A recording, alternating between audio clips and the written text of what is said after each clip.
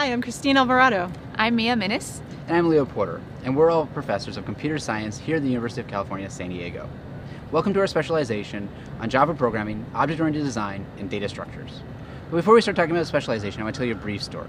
Back in 2008, Google unveiled flu trends, which is this really neat idea that you could predict flu outbreaks based on search terms. What this really just meant was if a bunch of people in San Diego started searching for terms like fever or chills, you could predict an outbreak is coming to San Diego soon. What really made this exciting was that you could predict this long before traditional measurements, which relied on folks going to the hospital or to a medical center. So that's really cool, but why are we talking about the flu and a specialization on programming and data structures? Well, there are two connections between that story and this specialization. And the first is data. In order to make those predictions, Google needed lots and lots of data. And that's something we have today all around us. From weather sensors to social networks to the human genome, we're practically swimming in data. But it's not enough just to have that data. We need to be able to process it efficiently and effectively. And that idea of processing data efficiently and effectively is really at the heart of software development and computer science. And it's what you'll be doing in these 4 courses and the capstone project of the specialization. So we'll be talking about object-oriented programming, we'll be talking about both basic and advanced data structures, and then we'll be talking about analyzing the algorithms and thinking about correctness and efficiency. Once we've got the technical background in place, we'll also bring that to the workplace. We'll think about interview skills, and we'll think about avenues for success when you're working in a software engineering or related job. In an academic setting, like on campus here, we would call this course a gateway course. A gateway to what? Well, to computer science as a field. Once you've mastered the foundations, you're ready to delve into whatever you're interested in, whether that be artificial intelligence, cryptography, security, bioinformatics. The world is open to you. Welcome to this first course on object-oriented programming and user interfaces. In this course, you're going to get to learn how to design graphical interfaces, handle user input, design class hierarchies, including inheritance and polymorphism, and begin thinking about program efficiency. And you'll be doing all of this in the context of a really cool project. So you'll be reading in earthquake data from around the world in real time, and then mapping that data onto a picture of the real world map. And then what you'll do is make this map interactive, customize it, personalize it, and share it with your fellow learners and the world.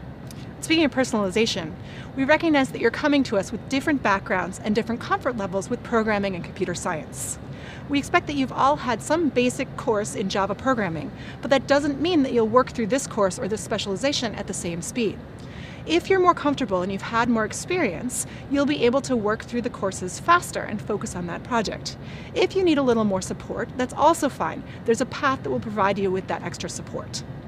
Most MOOCs are self-paced, but we're here to provide you with some guidance to find the path through this course and this specialization that's right for you. So, without further ado, this first module is going to dive right into that project that Mia just told you about. It's going to be a lot of fun, so let's get started. Hi, I'm Christine Alvarado. I'm Leo Porter. And I'm Mia Minnis. Welcome. We're so glad you're joining us for the third course in the specialization. We hope you enjoyed learning Java programming from our excellent colleagues at Duke and that you're ready to extend your skills further. We'll start where you left off by looking at the details of designing and implementing classes in Java. We'll start by refreshing some of the basics and then move on to core object-oriented concepts like class hierarchies, inheritance, and polymorphism. Just like in the Duke courses, you'll be building projects with real-world relevance. You'll notice, though, as your programming skills are ramping up, the projects get more ambitious. In this class, you'll be visualizing earthquake data live on a map. You'll be able to build a core project and then customize and personalize it, and then have the opportunity to share it with a broader learning community. Throughout the course, you'll also hear from industry professionals about how they use object-oriented programming, like you're learning in this class, in their career. You'll also find a number of new elements in our courses as well. First, we're going to be switching from BlueJ to Eclipse as the preferred programming environment. If you don't have any experience in Eclipse, that's totally fine. We'll give you the help you need when you need it. Secondly, we're going to be introducing a number of new video series. The first of these is called Concept Challenges. In Concept Challenge videos, you'll be learning alongside UC San Diego students as you tackle challenging problems. We'll give you more details about these new video series in the upcoming videos. Lastly, we know you come to us with different programming backgrounds. For those of you who are more comfortable with programming, Feel free to move more quickly through the course, focusing on the programming assignments. For those of you with less experience, we'll give you the help you need when you need it. Many of the courses on Coursera allow you to pick the pace that's right for you. We're helping you find the path that's right for you as well. So let's get started.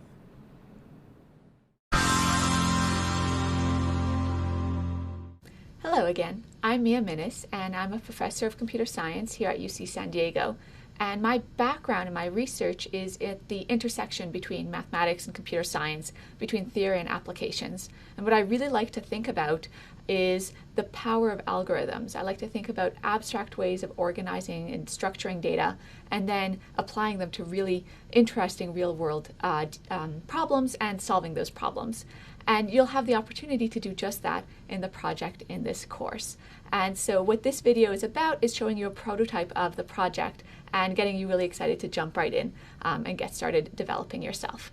So if you take a look at this map over here, you'll get a picture of what you'll be developing in the project. And I'd like to start off by saying that the machine, the engine under the hood that helps us do the visualizations on this map that you're seeing is really thanks to Till Nagel and his team at the University of Applied Sciences in Potsdam and all of the other contributors to the Unfolding Maps library.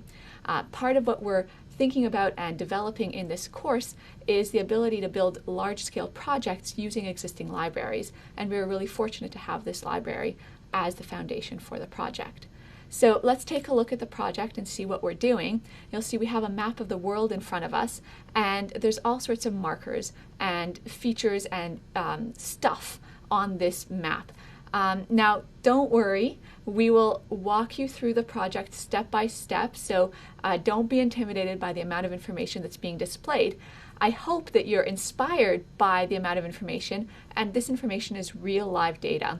And so it's really interesting that by the end of this process, you will have a way of interacting with live data. And the data that we have in this project is from earthquakes around the world. It's put together by the USGS, taking seismic information from all over. And what we're doing in this visualization is depicting each earthquake as either a square or a circle on this map, and then coloring that square or circle on the map based on attributes like magnitude, like depth, and like time, so how long ago the earthquake happened. So all of that is encoded in this key, and you will be able to create and style your own legend as well. And what that key tells us is, for example, that this red square red square marker over here is an earthquake that happened in the middle of the ocean, sort of south close to Antarctica, and it was a relatively shallow earthquake. And the fact that the square is not too big, not too small, means it was maybe an average sized in terms of magnitude earthquake. And then we also have interactivity built into this project, which is really cool. So for example, if we hover on top of that red square, we see a little pop-up that says that this earthquake was magnitude 5.1. Now that's not the only interactivity. So for example, we notice that there's a fair amount of activity going over in Asia, and we can double click on that part of the world and see that Japan, for example, has a lot of markers around it. And so we could look around and see that some of these earthquake markers have X's on them, and we look at the key and notice that that means that they occurred in the past day. And we might zero in on Tokyo, for example. And when we click on the triangle, which depicts the city Tokyo, notice that a bunch of earthquake markers disappeared and only a few remained. And so in this project, you'll be able to implement this interactive feature that when we just want to focus in on a particular city, only earthquakes that are close to that city stay visible and all the others disappear. And then if we click on Tokyo again, everything comes back into view. So that's a taste for the project that you're developing in this course. It may seem somewhat complicated, like it has a lot of features, and it does, but what we'll be demonstrating throughout this course is a really good approach for dealing with large-scale projects, which is to break them up into manageable pieces. And the way that we've done that follows along with the modules of the course. So at the end of each module, the end of module assessment will typically be a part of the project that you'll be implementing that uses the concepts and the ideas that you're thinking about and learning in that module. And so you'll see how each time you acquire a new piece of information or knowledge or skill to do with programming, you'll be able to immediately apply it in this project. So I hope you're as excited about this project as I am, and let's get started.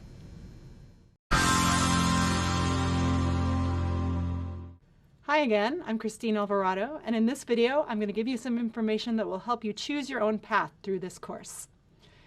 So when I'm not teaching, what I like to do is I like to build programs and curriculum that help bring in a diverse set of learners to study and work in the field of computer science. And one thing I've learned about reaching a diverse audience is that you need diverse courses with diverse support structures. So we've engineered this diversity into our course and into the whole specialization.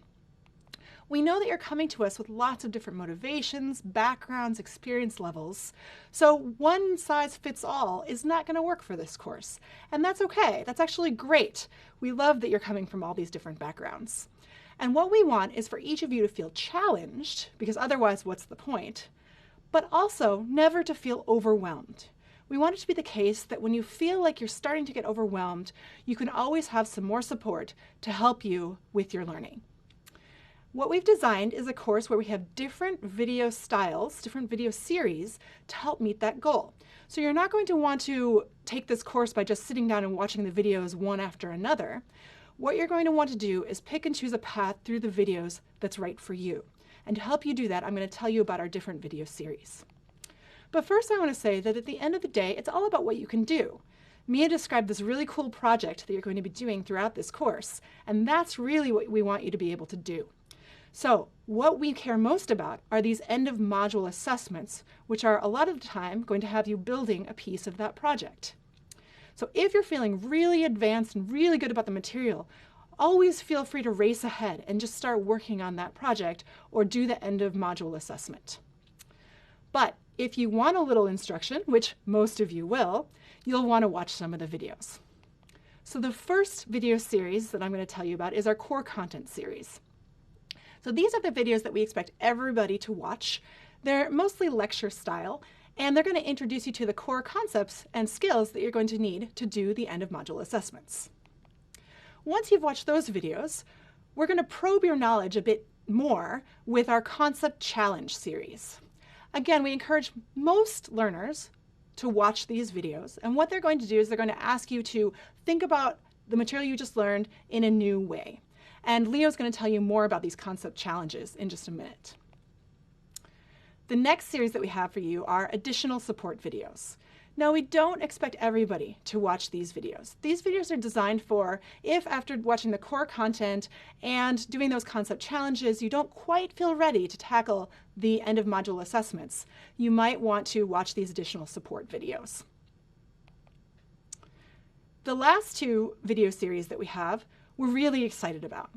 These are series that aren't designed to deliver content so much as to put the content that you're learning in context.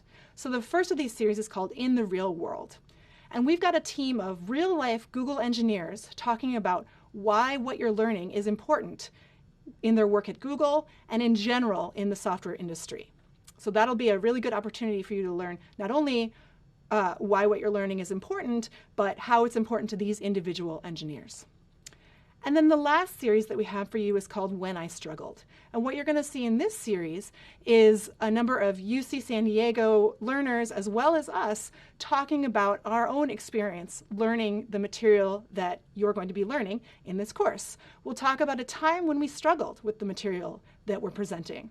And then we'll talk about how we overcame these struggles. So we hope you'll watch both of those series and that it'll enrich your experience in this course.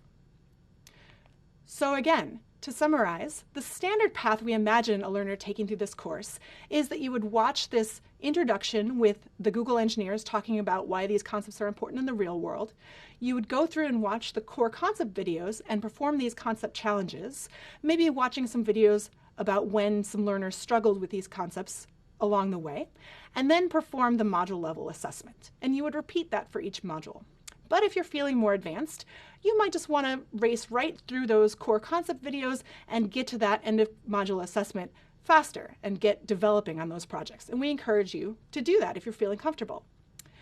And again, if you feel like you need a little more support, you've got those support videos available to you. So anytime you feel like you don't quite understand what's going on, you need a little more help, go ahead and pull out those support videos, and we hope that you'll find the support that you need.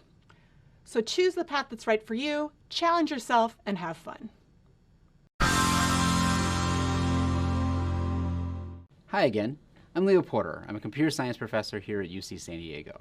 One of my areas of research is computer science education. What we like to do in that area of research is look at the best practices for student learning in the classroom.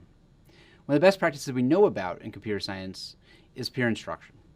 With peer instruction, students get to tackle hard problems, discuss it with their peers, and then participate in a large class-wide discussion with the professor. We do this in a number of the courses here at UC San Diego, and we'd like to bring this to you. And we're going to do this through a series of videos known as the concept challenges. So let me walk through an example here. So here we have you watching a video. Now let's assume this is from a previous class in Java that you've taken before where you learned first about for loops. So you watch the video on for loops, and then you get done with the video, and the question becomes, well, did you learn it? I mean, there's certainly areas of the video that you probably understood well, but there may be some areas that you didn't understand as well. So the best way to find out whether or not you really understood the material is to solve problems. So we're going to ask you questions to help elucidate what areas you're strongest in and which areas you're not. So a question might look something like this. So you've just watched a video again on for loops, and here's an example for loop. And the question here is asking how many times does I less than 10 execute? Now the reason we'd ask a question like this is because we expect a number of folks will get this wrong. In fact, we want you to get a number of these questions wrong because that means it's an opportunity for learning. What we expected is a lot of novice learners would answer B here. They would say that the loop executes 10 times, so I less than 10 will execute 10 times. But the condition I less than 10 actually executes 11 times. And we'll talk more about that as we go forward. So after you solve the problem on your own, after you've tackled the problem yourself, what you're going to then see, or what we hope you can do, is work with other learners around you. So if you have anyone else in your neighborhood or friends who've taken the same course, this is a great time to get together and discuss the question. And by discussing it with your friends, you're going to find out, one of you might say, well, wait a second, does it execute that last time? And then you realize, oh shoot, yeah, it does actually execute 11 times. But if you don't have some friends around you, what we're going to give you is also a series of videos where you're seeing UC San Diego learners discussing the question. And there you'll hear them say things like, well, wait a second, it's really easy to forget that last check. Oh yeah, so the answer must have been 11. And then after you hear the UC San Diego learners discussing it, you're going to hear one of our explanations. So the full course of one of these questions is going to look something like this. You're going to pause, try to solve the problem yourself. You're going to discuss the question with other learners around you if you can. You're then going to watch a video of the UC San Diego learners discussing it, and then you're going to confirm your understanding by listening to our explanation. By solving these kind of hard problems, you're going to understand your material much better. You're also going to identify areas that you might need improvement, and that's where more support videos and the forums come in.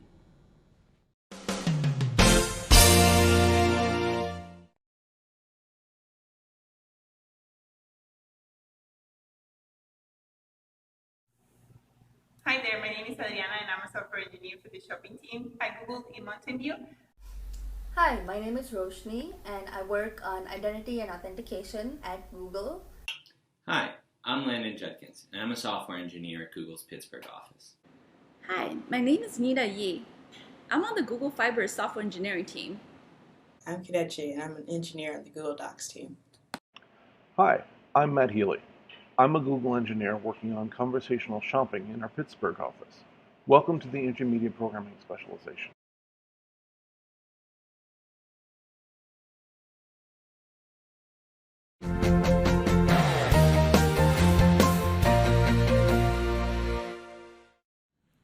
Now that we've given you an overview of the various features of our course, what we're going to do now is just dive straight into objects. Now for some of you, this may be a bit of a review, and we're providing this just so that we're all on the same page going forward. But if you feel like it's too much of a review, feel free to skip ahead to the practice quiz at the end of the week.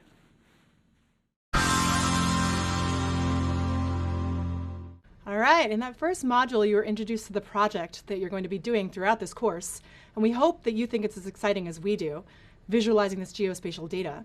In this module, though, we're going to be stepping a little bit away, and we're going to be talking about some of the concepts that underlie the code that you're going to be writing.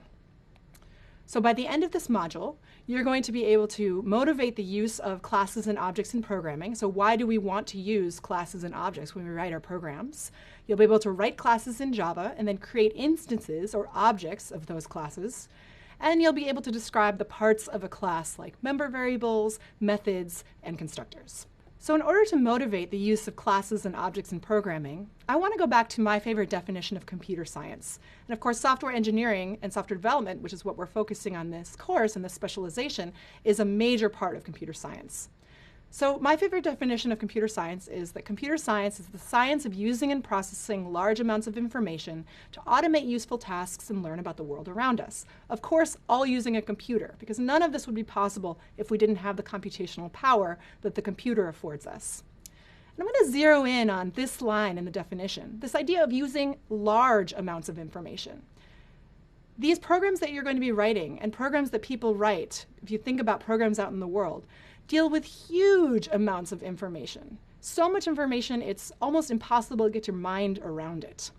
So one of the fundamental questions in writing programs is, how do we organize this information? How do we organize it in a way such that our programs are easy to write, easy to maintain, and easy to debug? Well, the philosophy behind object-oriented programming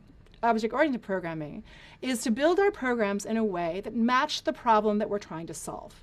So if we go back to our project and the problem we're trying to solve, it's to visualize geospatial data on a map.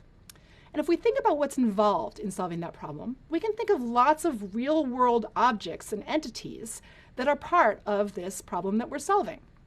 So we can think of things like the map itself. That's an object that we're all familiar with. Shapes. Shapes are objects that have properties. We could talk about the shapes of the countries, for example, in this map.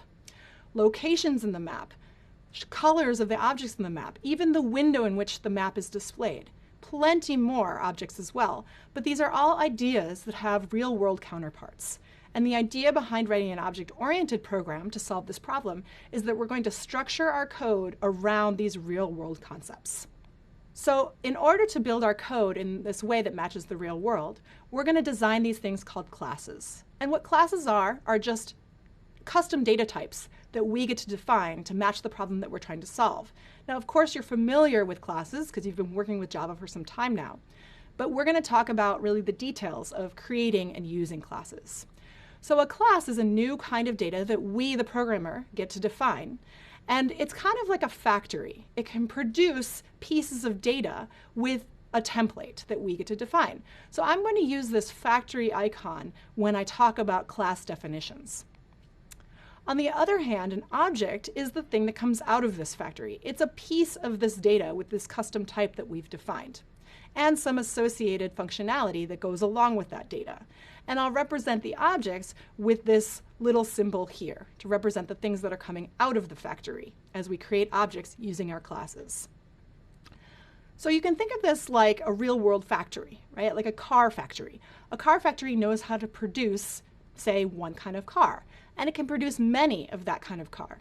And once the cars are out in the real world, well, at first they all kind of look the same, but then each individual car can be customized and it can be changed in its own way without affecting all the other cars that came out of the factory.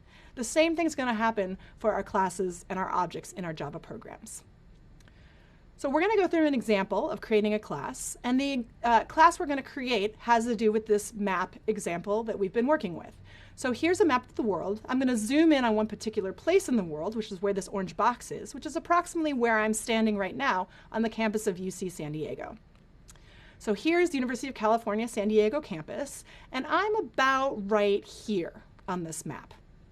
So what I want to do is I want to build a class that can represent my location in the world, or can represent anyone's location in the world. So the question I have to ask myself is, what do I need to know in order to represent a location? Well, for this example, I'm going to represent the concept of a location using two pieces of data, the latitude and the longitude of this location. And in my case, for this location right here, you can see these are approximately my latitude and longitude coordinates. So let's define a class that represents this notion of a location. Here's my class definition.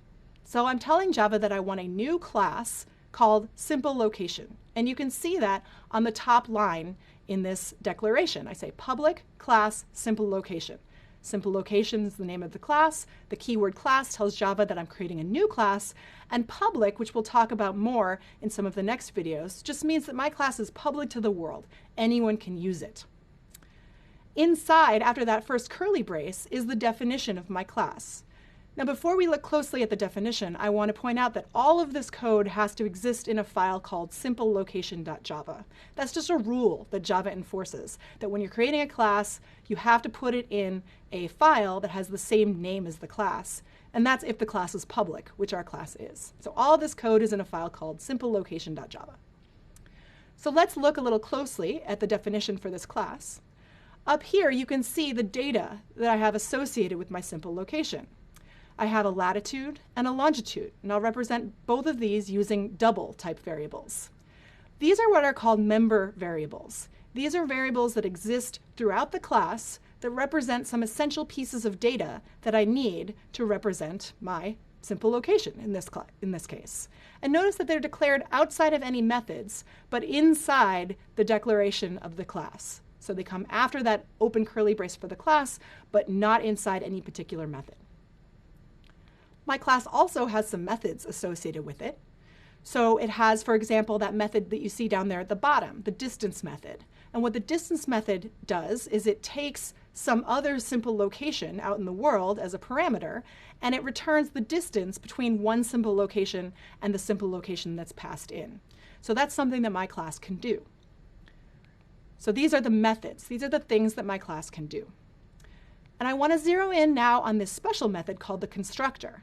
So this is the constructor, and this is a special method that gets called when my objects get created. So when I ask Java to give me a new object of type simple location, it's going to call this method here, which is called the constructor.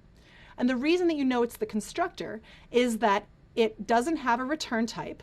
So it simply says public, and then the next word in the declaration of this method is just the name of the class. So public, simple location, that's my constructor.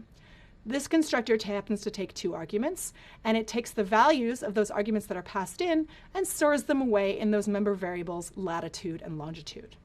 Now you might see this keyword this.latitude, this.longitude. You might be wondering what it is. We're going to talk about that in just a couple minutes. So all of this together is my class declaration, simple location. My class has two member variables and a couple of methods, and again, it's in the file simplelocation.java. So now how do I use this class? Let's take a look at some code that actually creates objects of type simple location and does something with them. So now I'm going to go over into a totally different file. I'm going to go into a file called locationtester.java inside a totally different class, because everything in Java has to be in a class. And I'm going to look at a main method inside that class. This main method is fairly simple. It just has 3 lines of code. And the first 2 lines of code are creating new objects of this type simple location, the class that I just wrote. So you can see here that I declare 2 new variables, UCSD and Lima, and I'm creating 2 new simple location objects to represent the location of where I'm standing here at UC San Diego, and then the location of Lima, Peru. When I call new, and then say simple location, and then have the parentheses and pass in those arguments, what that's doing is that's going over into the simple location class definition and calling the constructor. So those arguments you saw being passed in, those are going to go in as arguments to this constructor, which is going to store those values away inside the class, the object that just got created. So I call the constructor twice, I get 2 new objects. Then I can use those objects in some code like I do down here. So what I'm doing here is I'm taking my UCSD simple location object, and I'm calling the distance method on it, passing it in the simple location object that represents the location of Lima. So let's take a look at how that works.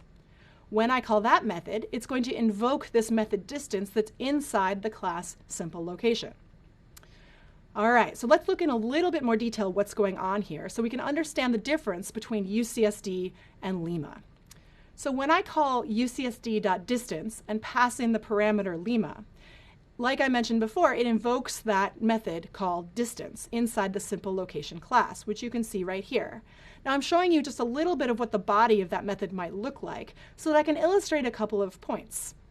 We're comparing the distance between two simple location objects. One of those objects, lima, is passed in as an argument to the function, and that's going to be stored in the parameter other. So I can see that other is used inside the body of the method when I get its latitude and its longitude. But what happened to UCSD? How are we getting the latitude and longitude of UCSD?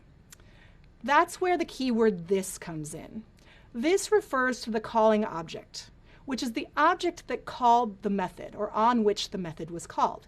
So in this line of code, UCSD.distance and then pass in lima, UCSD is called the calling object because it's the object that occurs before that dot. So when I'm inside this method, this will refer to the location of UCSD.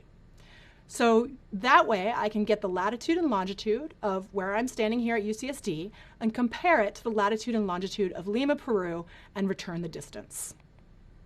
Putting it all together, when I run this code by compiling it and running it, I see that the distance between where I'm standing now and Lima, Peru is approximately 6,568 kilometers. So those are some object basics. In the next couple of videos, we'll introduce you to some more subtle details and interesting things you can do when creating classes and objects.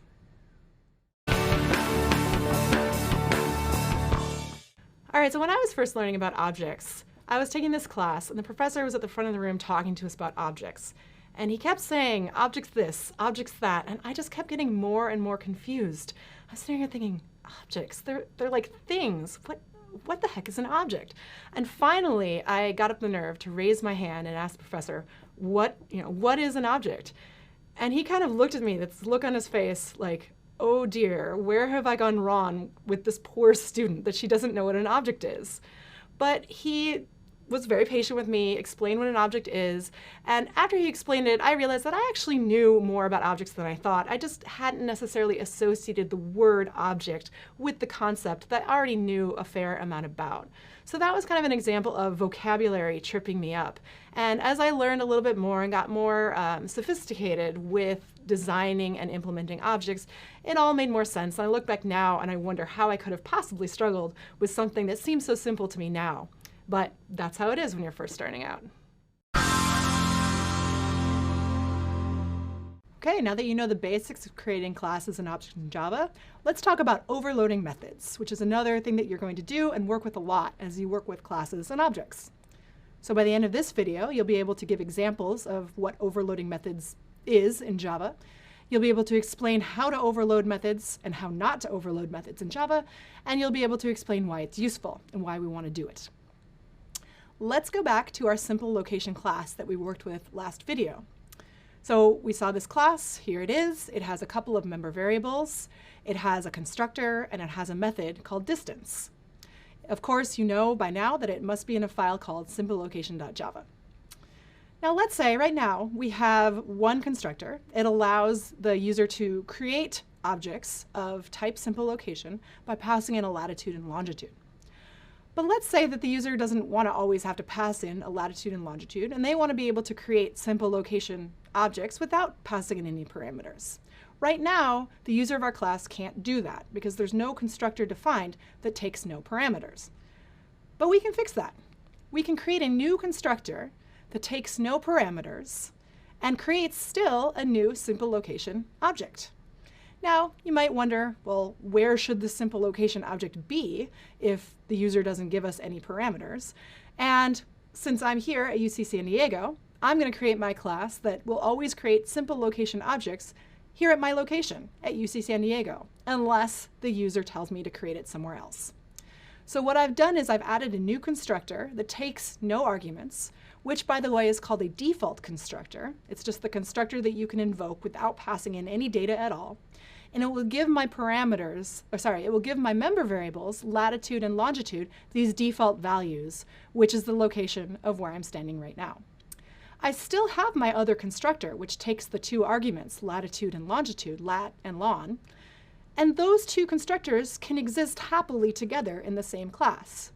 This is exactly what I'm talking about when I talk about overloading methods. So I've now created a class where my constructor has been overloaded. There are two different copies of the constructor that take different numbers and types of arguments. They both do the same thing, more or less, in that they both create a new object, but how they assign values to latitude and longitude differs slightly. So I can not only overload constructors, I can also overload the methods in my class. So before I had one method called distance, and it took in as a parameter another simple location object. And that was fine, but maybe I don't want to force the user of my class to have to create a whole simple location object just to find the distance to another location. So I can overload the distance method by creating another version of it that takes in two parameters, other lat and other long. So instead of having to create a whole new simple location object just to pass it into the distance function, the user of my class can now call my distance method by passing in two parameters representing the latitude and longitude of the place that they're trying to find the distance to. So two examples of overloading. Why do we care about overloading? Why is this useful? Let's take a look at how you're going to use it extensively in your project. So this is a little snippet of code that we looked at back in Module 1 that uses this unfolding maps library to create a new map and display it to the user. And what it does is it creates a window of size 800 by 600 and then puts a new map inside that window. And when I run it, I see something like this. I've added a line of code that zooms in on San Diego, so you see San Diego rather than the whole world. So that's what I see when I run this code. But what if I decide that I don't really like the fact that the map takes up the whole window? I'd like to shrink the map down slightly so there's a nice border around the edge of the map. I can do that. And I can do that by invoking a different version of the unfolding maps constructor. So this is an overloaded version of the unfolding map constructor that takes 4 additional parameters. So my original call to unfolding map just took 2 parameters. Now I'm calling the unfolding map constructor that takes 6 parameters total. And these 4 additional parameters I've added specify the x and y position of where the map should appear in the window, as well as the width and height of the map. So when I run this code, what I see is a window that has a nice border around the map that it displays because the map is slightly smaller than the window size. So this is pretty useful. But you might wonder, well, how do I even know? How do I know what constructors are available to me? That's where the Java documentation comes in. So you can go to the unfolding map Java doc, just like we showed you in Module 1, and you'll see all the constructors detailed there. So here's the first constructor we called that took 2 parameters, and you can see what it does and what those parameters are. And here's that second constructor that we called that took those 6 parameters. And you can see that the second parameter is the x position of the map, the third parameter is the y position of the map, and so on and so forth. And if you do go to the unfolding map documentation, which I encourage you to do right now, you'll see that there are actually like 8 or 9 different overloaded constructors for unfolding map. So you can create unfolding map objects by passing it a wide variety of information, and each of those constructors will do something slightly different. So before we end this video, I want to caution you against something that seems really useful, but is actually not possible in Java. So you might think that it's a good idea to overload the distance method instead of by changing the parameter list, by changing the return type. So let's say you want a distance method that returns a double type, but you also want a distance method that's slightly less precise and returns an integer type. So you say, oh, I'll just overload the distance method and make the other one return an integer. Unfortunately, that is not allowed. You can't do that. Java will complain. You have to have some difference in the parameter list when you overload a method. You're not allowed to have a method with the same name and the same parameter list and a different return type. And the reason for that is a little bit beyond the scope of this course, but it has to do with how the compiler works. At compile time, Java-C, the compiler, has to decide which version of the overloaded method you're actually trying to call. And it does that by using the parameter list. It can't do that by using the return type alone. So Java doesn't let you do this type of overloading. So that's all for overloading, and in the next video, we'll talk about a few more details of objects and classes.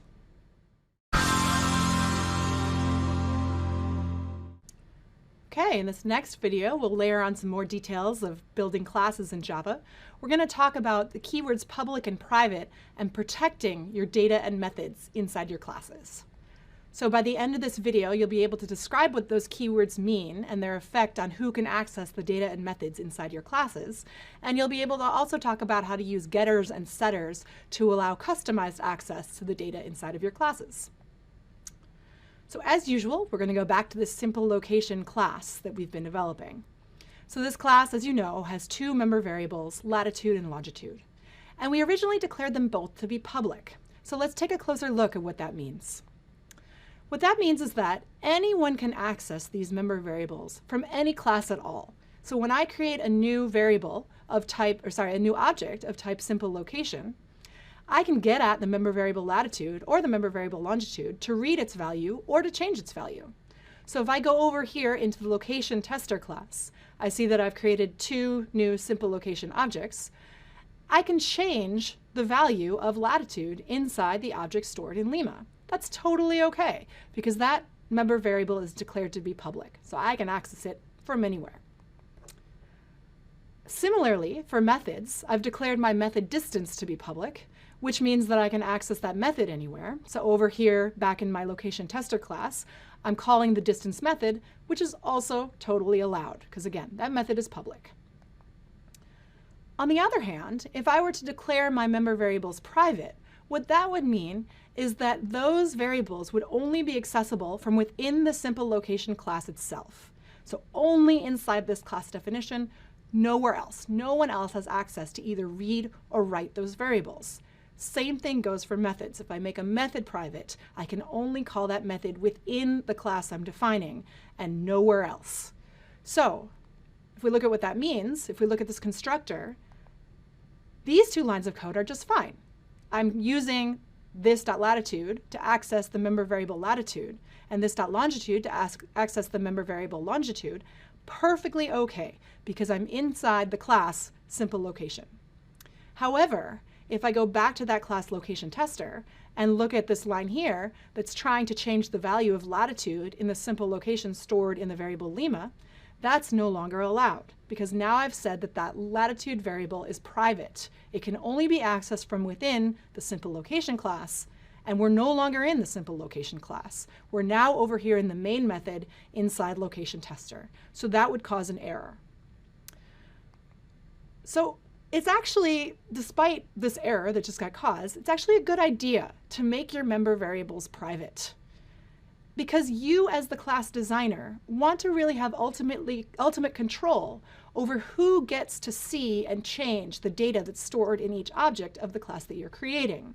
So as a rule of thumb, always make your member variables private. Now, methods can either be public or private, depending on whether they're for world use, like that distance method, or whether maybe they're just helper methods that are designed to be used only within the class itself. We'll talk more about that as we start talking about more sophisticated class design. But for now, let's focus on this rule of thumb that we should make our member variables private. So if our member variables are private, nobody else can access them. They can't see their values, they can't change them. So that seems like a bit of a problem. We probably sometimes want to be able to give a little bit more access to the member variables in our class than that. So the way we get around that problem is through the use of what are called getters and setters.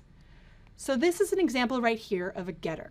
And the purpose of a getter is to take the value of a member variable that's private and expose it outside of that class. So you can see this getter here gets the value of the member variable latitude, which is private, and returns it to the outside world. So the variable itself is still private, but now I can gain access to that variable by calling this getter.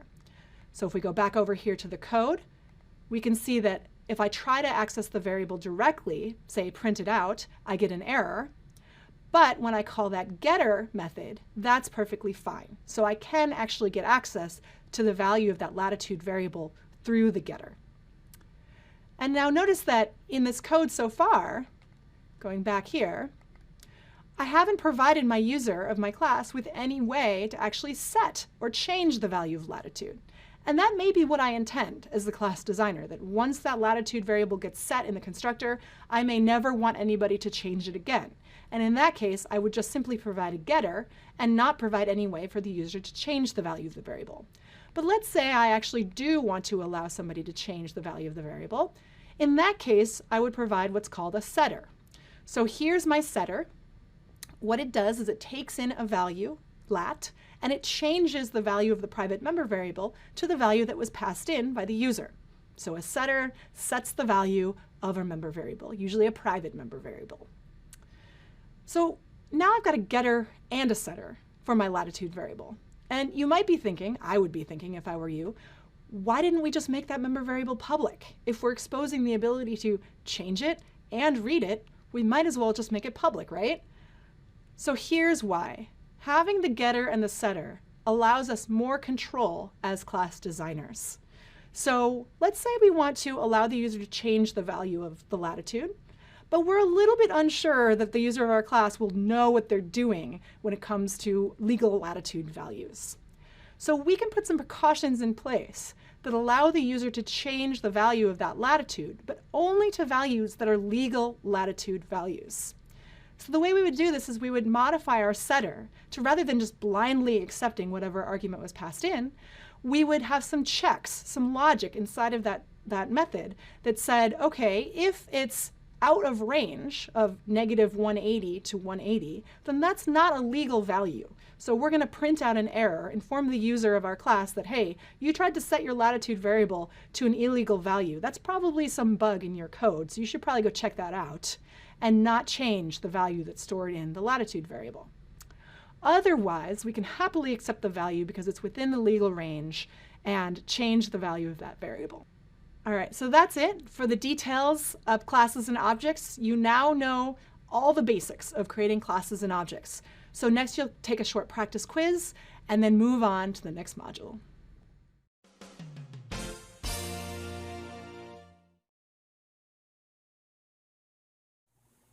As a software engineer, I use the words private and public every day.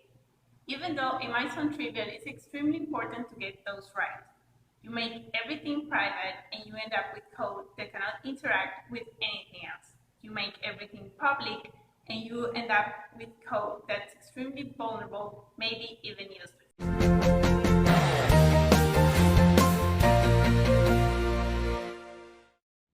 Congratulations on completing the first week of the course.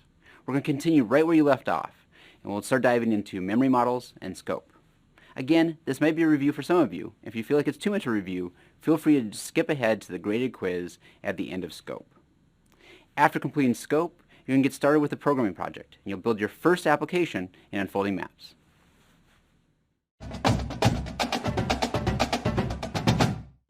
The programming assignment for the first course module is really aimed at just getting us up to speed and running with Unfolding Maps. I know that many of you are eager to get programming, but before we can get there, you're going to have to get Unfolding Maps set up and running in Eclipse first. So please follow through our text and our video guides to help set up Unfolding Maps for your system, and then turn to the forums if you run into problems. But before we get there, what I want to show you is an example of a finished programming assignment for this first module. We'll give you the code to create the map on the left, which is centered on us here at UC San Diego. Specifically, we're really right about here. Notice that on this map, I'm able to zoom in and out. So zoomed out, I'm able to zoom in, I'm able to zoom in towards UC San Diego, and we're really right over here. Now, being able to zoom like this is pretty amazing. A lot of work goes into making something like that happen, including getting the map data from Google Maps to the handling of my mouse scrolling in and out. These amazing features are really just part of the libraries and Unfolding Maps and processing, which is why we're using these libraries for this project. All right, back to our assignment.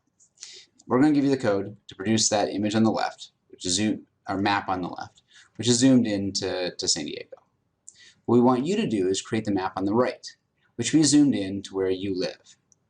Now, I live in San Diego these days, but I grew up in Pullman, Washington, which is on the east side of Washington State, and Washington State's on the west coast of the United States.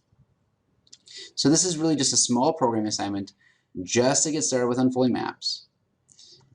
The big step is really just getting Unfolding Maps and working on your system. So select the right video guide for installing Unfolding Maps, Java, and Eclipse on your personal system, and I'll see you again for the assignment walkthrough.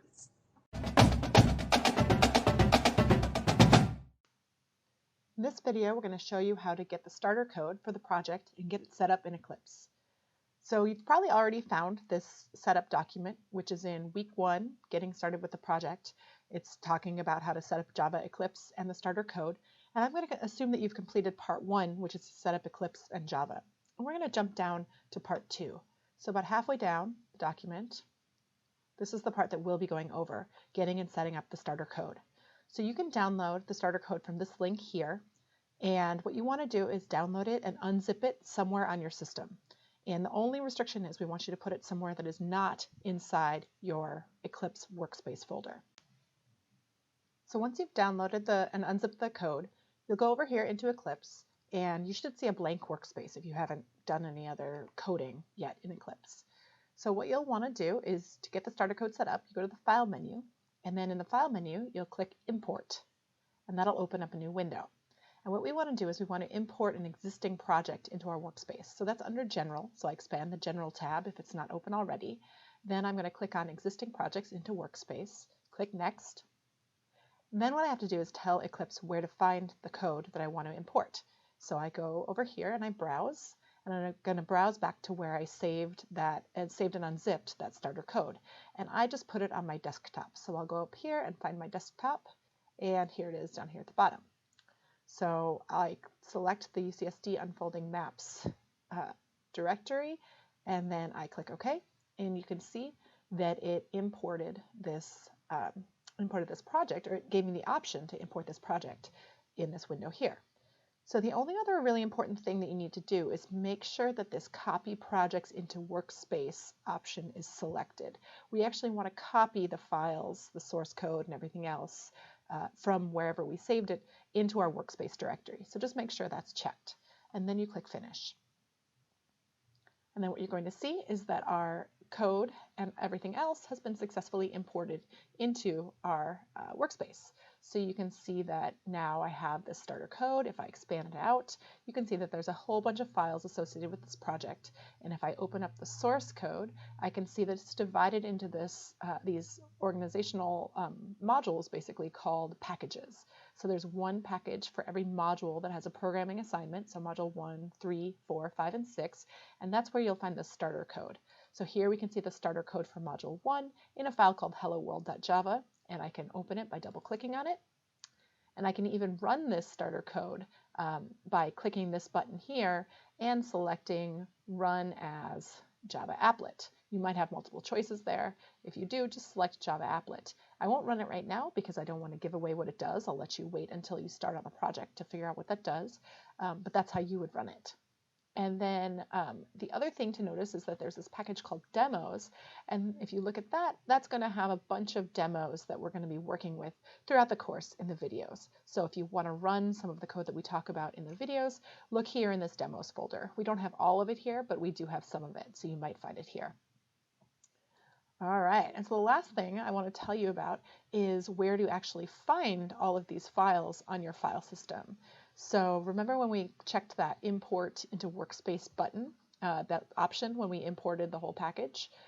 Well, what that did was it actually copied all of our files into our workspace. So if you go over here into our file finder, you can see that this folder here, UCSD Unfolding Maps, that's where we can find all of the actual files associated with our project. And you can see here in the source folder, and for example, module 1, this is where my actual .java file resides. But you'll be editing it through Eclipse. But if you want to know where it actually is, here it is. Okay, now you're all set up and ready to go, so have fun with the project. Okay, so now that you've learned how to create classes and objects, in this video we're going to show you a really powerful way of reasoning about your code and about the variables in your code that's called drawing memory models. So by the end of this video, you'll be able to draw memory models for variables that contain primitive type data like ints and doubles and floats, and you'll be able to update those memory models to reason about the values of those variables in your code as your code runs to try to figure out what is your code actually doing. Now, this is a really interactive lesson, so we want you to get out your pencil, get out your paper, and draw these memory models right along with us. Now, when I ask my students to get out pencil and paper in class, they kind of look at me like I'm crazy. Like, this is computer science. Why do I need a pencil and a piece of paper? And I actually usually walk around the room and say, hey, get out your pencil, get out your paper. Now, obviously, I can't do that with you, but if it helps, imagine me kind of knocking on your door, knocking on your car window, asking you to get out your paper and your pencil to draw these memory models right along with us. It'll be a lot more interesting and you'll learn the concepts a lot better. So to warm us up, let's look at this piece of code. And what I'd like you to do is just trace through this code and tell me what are the values of the variables var1 and var2 at the end of this code. In other words, what does this code print? All right, so if you got that example right, great job. This actually turns out to be a somewhat tricky example that a lot of people have trouble with. So if you did have a little trouble with it, don't worry, because what we're going to do now is we're going to use this example in order to illustrate this idea of drawing memory models so that you'll be able to get questions like this right forever, so for all of the future. And why is it important to be able to reason about code like this rather than just write code?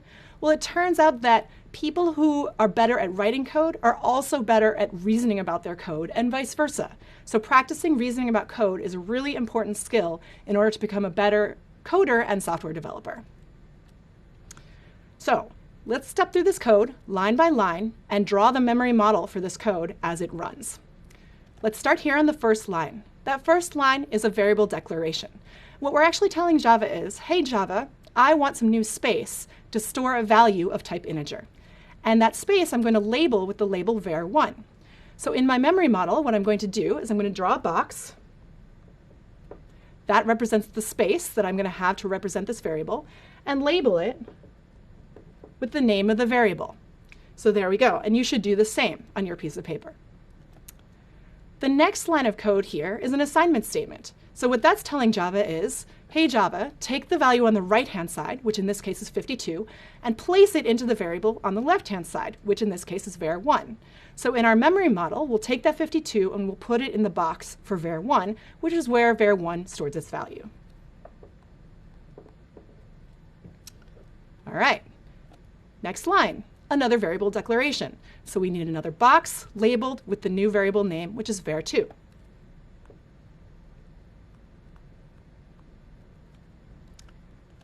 The next line is another assignment statement. Now this is slightly more complicated than the last assignment statement because the thing on the right-hand side is not just a number like 52. It's another variable. So what we need to do is we need to get the value out of var1 so we can then place that value into the variable var2. So we look in the box for var1. We see the value there is 52. So what we'll do is we'll copy that value over here into the variable var2. So now var1 and var2 both store the value 52. Now this is a really important point, that var1 and var2 are not the same variable. They're not tied together in any way. They just temporarily store the same value because this assignment statement told Java to take the value that's in var1 and put it into var2. But there's no connection between these two variables, which you can see in the memory model diagram. So now when we go on to the next line, which is another assignment statement, and take the value 127 and put it into var1, you will see that only the value of variable var1 will change.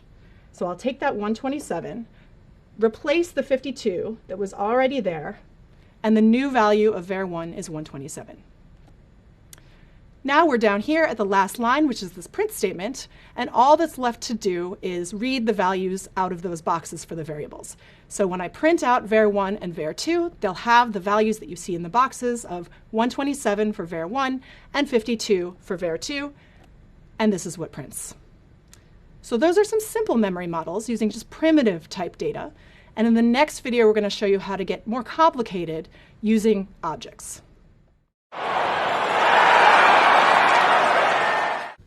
What we get to do in this video is take the concepts that you talked about with Christine and apply them in an example so we can really work through them together and see how they help us step by step.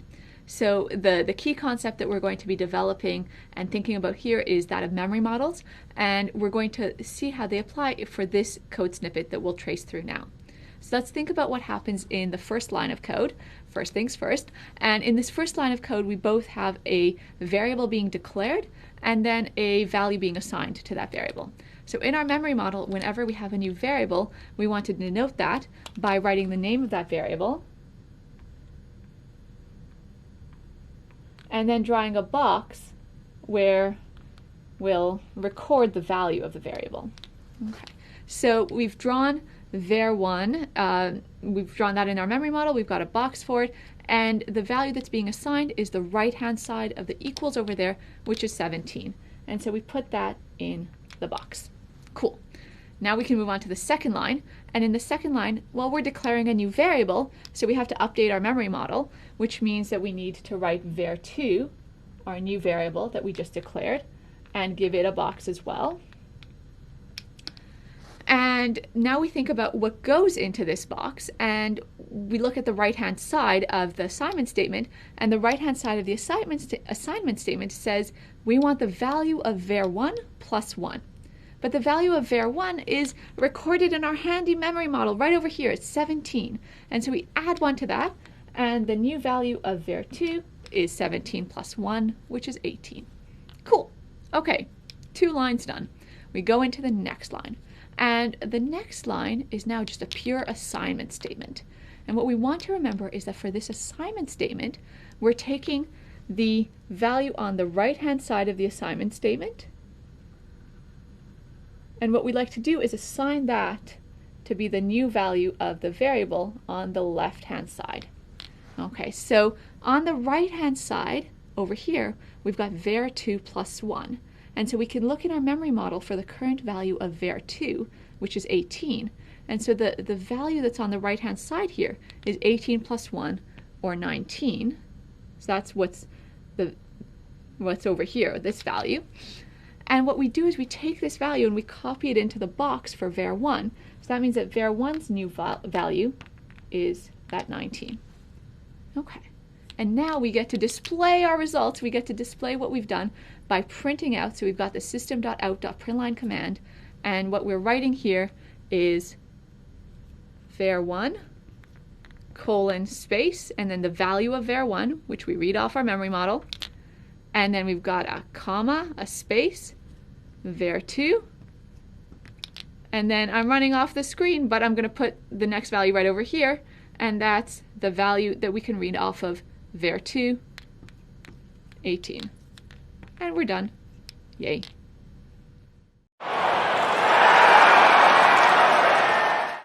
So in this support video, we're going to take our work from the previous one. We've traced through some code, and right now what we'd like to do is test it and test our understanding. So by the end of this video, you'll be able to write testing code to verify the output of your trace of some Java code execution, and you'll be able to use Eclipse to run that code. So make sure that you've got Eclipse open and we can work together as we're developing the testing code. So we start with an example, and this is a piece of code that we used in the previous video, and we've used memory models to understand and to conjecture what's going to happen at the end of running this code. So doing that, if you think back to the previous video, you saw that we used memory models to expect that the system will print var1 colon 19 comma var2 colon 18. Okay, great. We've made this guess. We are pretty confident. We know how to use memory models, but we'd still like to check. And when we get to more complicated code that we've traced through, it's good to have another way of checking our understanding. And so a very good technique to doing so would be to put the code into a program that we can actually run. All right, so what that means is that our code needs to be in a class, because in Java, everything is in classes. And so we can create a new file in Eclipse and call that file, for example, int assignment tester.java. Tester is indicating to ourselves that this is a testing class. And so we define a new class, public class int assignment tester. Remember that the class name has to match the file name. And then in the main method for that class, we stick the code that we want to test. Because when we run this class, when we run the code for this class, we know that the main method is going to be what's being executed. Okay, so we've defined this new file, we've put the code that we want to test into the main method, and now in Eclipse we can run the code. And so remember that in order to run code in Eclipse, we have at least two choices. We can use the icon that has the white triangle and the green circle, or you can go into the Run menu and run the code in that way. And then in the window right underneath where we put in the code, we'll be able to see the output and be really happy because it matches what we expected. All right, something I struggled with when I was learning computer science, and also I still really kind of struggle with it today, is just simply compiling and running and testing my code. I'm not really sure why, but when I started out programming, I was just terrified to compile and I was terrified to run because I was so afraid of the errors that were going to be in my code.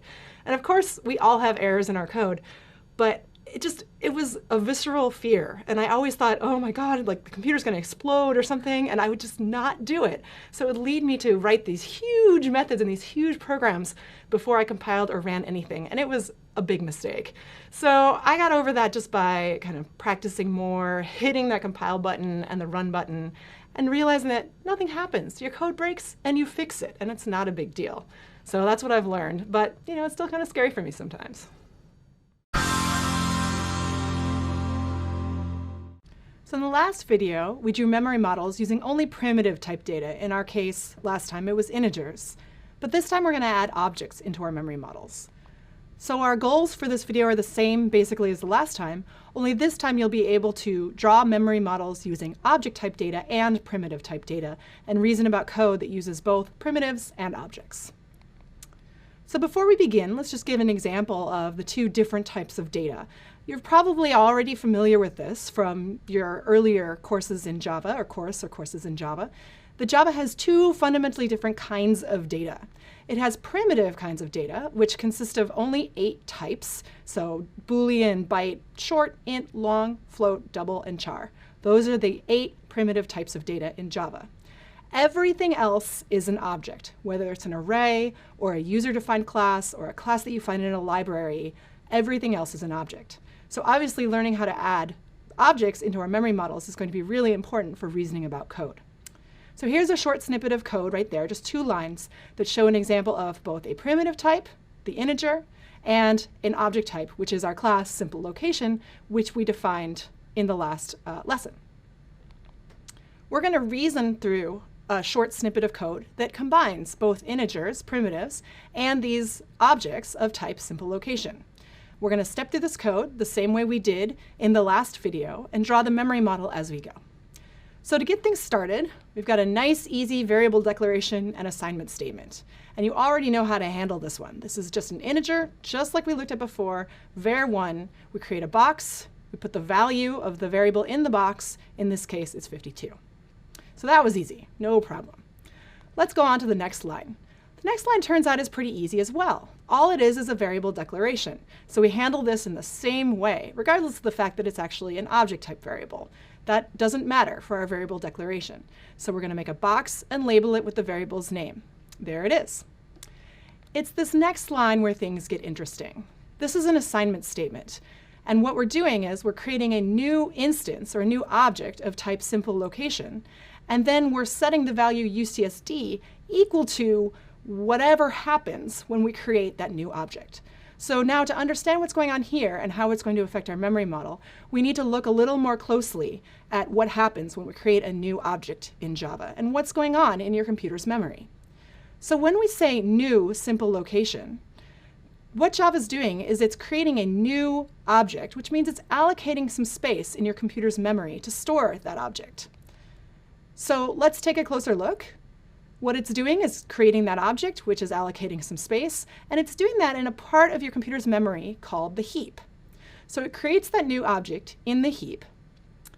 And then what it does is it puts that object at some location in the heap that has some address. It's not necessarily, we don't know where Java chooses to create that object. So we'll just represent that address where Java creates that object with this little @34. So that object is at location 34.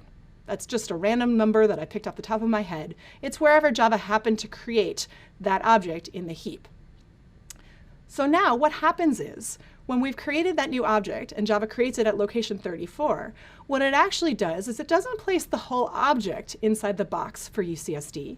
It places a reference to that object in the box for UCSD. In other words, it places the location of the object, wherever it's stored in the heap, into the box for UCSD, and that's called a reference. So now I said 34 is just kind of a made-up number. I don't necessarily know that this simple location object exists at the location 34. So typically in my memory model diagrams, rather than making up arbitrary locations for all of my objects, what I'm going to do is I'm going to draw an arrow from the box for the variable UCSD to the object that's created in the heap. But remember that this arrow really just represents this reference, this number that represents the address, or something like an address, of where to find this newly created object in the heap. So it's actually a number in the box, but that number effectively represents the location of the object in memory, so we draw an arrow from the box to that location in memory. And that arrow is actually the value of the variable UCSD. All right, so now we've got our new object. We've got the value of UCSD, which is a reference to that newly created object in memory. Now let's look a little bit closer at what that object looks like over there in memory. So this class simple location has two member variables, and both of these member variables are stored inside the object. So we can open up that object, look inside, and we can see that inside we actually have two variable declarations. There's latitude and longitude. So we're going to draw boxes just like we did before with that integer var1. We'll create a box for latitude and a box for longitude and label them both with their names. Those boxes are going to store the values of latitude and longitude when that object is created. And where do they get their values? Well, they get them from the constructor. Those values that get passed in are the values that go into the latitude and longitude variables inside that object, which is over there in the heap. So this is the complete memory model after these first three lines of code. We've got our primitive variable var1 storing the value 52. We've got our object type variable UCSD, which stores a reference, which is essentially just a number representing the location of this newly created object in memory, which we represent in our memory model diagram as an arrow. And then we have our object, which has two variables inside of it, latitude and longitude. The next line down creates another new variable, and it creates another new object, and then we'll create a link between the two by storing the reference to the new object in the new variable. So let's take that down piece by piece. In order to draw this part of the memory model, what you would do is you would handle the declaration first, draw that box, label it with the variable's name, which is Lima, draw the new object over here in memory, put the two member variables that are inside that object as boxes labeled with their names inside the object, and then link the variable Lima to the newly created object by placing a reference inside the box for Lima, which again is the value of the variable Lima. All right, so we're almost there. This is the last line. Let's look at this last line of code, which actually changes the value of latitude inside the variable Lima. So let's say, for example, we want to tweak the value of the latitude variable, make it a little more precise. What happens in our memory model when we make this change to the variable latitude inside the object Lima? Well, what Java says when it sees a statement like this, lima.latitude, what that means is it wants us to follow the arrow from Lima into memory to the object it finds there and find the variable latitude inside that object. So that's how that we know we're not talking about latitude up there in the UCSD object. We're talking about latitude down in the Lima object because we say lima.latitude. So we go to the box for Lima, we follow the arrow, and then look in that object to find the variable latitude. We find it, and that's where that value, negative 12.04, is going to go. So we change the value of the variable latitude inside that object, and that's all there is for this code. And here we have the final memory model representing the state of all the variables and all the memory in this code when the code is finished running. So now that you've mastered these memory models, you should be able to reason about lots of different examples involving both primitive variables and object type variables. So we've got a sequence of challenges and practice videos for you to try out your new skills.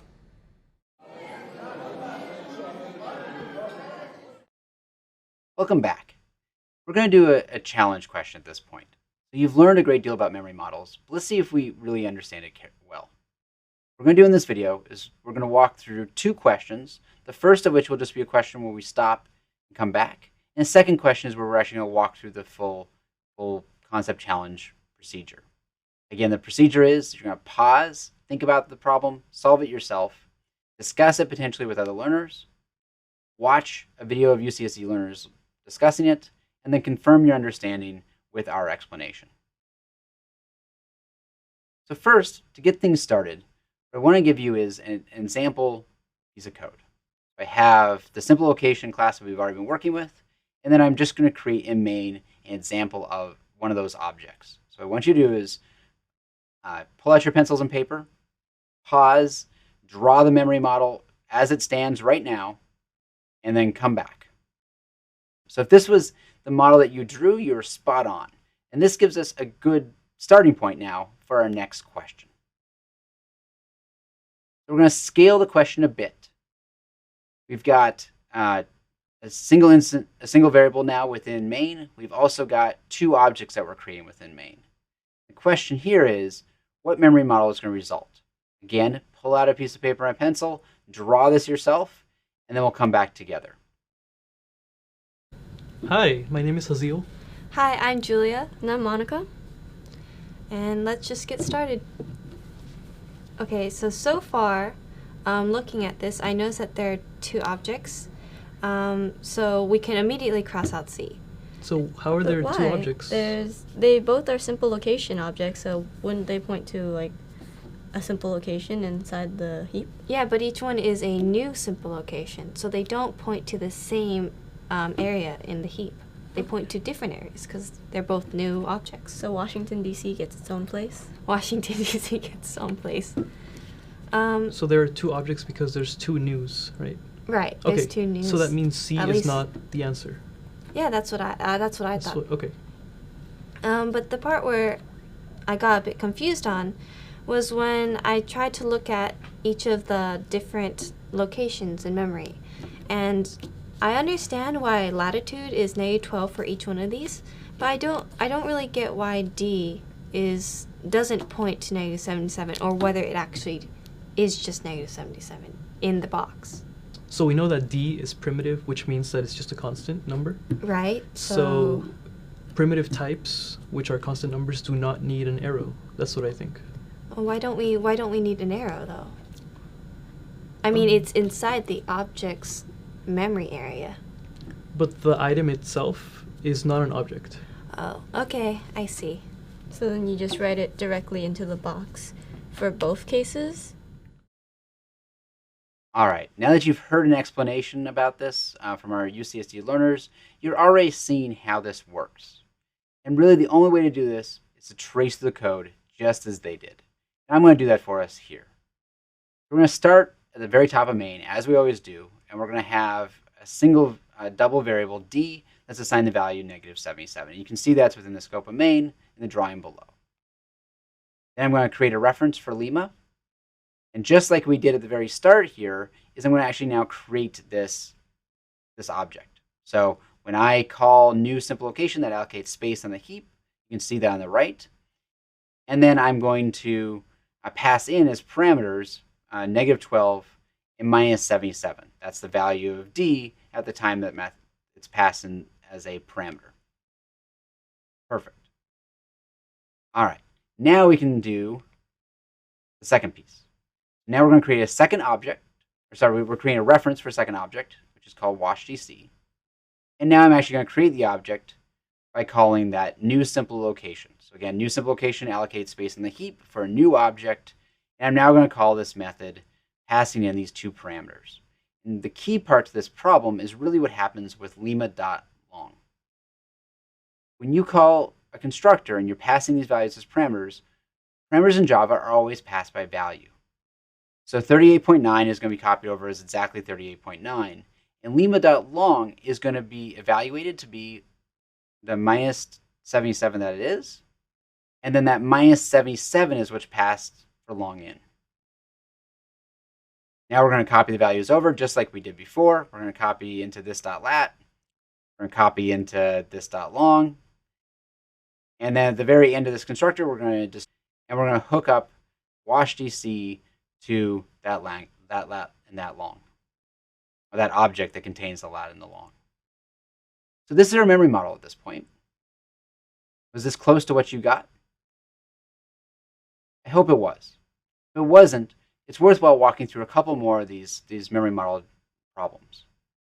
Keep in mind that when you're drawing memory models, the purpose of this is to really understand your code. It's difficult to reason and debug code if you're not drawing the memory model associated with it.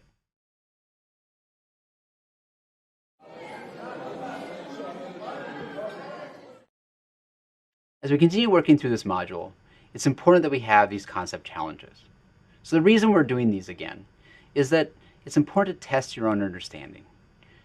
So you can listen to us talk about the material, but until you've really tried to apply it, you don't know for sure whether or not you're understanding it correctly. So this is an opportunity for you to identify potential misconceptions in your understanding, or to gain confidence in the fact that you're understanding it properly. The process again, we're going to pause, you're going to try to solve it yourself, you're going to discuss it with potentially other learners around you, you're going to watch UCSD learners talk about the concepts, and then you're going to confirm your understanding with our explanation. So the problem for this one is to walk through this code. Again, always start executing in main. At the very end of main, there's going to be a print. And the question is, what gets printed?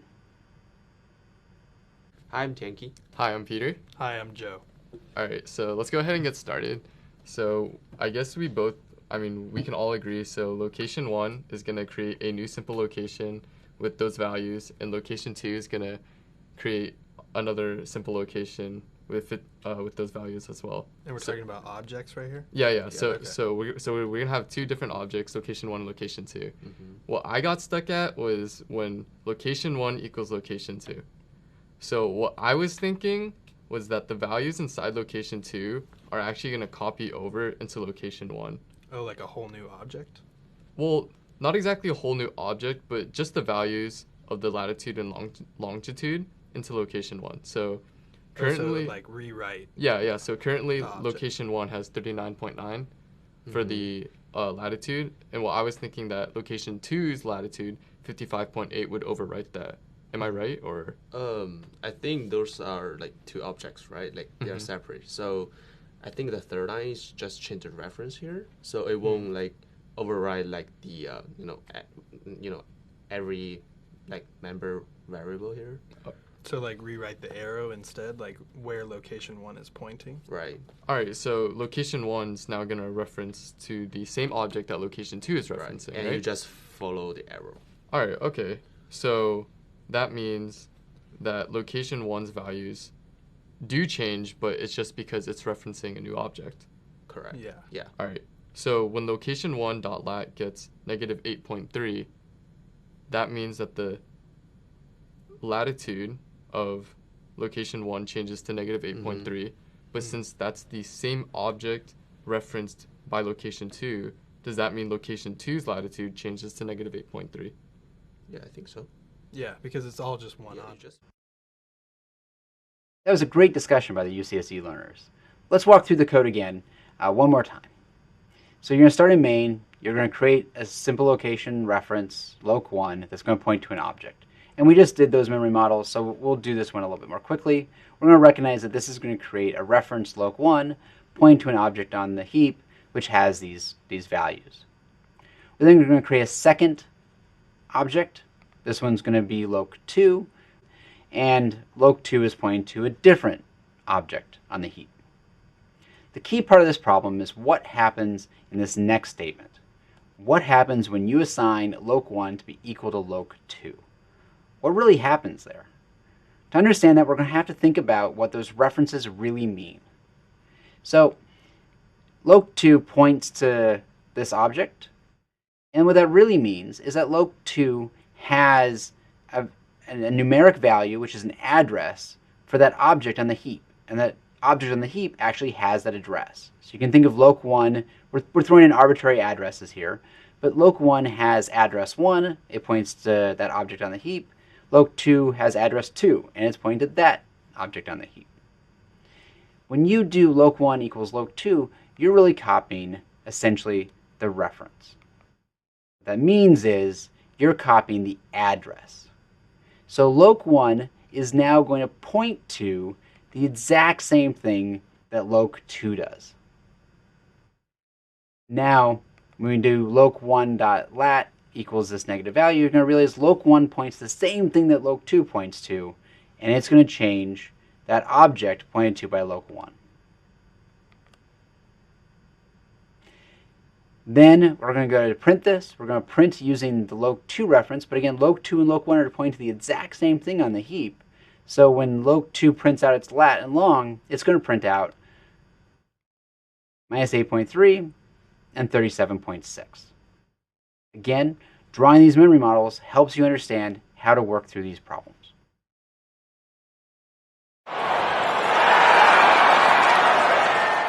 In this support video, we'll be practicing two really important skills. First, we'll be tracing code using the memory models that we've been talking about before for both object and primitive data. But we'll also be developing a skill of tracing code and talking about it in high-level terms, beyond step-by-step what each statement does. Now, you want to make sure that you're ready to participate, get a pencil out, and work with me through this. You'll learn much better if you're working through it yourself as well. So let's start with a piece of code that we'll be thinking about and take a few seconds to read it carefully and try to explain in your own words what this piece of code does. All right, welcome back. It's very useful to try to think about how the code and the syntax that we have in Java translate to steps and procedures that we can understand as high-level human beings. So for example, if we're thinking about this in words, what we might say is that we create a couple of objects and then we try to assign those objects to one another. When we say assign objects to one another, that's very imprecise. And so this gives us an added perspective on the benefit of tracing code and on the benefit of the precision that comes with memory models. All right, so let's see what we do when we trace the code. We remember that in order to declare simple location type objects, what we need is to think about the simple location class, and we're using the class definition that you've seen in the core videos for this module. So you'll be fairly familiar with this definition, but you can look at it here as well. The first line of code that we have is a declaration and an assignment statement. We're reserving some space in memory. We're labeling it UCSD, and what we would like to have there is a reference to a new object. That new object is of type simple location, and it's initialized using the constructor to some values. So what that means is we have a box in our memory model. It's labeled by the name of the variable UCSD, and we point to this new object that we've created whose instance variables, latitude and longitude, are set to 32.9 and negative 117.2 respectively. And that's all there is to that first line. So now we go on to the next line, and that next line has exactly the same form. We're declaring a variable. That variable is of type simple location, and so we have a reference to a new object. That object is being created by the constructor, and those instance variables have their own values. And notice that those instance variables for this new object are completely separate from the variables that we had for the previous object. We've constructed completely new copies of these objects. All right, now we get to the third line, and in this third line, we're not creating any new objects. We're not declaring any new variables. What we're doing is we're doing an assignment statement. And an assignment statement, what we would like to do is to assign the value on the right-hand side to the variable on the left-hand side. And so let's think a little bit more about what's actually stored inside these variables. So UCSD, that box in our memory model, has an arrow to an object, but remember that arrow to the object is our visual shorthand for saying we have stored the address in memory of that object. So something like @15. 15 is a made-up number here. It's to indicate some address, the address of the object that we created before. Similarly, the box associated with the variable Kumamoto stores an address, which is the address, the reference to a new object of type simple location. So it's got a different address because we've got two different objects. Now what we need to do in this assignment statement is we need to copy the contents of the box Kumamoto to the box UCSD. And so that means that the @34 reference gets copied into the UCSD box. And so if we think about that in terms of our memory model, what's happening here is that now both of these variables refer to the same object, the object at the address @34. Okay, so that's what we've done with this assignment statement, but now what happens when we go to the last statement in this code snippet? Here what we're trying to do is we're trying to assign the value that's stored in the variable UCSD to the variable Kumamoto. But if we look at that value that's stored at the variable UCSD, it's the address of the object that we had before that was also pointed to by Kumamoto. So actually executing this assignment does nothing at all. It's saying copy @34 to Kumamoto, and that was the previous value of Kumamoto before as well. So at the end of executing this line of code, if we were to test it using the strategy we talked about before by throwing it into a class and execute it into the main method of a class and then running that piece of code, then we see that both UCSD and Kumamoto, both of those variables pointed to the same object with the latitude and longitude variables set as we did when we constructed the Kumamoto object. Okay, the last lesson in this module is talking about variable scope.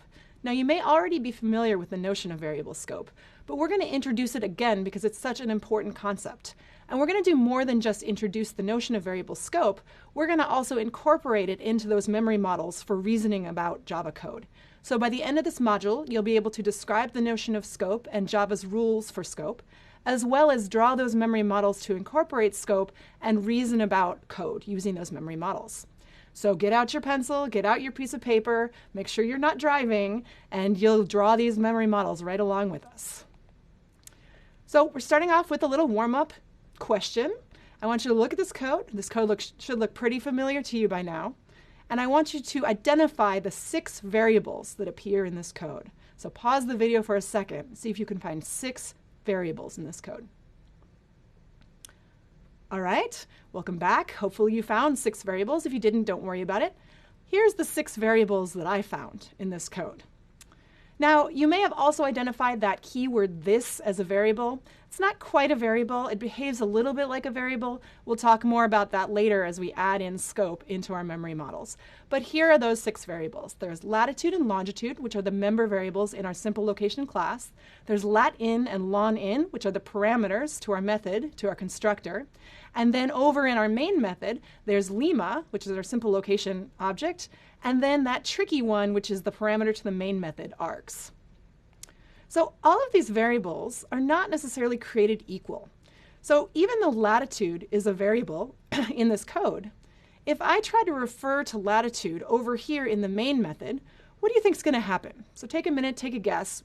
What happens if I just try to directly access the variable latitude in the main method? So if you tried this, you will have found that it caused an error. If you try to access latitude in this location, in this main method, Java is going to tell you that this variable latitude is not defined here. So this brings us to the idea of scope. The scope of a variable is the area in the code where it's defined to have a particular value. And in this case, in the main method, that variable latitude is not defined at all. It hasn't been declared here. It was declared over in the simple location class. It was one of the member variables. So I can't get at it in main. So let's talk about a few different types of variables and types of scoping rules for those variables. So the first kind of variable we're going to talk about is called a local variable. A local variable is a variable that's declared inside some method. For example, lima is a local variable. And if that variable is declared inside the method, outside of any block like an if statement or a while loop, then that variable can be used and has a particular value that you set it to all the way through that method. So in this case, I can use the variable lima anywhere inside the main method, but not outside the main method. Second kind of variable I want to talk about are parameters. Parameters are those arguments that we pass into methods, and they behave basically just like local variables. You can use them anywhere inside the method. You can change their value if you want to, and essentially they're just like local variables. The third kind of variable are called member variables. Now you're familiar with member variables already. They're those variables that belong to a class rather than being declared locally in any method. They're declared outside any method in the class. And this means that these variables, their scope is actually the entire class itself. So you can refer to latitude and longitude from any method inside this simple location class. So they have kind of a broader scope or a wider place, array of places where they can be used than those local variables. So that in a nutshell describes scope and a few different kinds of variables. But really what we want to do is be able to reason with this notion of scope. And in order to do that, we're going to go back to our memory models. So here's where you're going to need that pen or that pencil and that piece of paper. We're going to trace through this code. It's only 2 lines of code, and we're going to layer in this notion of scope into our memory model. So we're going to start you off with a simple statement here, which is just a variable declaration and an assignment statement. So you know what to do. You draw the box, you put the value in the box. There you go. There's our variable. It's called lat, and it stores the value -12.0. But now we're going to, as I mentioned, layer in a notion of scope. So this variable doesn't exist just anywhere. It exists inside the scope of the main method. So the way I'm going to denote that in my model is I'm going to draw a box around that variable and label it with the name of the scope that I'm talking about. So I've got a fancy box with some shadows, but in your drawing on your piece of paper, just put a simple box around it, label it with the name of the method, which is main. My next line down, I declare another local variable, lima, inside of the main method as well. So that also goes into the box representing the scope for main. Now things get a little bit interesting because lima is an object type variable. It's going to store a reference to a simple location object. So that simple location object, as we've looked at before, gets created over here in the heap, which is a separate part of memory. So the simple location object gets created, and its 2 member variables, latitude and longitude, get placed inside the object that gets created on the heap. So that latitude and longitude, they're not inside main scope. They're over there in the scope of the object. So that's how I'm going to denote them in our memory model. But when the constructor gets called, we get some more variables that get instantiated. We get those parameters, lat in and lon in.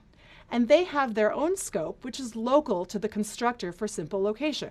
So I need to draw that scope in together with the variables lat in and lon in. So I've got another scope box for the constructor with the parameters that I've passed in. Those parameters, of course, get their value from the arguments that I passed when I called the constructor. Now I'm going to add one more thing to the scope of the constructor, and that is this keyword this. So we talked about this before. This refers to the calling object.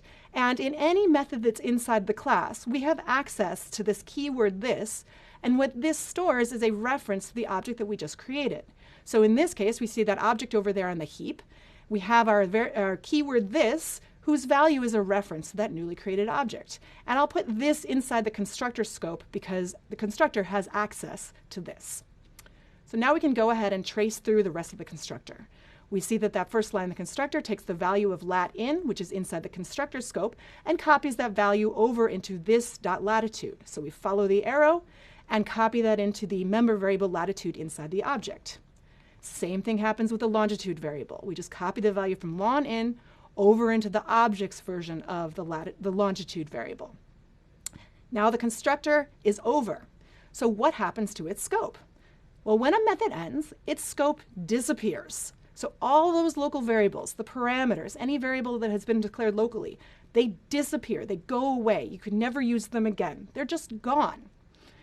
And now, as we know, the constructor is over, so we return back to the main method and set lima to have a reference to that newly created object.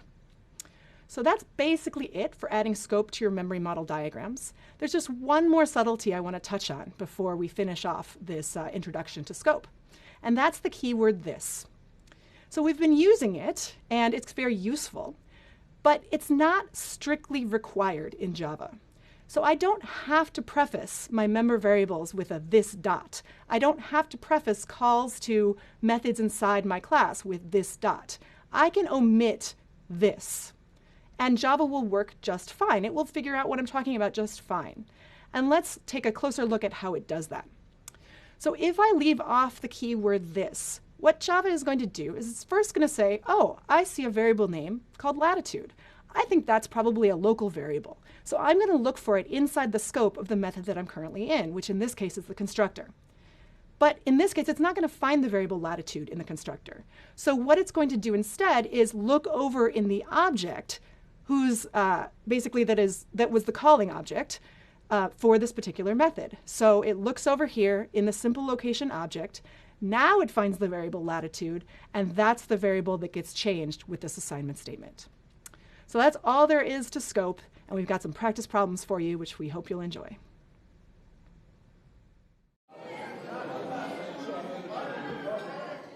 Hi, and welcome back to our module on scope. It's time for another one of these concept challenges. Again, the flow for this is you're going to pause, think about the problem yourself. You're going to discuss this if you have other learners around you. You're going to watch the UC San Diego learners tackle the problem, and then you're going to hear our explanation. So the question here is going to involve essentially two classes. You've been working a great deal with simple location, and we're going to keep using this class, and that's the one on the left. We've got a tester class on the right, and that tester class has a main method. It's within this main method where you're going to see a number of things get declared, and then something get printed. The big question is, what gets printed? Hi, I'm Tanky. Hi, I'm Peter. And I'm Joe. So what actually happens when we go back to our main method and we look at lat gets negative 12.0? Is that going to change Lima's latitude value since that's what we took in as the variable? Well, I think since we were just working with a primitive data type, then it was just like getting a copy of it, right? It wasn't like doing the whole arrow thing like before. Like we're not pointing to an old object, we're just getting a copy of its data. All right. And regarding the scope, I think the double here is just in the main scope, so it won't have any access to the object itself, right?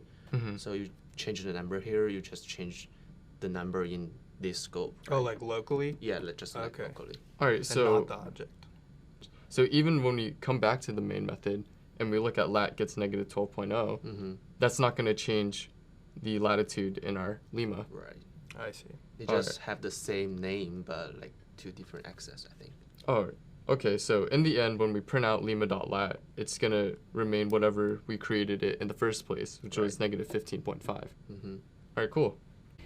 As you saw when the students were discussing, the key to solving this problem is tracing through the code. So what we're going to do is exactly that. Now with our code, we're always going to start with main, as we have in the past. And we're going to start with the very first line in code, which is that double lat equals minus 15.5. So just so we know with all the memory diagrams, I'm going to start by creating a scope in main. I'm going to declare space for a variable named lat. The first thing I'm going to do then is fill that with minus 15.5. And that does the first line of code. Next step, we're going to create a new variable called lima, right over here. And that's just a reference.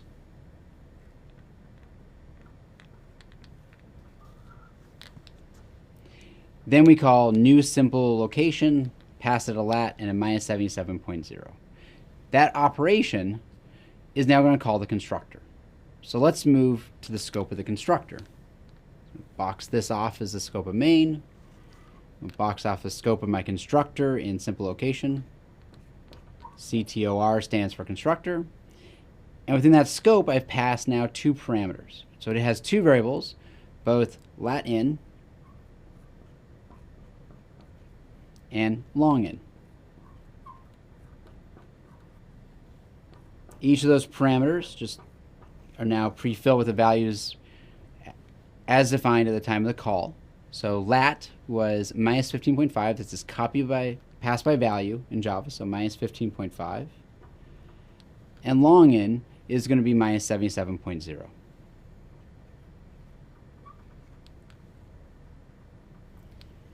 The other piece here was we said new simple location. The act of saying new actually allocates space on the heap. So what I'm going to do down here is create that space on the heap for a simple location object. And that object is going to have the private instance variables lat, and long.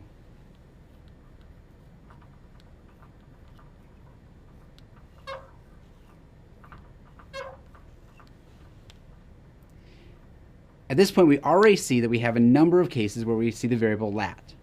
And that's going to be at the heart of this problem. So let's continue walking through the code. So we're right now in the middle of simple location, where we've already passed in these two parameters. And what we're going to do now is actually do this line of code. So this dot lat refers to the object on the heap. This is my simple location object. And it's going to be assigned the value of lat in, which is minus 15.5. So I'm going to copy that value over. The next line of code is going to behave exactly the same way, right? All it's going to do is copy minus 77 into long. Now we finish this constructor, and at the end of any method, as we know, these variables essentially get destroyed. I'm just going to do a quick line through it to say that our constructor variables are gone, and we're now back in main. So within main, the very next line of code we're going to execute is right down here. It's going to say lat equals minus 12. What lat are we referring to? Well, I'm going to look at my local scope. I have a variable named lat, and I'm going to change it to be minus 12. Now I've already made one mistake here. And that mistake is, when this constructor finished, it would have returned a pointer to this. And I failed to connect this to the object on the heap. All right, now that's connected properly. We now would have done the change to this to be minus 12. And now we're going to try to print lima.lat. So I'm going to follow my pointer, my reference out to lima, and I'm going to check what value does lat have. Well, the value is minus 15.5. What's going to be printed then is exactly that, minus 15.5. What we see from this, walking through this code, is that as long as you trace through the code, you draw your memory diagrams, you're going to be able to solve this type of problem.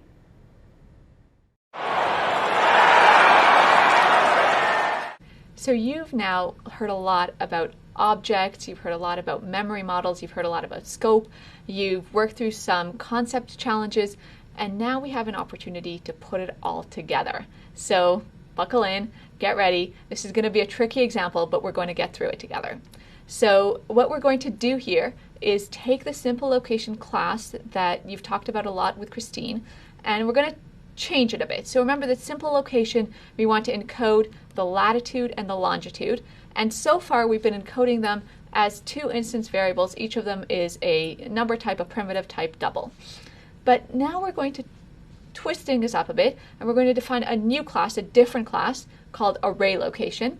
And we're still going to want to record the coordinates of that location, but we're going to try to implement this by recording them in an array. So it's an array that we're called coords, and the kind of information that's stored in that array are still going to be doubles. All right, so let's think about how we might define this class array location and then try to use it in the main method. Okay, so for our class definition, we define the instance variable coords of type array that's going to contain doubles, and then we're going to need to define the constructor. And the constructor, when it receives a parameter that's specifying an array that indicates the coordinates, we're going to say this dot coords equals coords. Okay, so that's going to be the definition of our constructor. And then we might go ahead and want to try to use these objects. And so in our main method, you can imagine a situation where we start us off by defining a new array and initializing it to 5.0 and 0.0. And if you look on a map, you'll see that those are roughly the coordinates of Accra in Africa. And so then we might want to create a location and label the variable that's pointing to that object, that array location object, and call it Accra, and say that variable Accra is going to point to a new array location with the coordinates as specified in that previous array. And then we might want to go ahead and get ready to think about a different location. And so we might want to use our coords array and store the value 32.9 in the 0th index and negative 117.2 in that the index 1. And if you recognize those are the coordinates for UC San Diego. And And then, just to check that we haven't messed anything up, we might debug our code by printing out the coordinates pointed to by the accra variable. And so what I'd like to do now is pause, and I want you to, first of all, think through what you think will happen when we do this. And second of all, open up Eclipse, type in this code. Remember that your file name is going to have to be arraylocation.java to match with a class name. And see what happens, and see if you can explain what happens. And when we come back together, we'll work through the memory models and figure out together what happens and why. So welcome back. Before we do the big reveal and say what actually happened, let's step through and see if we can predict it. Okay, so stepping through the code means we have to run together through the main method, and we're going to pretend to be the computers running this code. Okay, so the first thing that we have to do is we're declaring the variable coords, and so using our memory models, that means that we need to write the word coords next to a box in the scope of the main method. And what we want in that box is a reference to a new array that is initialized to the values 5.0 in index 0 and 0.0 in index 1. Okay, so the coords variable is in main's scope, and the array object that we created is in the heap. And so what's stored in the box for coords is a reference to the array. Okay. What's important here, what's important to keep in mind, is that an array is not a primitive type, it's an object type. Okay, so far, here's our memory model, and we've gone through one line of code. Now we get to the line of code that we will spend the most time on, and this is when we now declare the variable accra, and this variable is going to be of type array location, which means that what we want to do is, still in our mains scope, draw a box with accra, and what we're going to fill in there is a reference to an object. But in order to refer to an object needs to be constructed, and that's what that keyword new is doing. It's saying, hey, I want a new object, and the kind of object that I want is the array locations object. And so I have to go to the array location class and see that in the heap I'm going to have an array location instance, and the instance variables associated with that array location instance, well, they're listed right there in the class definition, and I need a coords variable. And now I'm going to go ahead and follow the constructor to initialize the variables in the instance that I have of the object that I have of type array location. So in the constructor's scope, I have another variable that's called coords, and that's my local variable for the constructor method that is the parameter to that constructor method. So the constructor array location has as a parameter a variable that's called coords. And what we do in this constructor, going back, before we go ahead and see what's in the meat of the constructor, we have to see what the value of that parameter is. So let's think about what's passed into the array location constructor when we were in the main method. When we were in the main method, what we passed into array location is coords. Too many coords! We can take care of it. We know what to do by looking at the memory models. The coords that's a parameter to the constructor is the variable in main's scope. And so the red arrow is what needs to be copied into the value of the variable in the constructor's scope. And so now the constructor's scope coords variable also points to the variable, to the array that we had in the heap. All right, so when we call the array location constructor, what we're doing is we're creating a new scope for the constructor. We've got a variable in there that is the parameter to that method, and that variable is initialized to the value that was passed in, which is a reference to the array in the heap. Okay, so now we need to remember one more thing when we have a constructor, and that is that we want a variable as well in the constructor's scope called this. And what this does is point to the location in the heap where we've allocated space for the object that we're creating. And remember that when we finish with a constructor, what we'll be returning to main is that reference to the object that we've just made and initialized. Okay, so here's our picture so far, and now let's figure out what's happening when we actually execute the code in the array location constructor and try to initialize the variables in the object that we've created. So the one line of code in that constructor is an assignment, this.coords equals coords. So what we're trying to do is we're trying to assign the value on the right-hand side to the thing on the left-hand side. And so on the right-hand side, we just have coords, but we're in the constructor's scope, so that variable is the circled variable coords that has that red reference. It's pointing to the array in the heap. And what we're doing is we're copying that reference to this dot coords. So remember, when we have a dot, that means that we can find the variable by following the arrows. So we look at where this points to, and this points to the object of type array location in the heap. And what we're doing is we're setting the value of the variable coords in that object scope. So this dot coords, that variable in the heap that belongs to the object, is going to now point to the array in the heap that was pointed to also by coords in the constructor scope.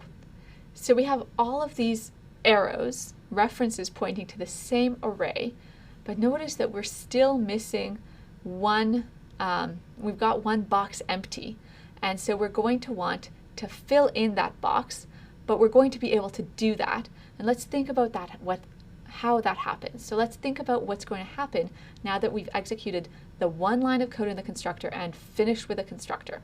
So we're done the constructor, and what happens now is that the reference that was contained in the this variable in the constructor gets copied into the variable that gets assigned the new object. Okay, so that yellow arrow is now allowing the variable accra to point to the object that we created in the heap. But also we have to do a couple of things when we finish executing the constructor. We notice also that once the method finishes and returns its value, its scope goes away, and all variables associated with it just go away. And so we can erase it from our memory model. We don't need to think about it anymore. Okay, so we finished our constructor. Our memory model is now a little bit cleaner, and we have in our mains scope a couple of variables, and they point to a couple of things in the heap. And so now let's think about what happens as we continue executing the main method. So we go ahead and we try to set the value of at the first position in the coords array, so at index 0, and we're setting it to 32.9.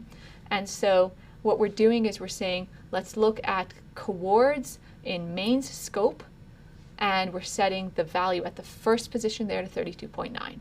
Cool, we can do that.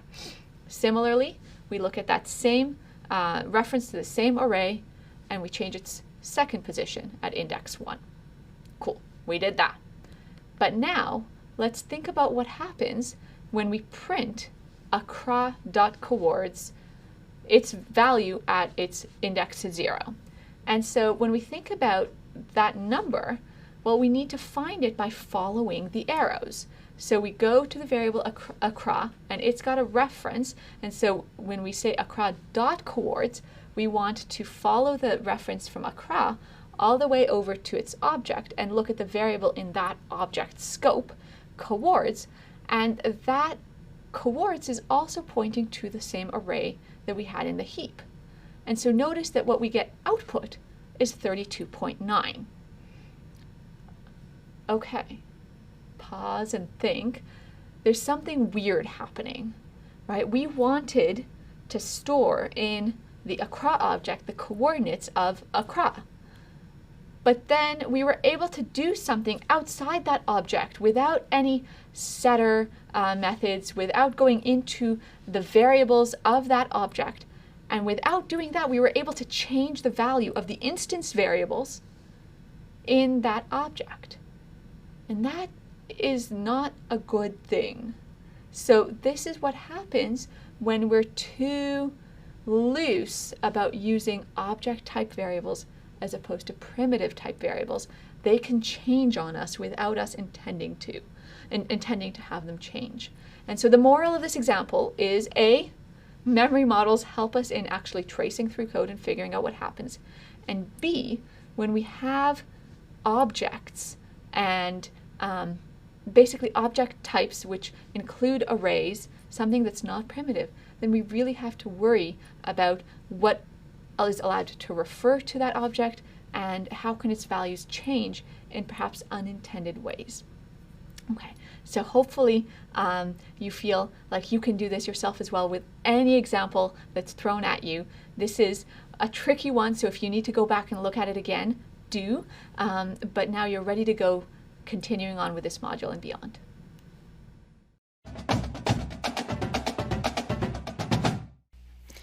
Congratulations on getting Java, Eclipse, and unfolding maps set up on your system. Getting that set up is actually one of the biggest barriers to getting started with this course. So now that you've gotten that done, we can start diving into the programming projects, which we hope will be more fun. The role of these videos is first to give you an idea of what's required for the project, and secondly to give you some hints about where you should look at in the code to help solve the problem. So this video is really a high-level view of the programming assignment along with some tips. If you want the full details of the assignment, you can always go to the reading on the programming assignment. So for now, let's dive into the code. So if you got unfolding maps set up properly, you should have a package here which is UCSD unfolding maps. And let's start by expanding that. So expand it, go into the source. Module 1 is for this programming project. Go into module 1, you'll find Hello World. If you open that, you'll find this file here. Now it's always a good idea when starting with a new file to figure out what the high-level structure is. So we know what the class name is. This is Hello World. It's extending papplet. We're going to dive into some details about what extends means later in this course, but for right now, this means that this is going to be a graphical user interface. And it has two methods that we're going to care about. So if you scroll down, you're going to find the setup method.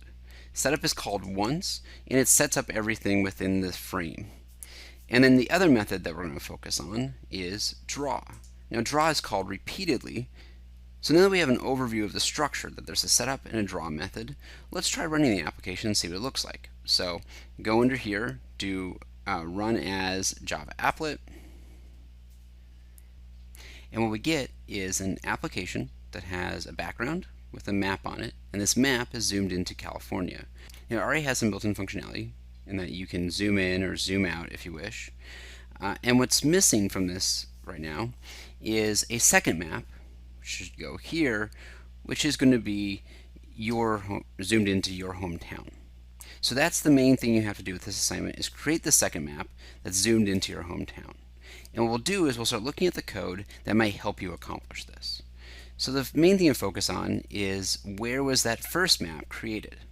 So if you go into your code, what you'll find are we have two maps that are created, map 1 and map 2.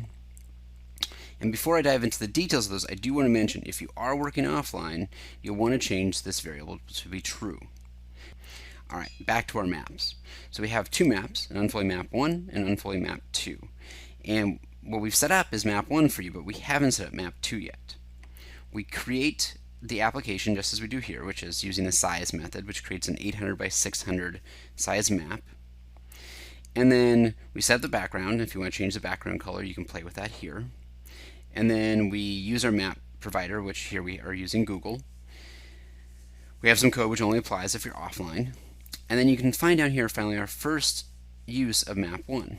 Here we're creating a new unfolding map. Here's our X, our Y, our width, and our size. And we're using this Google Map Provider to create this unfolding map.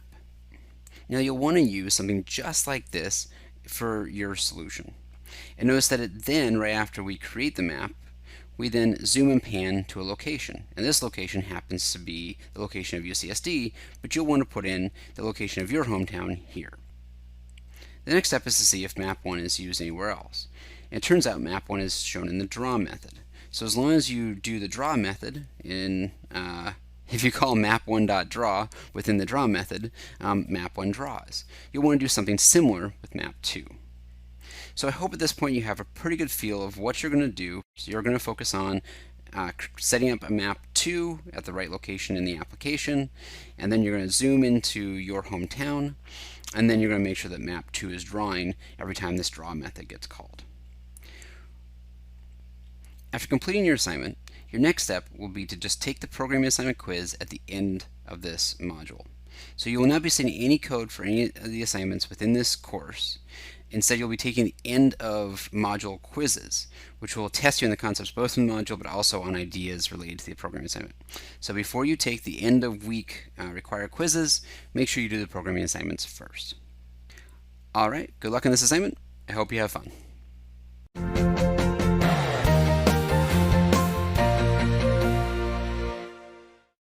Let's continue on to this next module on graphical user interfaces. We'll really dive into the project and start building.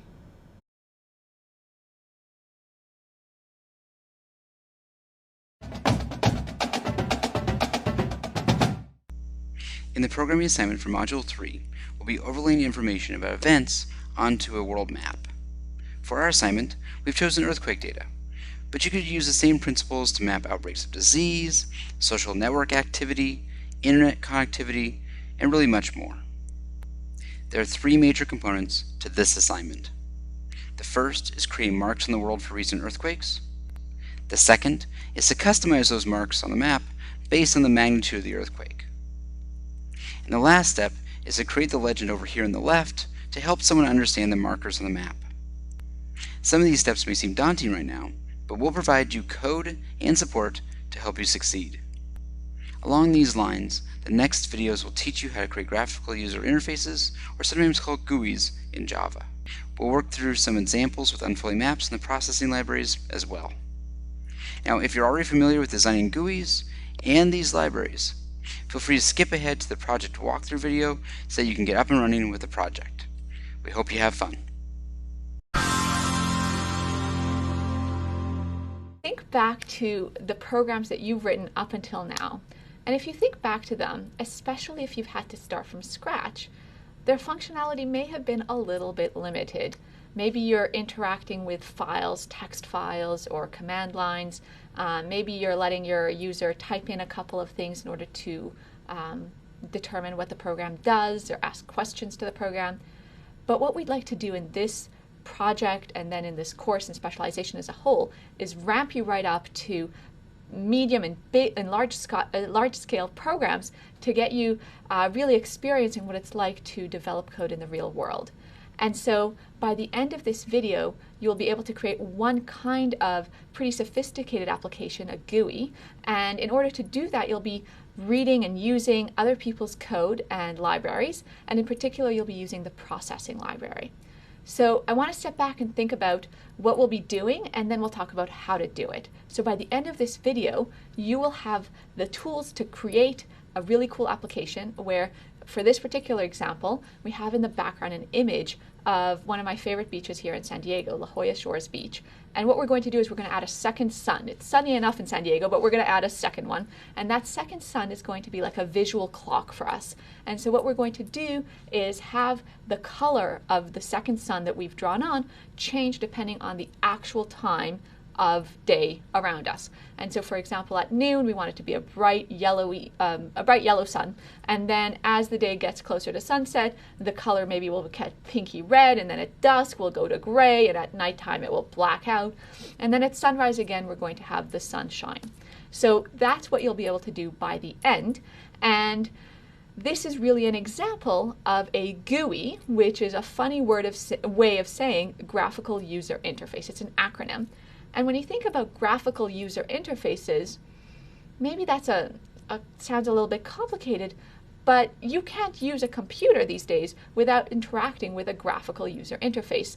They're really the programs that we work with all around us, from maps to development environments like Eclipse to browsers. Everything around us has elements like menus or icons or response to mouse clicks, has text boxes. all of these elements that we can draw on the screen, display data to the user, invite the user to interact with the program by manipulating something on the screen, those are all graphical user interfaces. So the application that we're working on is a particular graphical user interface example, and it's one that's displaying information. In a couple of modules, you'll also be able to incorporate interactivity and have your graphical interface respond to user input. That's coming soon. But for now, let's think about how we might go about coding some graphical user interfaces. And we don't want to start from scratch. What we'd like to do is think about what other people have done before us. Stand on the shoulder of giants, as people say. And there's all sorts of libraries available to do GUIs in Java. So you might have heard some of these names as you're Googling around seeing how to program in Java. And everyone's got their favorites. Some are older, some are newer. In this course, we're going to be using the processing library. But something I want you to keep in mind throughout this whole process is that it doesn't really matter which library you end up choosing. There are odds and quirks about each one of them. There's little tricks to do with how you might choose one rather than the other. But at the end of the day, the design of the GUI is a high-level process, and it's a really important process because it will determine a lot of the usability and the user experience of people who are customers to your application. So it's really crucial, not the focus of this course, but when it comes down to implementing a design, you can use all sorts of different libraries and they'll all provide the similar functionality. And the way that they'll provide that functionality is through documentation. And so what we'll be talking about in the rest of the videos that come is how to use that documentation in order to create this really cool application. So welcome back to this second of a sequence of videos in which we're going to be building a graphical application. And remember, our goal is to display this beautiful beach picture and add a second sun, and that sun is going to be a visual clock for us. So if we deconstruct the application and what we need to do, basically we need to create some window or canvas and then place items onto that canvas. And so we're going to have a background image, and then we're going to put some shapes onto the image. And so we'd like a way for our canvas to be able to display images and shapes, and for us to be able to control the location and color and various other properties as well. All right, so let's think about how we would do that, and we'll start by thinking about controlling the position of elements in our application. So a really convenient way of specifying position is using coordinates. You've probably thought about them a lot in various math backgrounds and other situations, maps, for example. And what we can do is we can separate our canvas, the window that we're working with, into a grid. And we've got points on this grid being determined by their location across in the X direction and up and down in the Y direction. And so the X direction determines how far across the picture we are, and the Y coordinate determines how far down the picture we are. And so it's useful to keep in mind how each of these variables changes as we walk across the picture. And so the 0 of the X coordinate, where X is smallest, is on the left-hand side, and as we go towards the right, the X value increases. And that's just as you would expect from other contexts of coordinates. But Y is a little different. Y is a little tricky. It starts at 0 at the very top, not at the bottom. At the very top is where Y is equal to 0, and then as we move down the picture is how it grows. All right, so let's practice. Let's take an example. And suppose we had a canvas and it was 200 pixels wide and 200 pixels long. Let's think about what the coordinates would be of the center of the yellow sun in this picture. Okay, so let's think about it. And when you're ballparking these coordinates, what you might want to do is think about relative position. So is the sun halfway across the picture? No, it's not really. Is it a quarter of the way across the picture? Yeah, it kind of looks like it's a quarter of the way. And so the center X coordinate would be probably around 50. And ditto for the Y coordinate, it's probably a quarter of the way down as well. And these are just rough numbers, so it's not exactly those, but pretty good. Okay, so we know how to place how to at least determine positions on the canvas. But now what we'd like to do is translate this into actual Java code and not just talk about, abstract drawing a grid on the canvas, but actually coding it up. And so we're going to use processing. And processing is this amazing, versatile library of classes and methods and data types that we can use in order to develop our applications. The thing is, though, you would not want to memorize everything that's in processing. What you want to do is have some sort of an index or a way of looking things up. I really want to do something with the size. I'm going to look in my processing index to see if there's a method to do with the size of the canvas. And the Java documentation of processing gives us exactly that. So we look up in processing and we see that there's a class called papplet. And what this class does is it does all of the hard work under the hood of bringing up a canvas, a little window, and then giving us functionality for drawing in that window. So when we want to go ahead and define our application, the one with La Jolla Shores in the background and the sun, we don't need to worry about what it means to draw a canvas on my computer screen. I can leave that to the papplet data type, which is a kind of a GUI data type, and then just customize what's being displayed in that window that's being brought up by my papplet. So if we look at this code snippet, what we see here is that our class, the class that we're defining, my papplet, extends papplet. So extends is a really important keyword, and Leo is going to tell you all about that in next module about inheritance, but you don't need to worry about that just yet. We're going to use this notion and then learn about it after you got some experience with how powerful it is. For now, think about extends papplet as a way of telling Java that we would like to use the core functionality that's available in papplet, but then customize it a little bit. So the people who wrote processing developed the data type papplet. They developed it with graphical applications in mind, so it gives us a kind of GUI. And what we're going to do now with my papplet is customize it and change it up a little bit.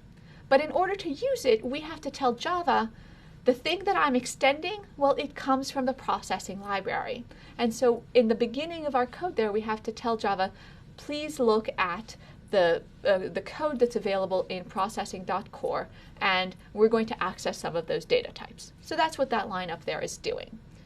But now when we want to build our papplet, what we have to do, our job is to specify two methods. So what we are going to need to tell Java is, first of all, how to configure the canvas, and that's going to be in the setup method. And then, once we've configured the canvas, what to actually draw in there, and that's going to be in the draw method. And so if you think about the flow of execution of our application, what's going to happen is that Java will execute the setup method once. As we run our application, the first thing that happens that we define is the setup method. And then that's executed once, and then that code is never touched again. And then every time the canvas is refreshed or redrawn, for example, if it gets resized in the screen, then the draw method will get executed again and again and again. So that piece of code gets executed often. We loop through it a lot. So let's think about what actually happens when we start developing this code. And to do that, let's do baby steps. And this is a useful thing when you're testing your code as well or debugging, is to run it very often. And you'll see, especially when you're debugging graphical applications, you'll want to stop developing code and hit that run button in Eclipse extremely frequently, because it's going to be really the best way of making sure that what you think you're implementing is actually what's showing up on the screen, and you'll be able to catch bugs much more quickly. So you want to hit that run button very, very often. Okay, so if we do that even before we put any methods in our class at all, let's think about what will happen. And here I did it in Eclipse offline, and I'm giving you a little screenshot of it. And what you'll see is that we didn't get an error. The code compiled, and it did something even though we didn't define any methods. And that's because we're using the power of papplet. So papplet as a data type already tells Java, hey, I want to draw some default canvas, and then I'm just going to wait. I'm going to do nothing unless the person who's extending this class tells me what to do. Okay, so by default, the applet just displays a blank canvas. But we want to do more than that. We want to draw our picture. And so we're going to now work on bringing in some content to both the setup method and the draw method. Now, what content? Well, that content is going to be determined by the methods available to us in the processing library. And so it's really useful as you're developing to have a browser open with a documentation open available to you and keep going back and forth between Eclipse and your browser as you're developing. Don't memorize these methods. Libraries change over time, which one is most modern. That will always change, but all the libraries that are most useful have really good documented code, and so you'll be able to understand which methods are available to you. Okay, so let's think about the setup method, and the pieces that we want to do at the very beginning are to set some default size to our canvas and then get access to the background beach picture that's going to be the background of our application. Okay, so we look up in the index for processing the documentation and oh, woohoo, we have a size method. And that documentation even gives us an example. It's sweet, great. And we realize that if we type in size, open bracket 200, comma 200, then what that setup method is going to do when it executes this line of code is display our canvas at the default size 200 wide and 200 long or high. All right, cool, we've done that. And now what we'd like to do is have access to the background image. And again, look up in the documentation and see that there's a really nice way of loading an image. And we can even load an image from a URL. So an image might exist as a JPEG file, for example, on your local machine, or it might be on a server somewhere. And with processing, we have a way of going to a specified web address, a URL, and grabbing an image there and bringing that into our application. And so in the documentation, we have an example of how to do that. We stick it in our code, and now we've defined our setup method. What's going to happen when we run? So pause. What do you think?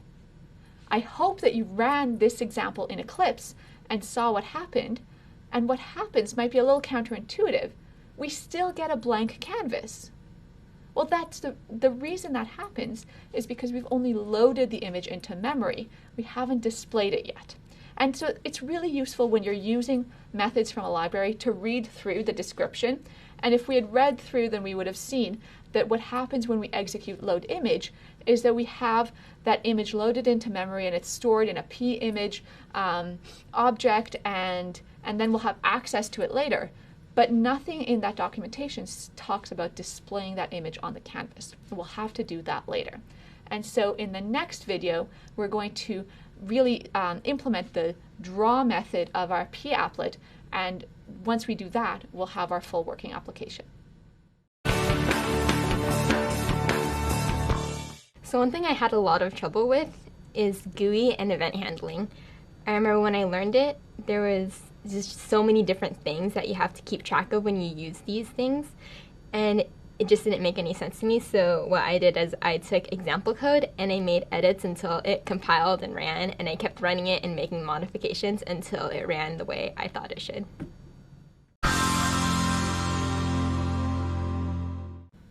All right, welcome back to our sequence of videos where we're building an application that's going to indicate the hour of the day based on the color of the sun that we've added to the picture. And up until now, we've figured out how to use a papplet class from the processing library, and we've set up our canvas using the setup method.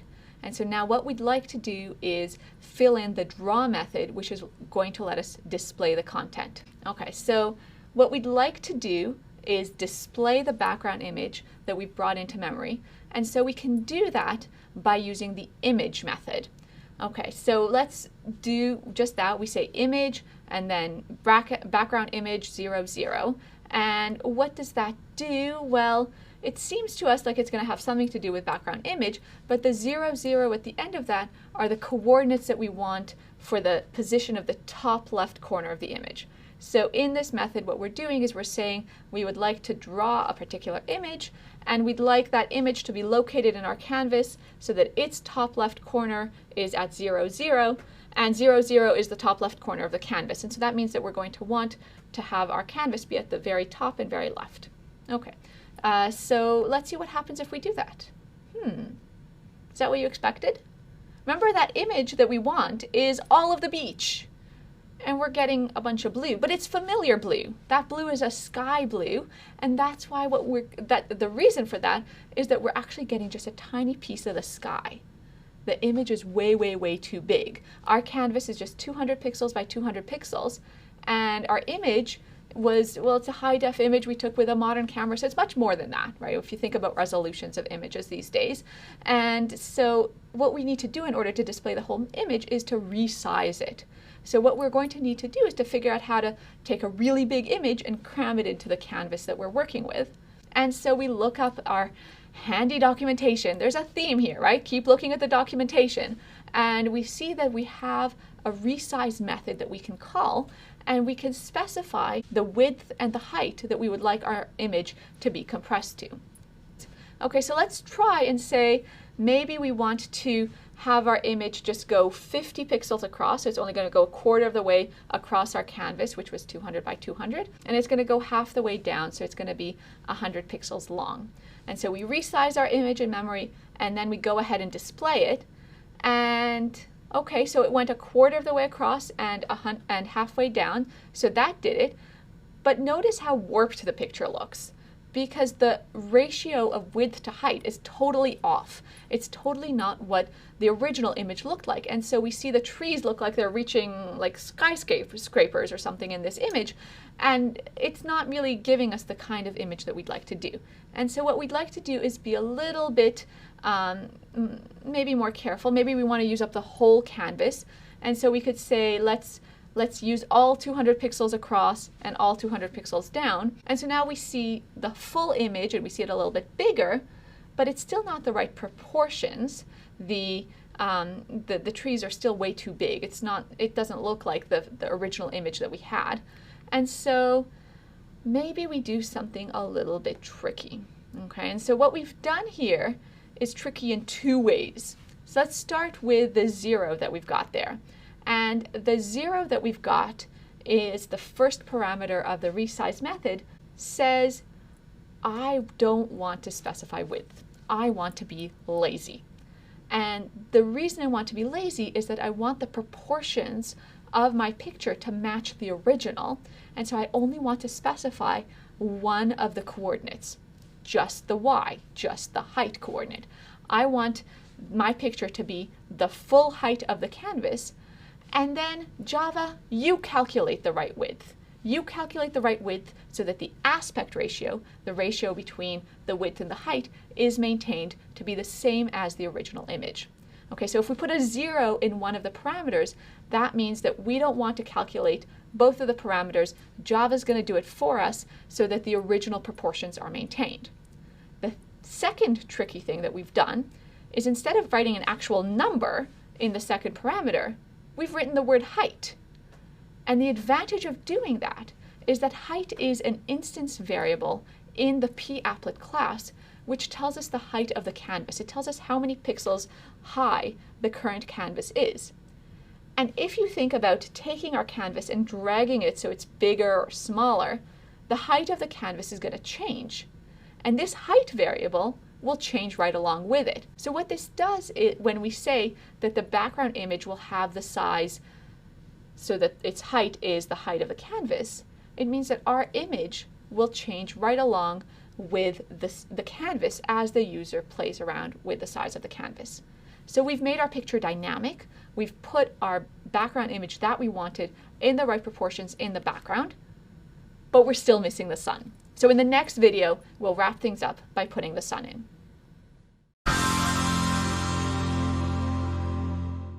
We are almost done. So remember what we've done up until now. We are working towards building an application that has a background image of the beach and then has a visual clock that's represented by a second sun. And at this point, we've defined the setup method of our class myPApplet that customizes the pApplet class provided by processing. And then we've started working on the draw method, and our draw method so far has brought in and displayed the background image, but we're still missing the sun. And so let's think back to where we want the sun to be and think about where that location is in that grid of coordinates that we have for specifying positions on our canvas. And so we want the sun to be somewhere in the top left of our picture. And we before talked about how that's roughly around 50, x equals 50, y equals 50, which is about a quarter of the way across and maybe a quarter of the way down. And maybe we want to tweak it so it's a little bit higher up, and so we want maybe a fifth of the way down. And so what we want to think about is how to specify the location of the center of the sun in this x and y space. And we're going to do it dynamically so that the sun stays in that top left corner and visible even as the user of our application might resize the window. Okay, and so we're not going to use fixed numbers like 50 pixels across or 50 pixels down. We're going to use relative coordinates relative to those variables, width or height of the canvas. All right, so let's think about where we might want to put it. And about a quarter of the way across and a fifth of the way down seems like an about right position for the sun. So now we need to go ahead and place the sun there. And we use a library method, ellipse, to draw an ellipse in the locations x and y. So the coordinates of the center of the ellipse are the first two parameters of the method. But then we have two other parameters as well. And so the second two parameters are the actual width of the ellipse and the height of the ellipse.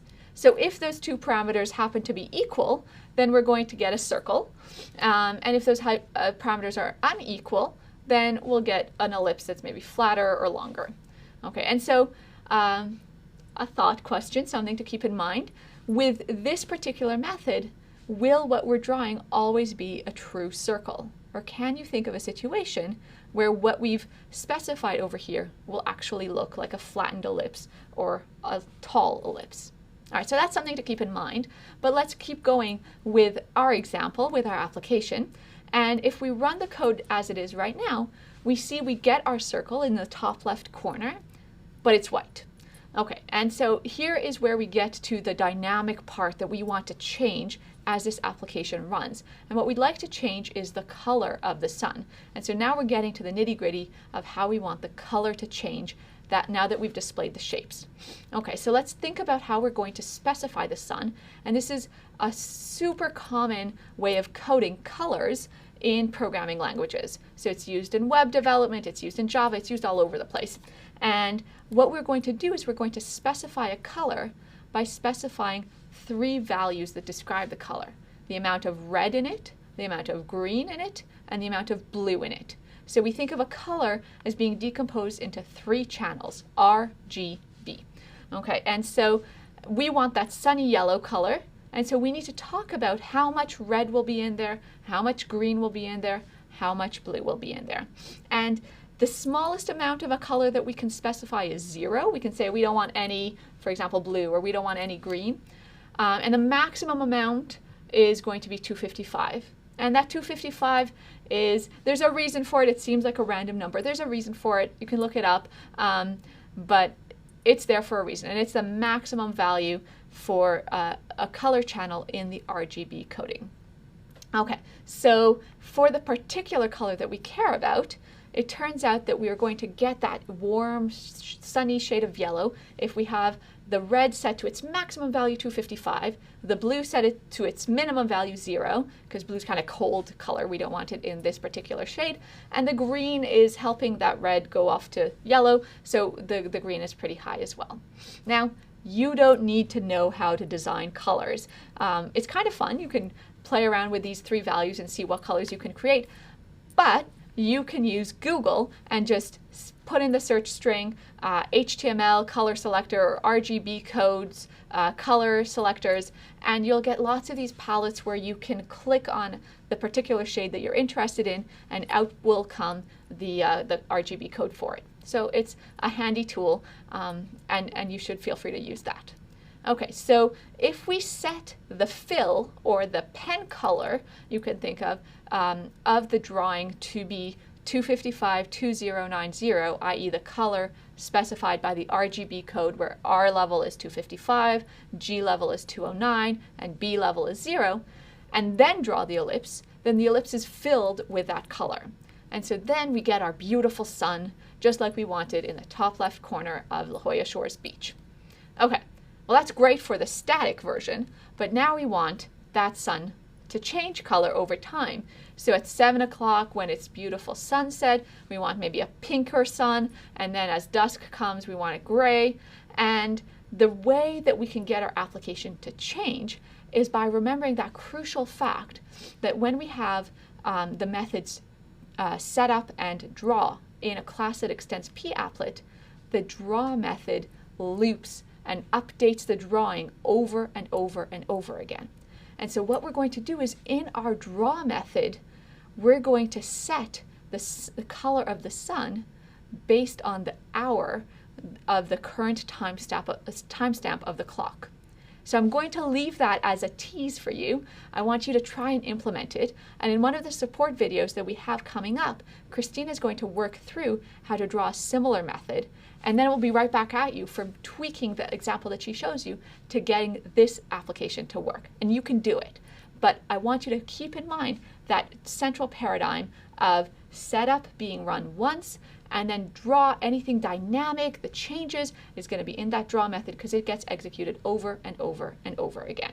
Okay, so that was one big central message from this example. The second really important message that I want you to get from these videos is documentation is our friend. So when we are writing code, think of yourself as joining this wonderful brotherhood and sisterhood of programmers all around the world, developing code together, developing libraries together, and we want to use each other's experience, expertise, and draw from the work that we've all done together. And the way we can do that is by describing what methods we have and what they do.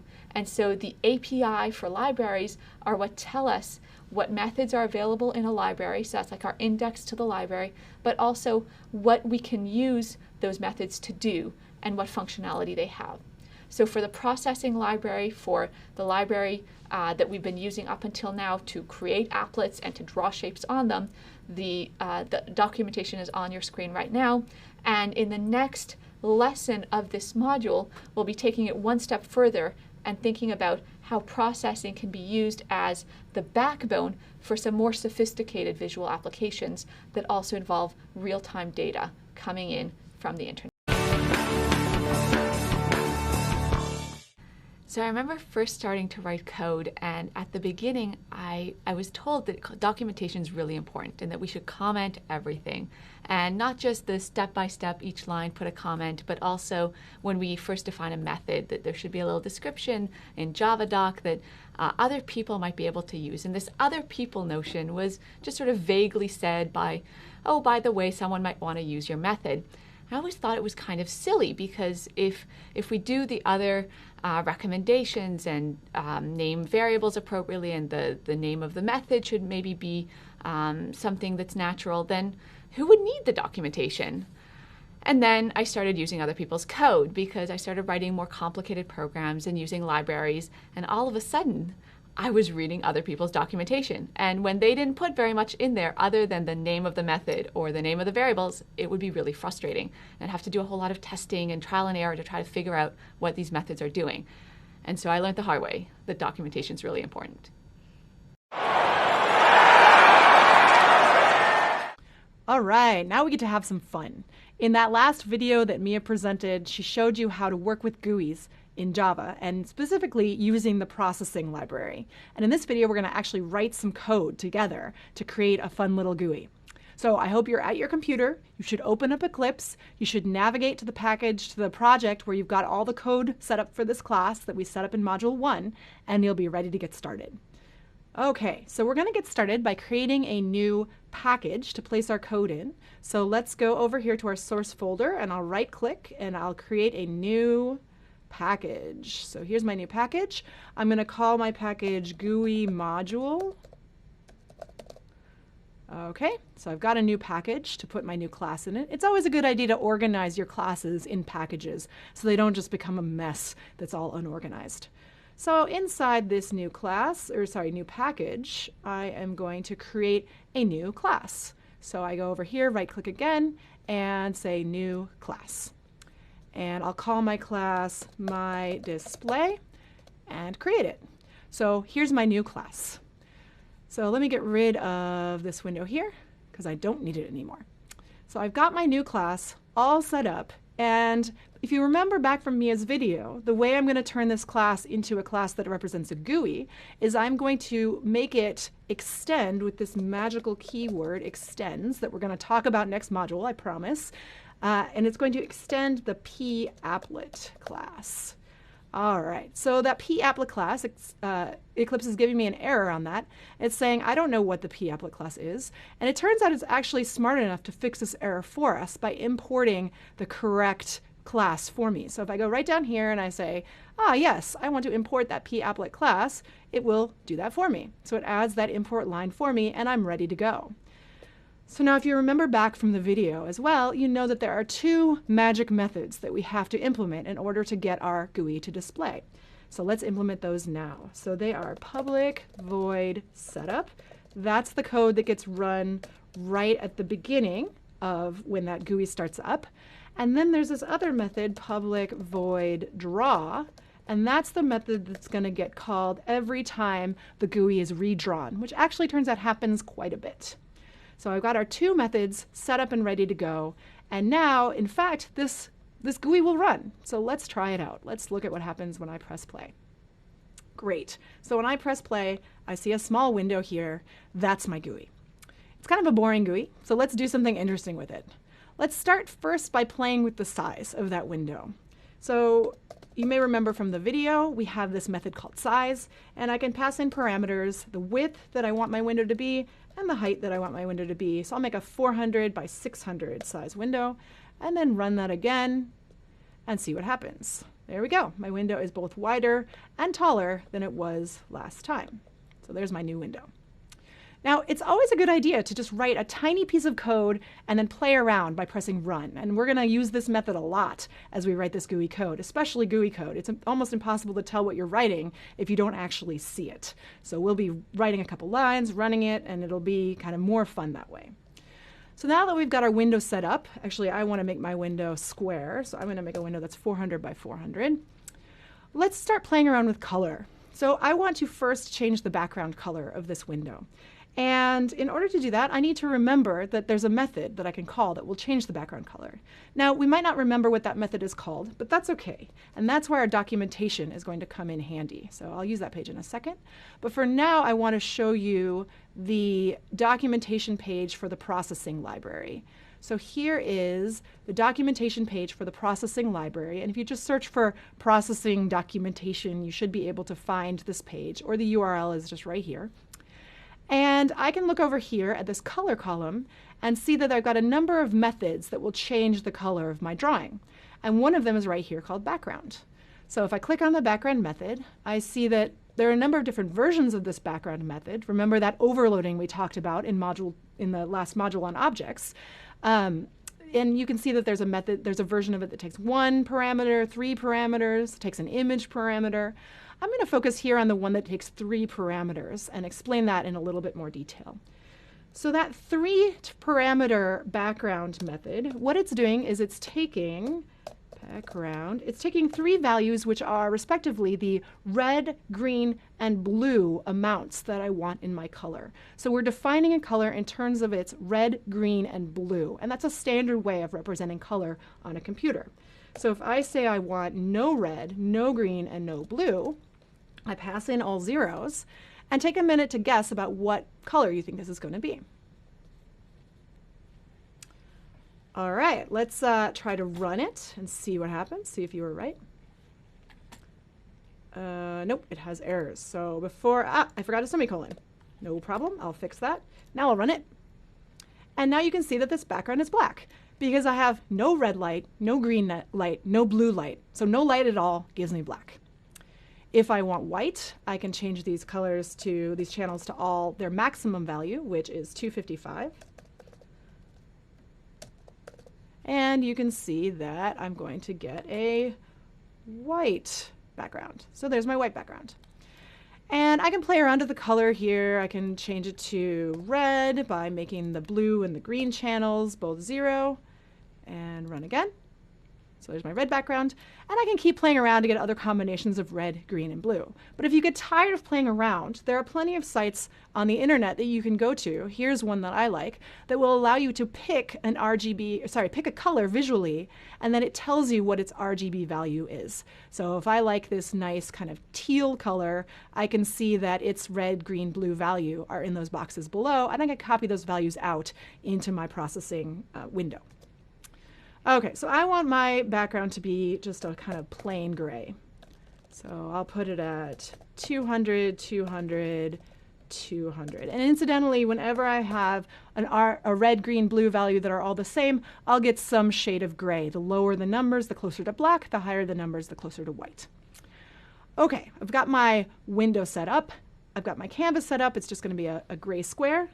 And I am ready to draw a picture. But we're gonna, in order to keep these videos from getting too long, I'm gonna break the video here. Feel free to go off and play, start creating your own image on this GUI, or you can come back to the next video and we'll draw a happy face. All right, so we've got our canvas all set up and we're ready to draw something on it. And as I mentioned, I wanna put a happy face on this screen because I like happy faces. So what I'm going to need is some shapes to draw with. And the first thing I'll need is a head. So I need to draw a head on my canvas, and I want my head to be a circle. So I don't know how to draw a circle. I don't remember. So I'm going to go back over to my processing documentation. And if I go back to that overview screen, I see that processing provides me with a whole bunch of methods for drawing shapes. And I've got some built-in what are called 2D primitives here. And I can see that one of those primitives allows me to draw an ellipse.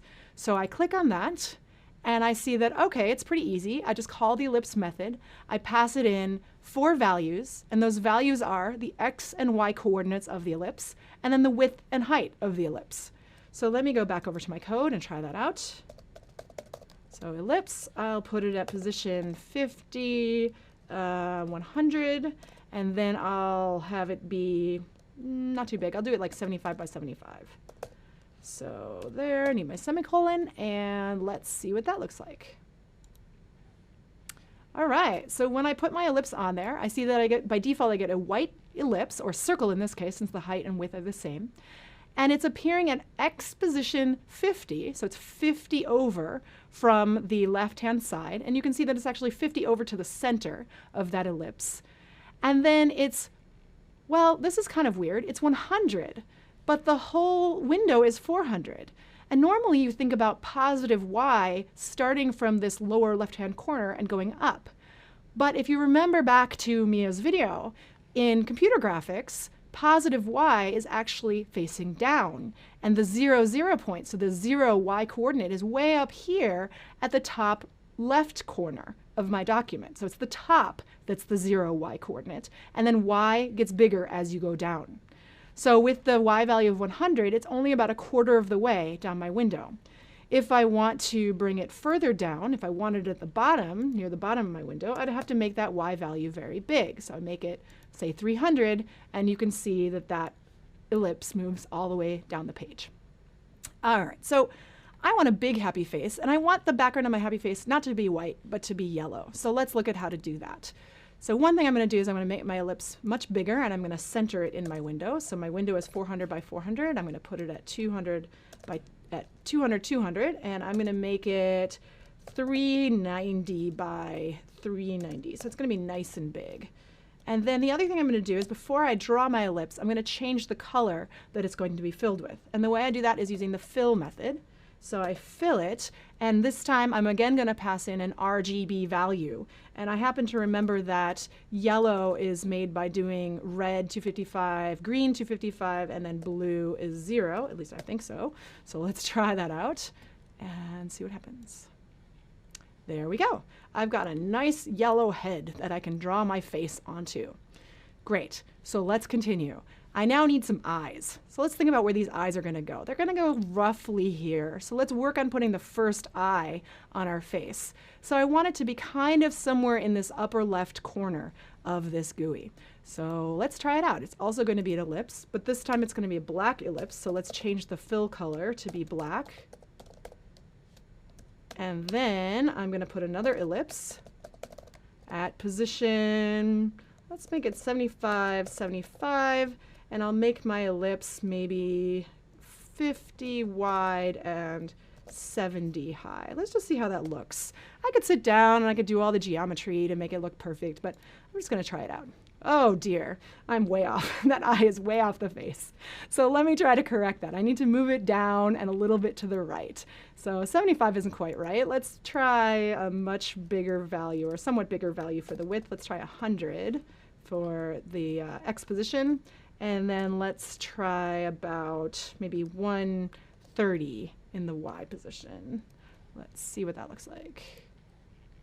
Okay, that's getting better. I'll maybe move it in a little bit more and try that out. So 100, I'll make that 120 and see what happens. Okay, that's not a bad place for the eye. So let's go ahead and put another eye on my happy face, and I want this one to be the same height, the same position down the canvas, but equally far in from the other side. So let's just reason about what the coordinates should be. Ellipse. Let's see. So I want it to be 120 in from the right-hand side, and we know the canvas is 400 wide, so I'll put it at position 280 in the X direction, and then it needs to be the same in the Y direction, and the same size, so 50 by 70. And then I'll try that out. All right, look at that. I've got eyes. And all that's left to do is give this guy a happy face. So I need a shape that is going to do that. So let's go back to the shapes list here. And I see that I have a shape here called an arc that's going to come in quite handy for that smile. So an arc allows me to basically trace the edge of an ellipse. And the way I specify an arc is by specifying the ellipse that I'm tracing. So here's the X and Y position of the ellipse that I trace, and then the width and height of the ellipse that's being traced. And then over here I have the angle that I want to trace out. So the zero angle is right here, and then it goes around clockwise all the way around. And these angles are measured in radians, so halfway around is going to be pi, all the way around is going to be 2 pi, and they've got built-in constants that we can use for those values.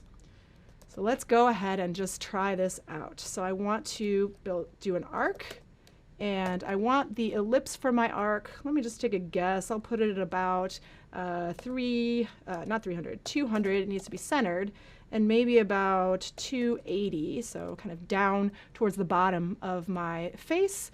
And then I will maybe make it, I don't know, let's try 75 by 75. And I'm going to start it at angle 0 and go through angle pi, which will bring me a half circle arc. And let's try that.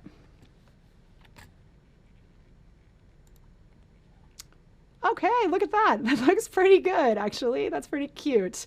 I can make some tweaks if I want to make some tweaks. One tweak that I'll show you is that maybe I don't want this little face to have a full mouth. Maybe I want the mouth to be open. So there's this method called no fill that will cause that ellipse arc not to be filled in. And if I run it, I can see that he now smiles without such a full grin. And I can change the parameters to make the smile wider or reposition it. But that looks like a pretty happy little face to me, so I'm going to stop there. I hope you'll play around with this. Now that you've got these basic methods that you can play around with, you can have a lot of fun. So go ahead, make something really interesting, and just have fun playing with it. All right, so now we're going to look at the example that Mia presented in her video on your introduction to GUIs. And that example was to display an image and then put a sun on top of that image by putting an ellipse there and change the color of that ellipse depending on the time of day. She talked about using hours to calculate the time of day, but I'm a little too impatient to wait for hours to go by to see the change in the sun. So I've modified that example slightly so that the sun color is going to change based on the second of the minute. So you can see here, as I open up this application, I see my beach scene, that already has a sun in it, but my sun that I've placed on top of it is now changing color every second. So it's getting darker and darker and darker, and in a minute you'll see it get lighter and lighter and lighter as it goes back to its yellow color. So let's take a look at the code that makes that happen.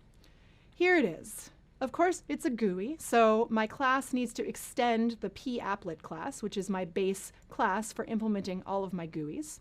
And I'm going to implement these two fundamental methods here, the setup method and the draw method. I've got all the code written. I'm just going to walk you through it.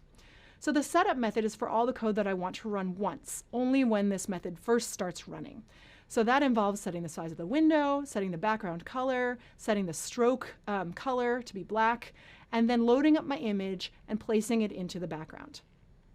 In my draw method, here's where I'm going to create and color the ellipse. And the draw method is what's going to get called over and over and over again. So it's going to change the color of that ellipse every second and show me that change, as you can see there on the right of the screen. So it's actually not too complicated to understand how this is happening. At the heart of this code, all we're doing is we're calculating a custom color here on this line, and then we're filling the ellipse with that color that we're about to create, and then we're going to create the ellipse. So I'm going to talk about creating the ellipse first, and then I'll talk about how we create that custom color. So we're creating the ellipse to be based on the width and the height of the window. So we're taking the ratio of the width and the height of the window over 4 and over 5 to basically position the ellipse and to size it according to the height of the window. So if the window were bigger, that ellipse would be bigger. And you have access to these width and height member variables since you're working inside a class that extends the papplet class. Those get set automatically for you when you call the size method. So that's just a way we can kind of make things a little bit more flexible in terms of how big our window is, rather than setting the width and height, or setting the size of the ellipse directly. But really the interesting thing here is how the color gets set. So the color gets set through this helper method called sunColorSec. And so let's take a look at what sunColorSec does. Well, the first thing it does is it takes an argument in, and it takes the argument, which is a call to this built-in method called second. And what this built-in method called second does is it returns the number of seconds that have elapsed since the last minute, according to your system's clock. So that's built in for you. You can use it. There's a similar method called minute and another method called hour that do just what you would expect. So based on the number of seconds that have elapsed since the last minute, we can calculate a color, a version of yellow, either very dark or very light, depending on those number of seconds. So what we're going to do is we're going to sort of base everything on how close to the sort of bottom of the minute we are. So how close to 30 seconds are we in terms of the number of seconds that have elapsed? So the very first thing I'm going to do in this method, well, first I'm going to create my integer array that holds 3 integers, and that's going to be the red, green, and blue values that I'll be returning. And then I'm going to calculate the difference between the seconds that have elapsed and 30. But I don't care if they're positive or negative. I just want to know the distance. So I'm going to call the math.abs function, which is going to calculate the absolute value of that number. And I'll store that in a variable called diff from 30. Then I want to calculate a ratio in terms of how far around the minute are we. So I'm going to divide diff from 30 by 30. So if I'm exactly at 30, then my diff from 30 is 0, and I'll have 0 divided by 30, and my ratio will be 0. If I'm all the way up at 30, then my diff from 30 is going to be 30. Sorry, if I'm all the way up, like far away from 30, so either at 0 or at 60, then diff from 30 is going to be 30, and I'll have 30 divided by 30, which is 1. So this is going to be a number between 0 and 1, depending on how far away I am from 30. Then I'll use that ratio to scale the red and the green values of yellow to create a color that's either very dark or very light. So if my ratio is very close to 1, then I'm going to be multiplying 255 by something that's close to 1, and I'm going to get a very big number for my red and my green. And my blue is always going to be 0, because a pure yellow color would be 255, 255, 0. So a bright yellow is going to happen when that ratio is very close to 1. And then a dark yellow or a black is going to happen when that ratio is very close to 0. So when my ratio is very close to 0, it's going to multiply by 255, give me a very small number, and I'll end up with a color that's very close to black or even black itself, 0, 0, 0. Now you'll notice that I'm also casting the result of this, this multiplication to an int because my array can only store integers. So I have to do this cast to do the type conversion. Once I've got all those 3 values set, I return my RGB array and I use it to populate my fill method for color red, green, and blue. And since this draw method is called continuously, it will change the ellipse as it goes.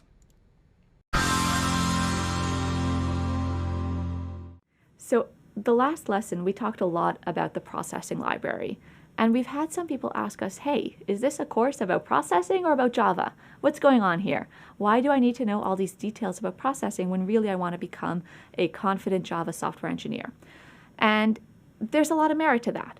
But what we're hoping that you get out of this course is how to use whichever tools are at your disposal to come up with a really exciting project or product that you want to build. And sometimes that means using libraries like processing.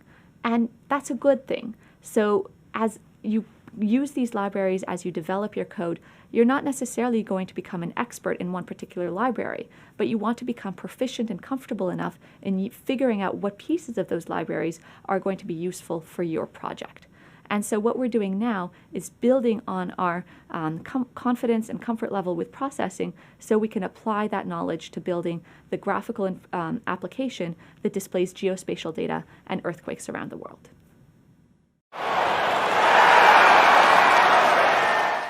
In this support video, I'm going to talk to you a little bit more about documentation and how you'll be using it throughout this course, and particularly in the homework assignment, the programming assignment that you'll get started on at the end of this module.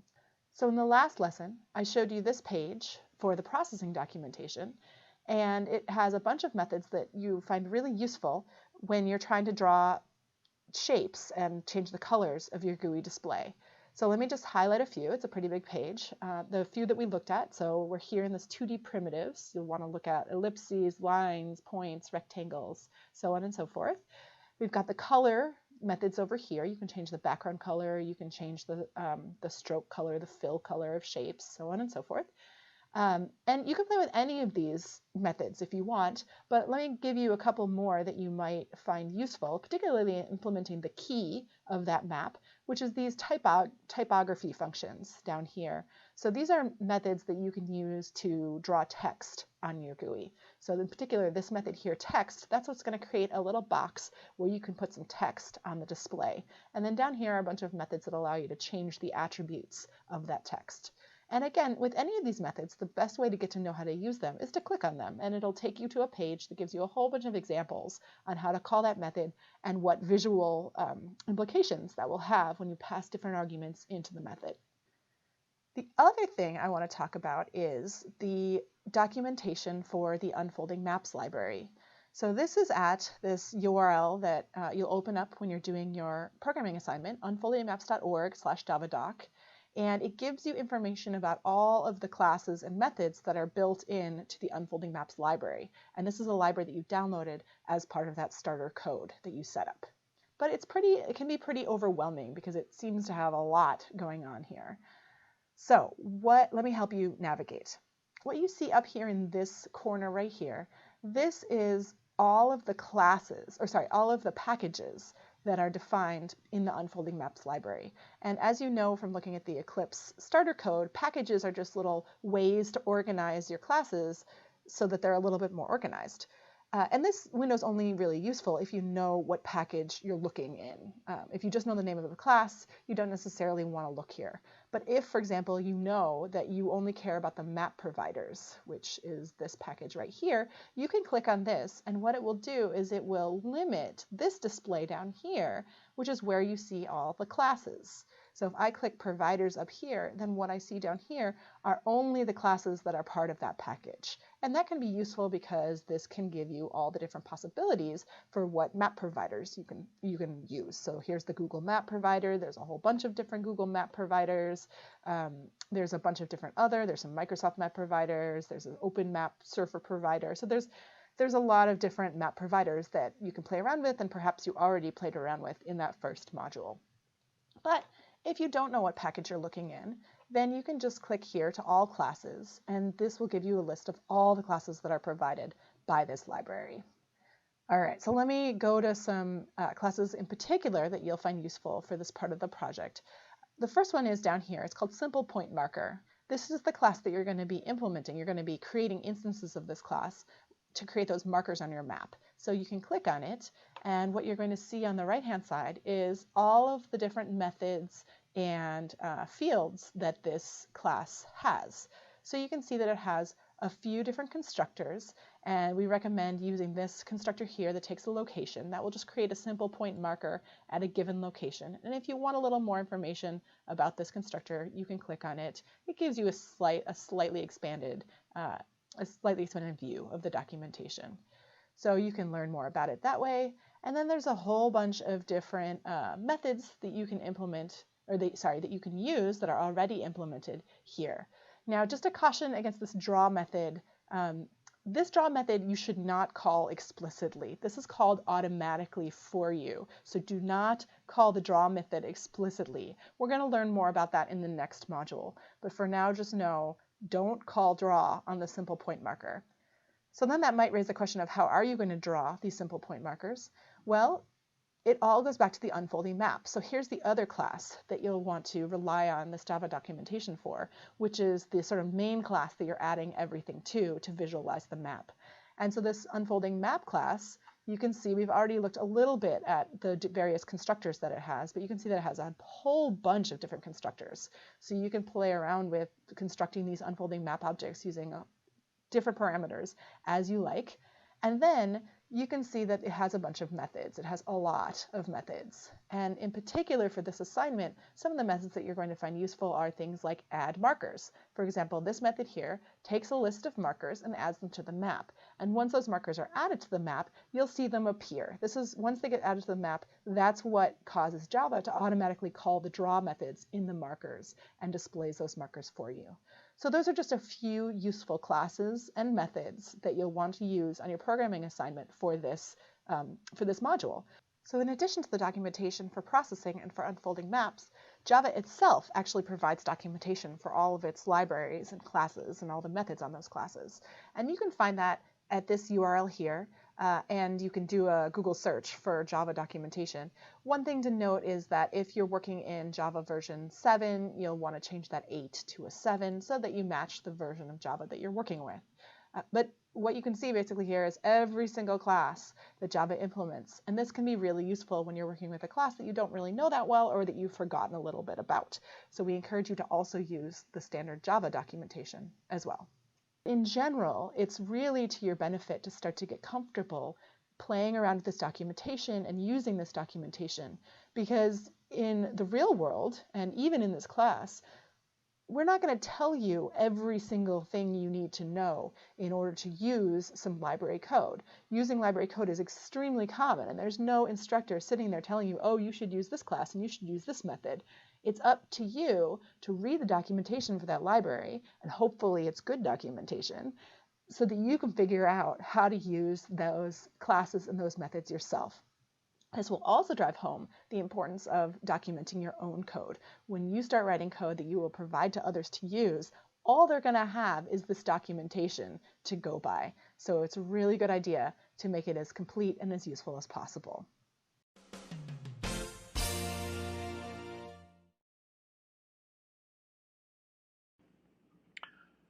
People always say that it's important to document your code, but we don't always talk about why.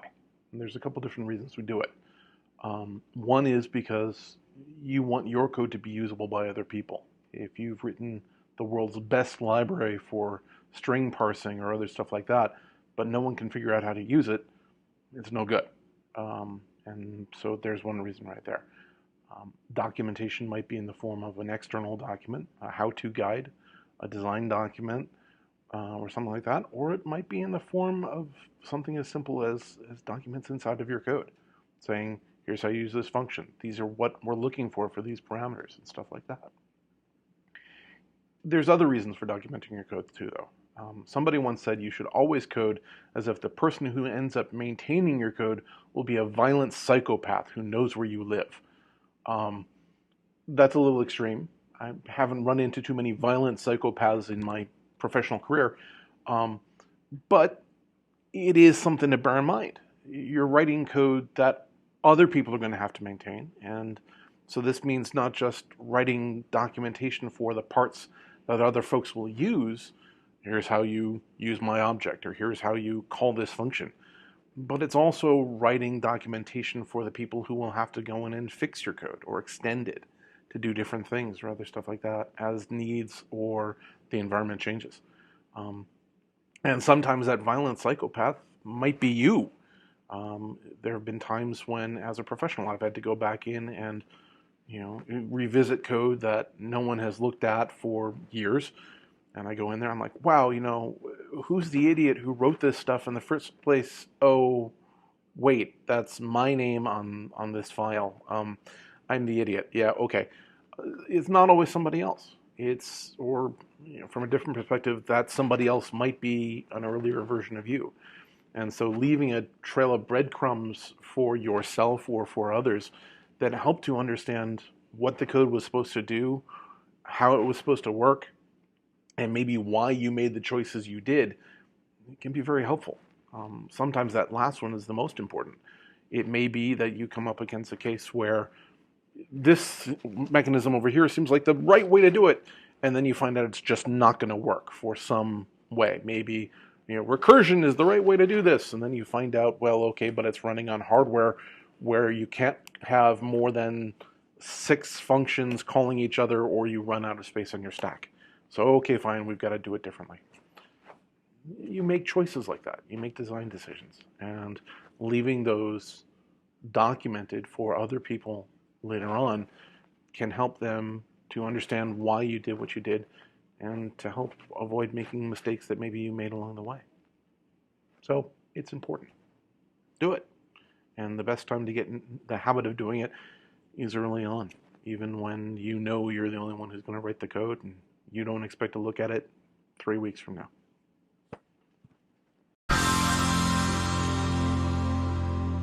So now we're ready to lay the foundation for the specific graphical application that you're doing for the project. And so remember that what we'll be doing here is placing earthquake data around the world. By the end of this sequence of videos, you'll be able to place markers on a map of the world that you're displaying and format those markers in whichever way you choose. Now, the way that you'll be doing that is by really delving deeply into the documentation for Java, for processing, for unfolding maps, and really learning how to become comfortable using other people's code and their interfaces in developing your own project. So all of this is in the service of the really cool project that we hope you're excited about diving into. So let's start by thinking about the map that we want to build and the information that we want to lay over top of it.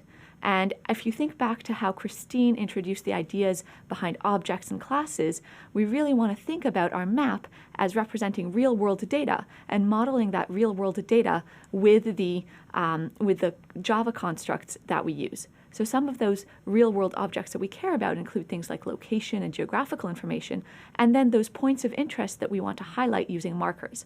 In our case, those points of interest are earthquakes. So let's think about how we implement some of this in Java, and we've got the 2 phases of the project being setting up the map and then adding the content to that map. So thinking back to our graphical applications from the previous lesson, we know that the papplet class lets us display data visually, and so when we want to customize that display, we can extend the data type papplet.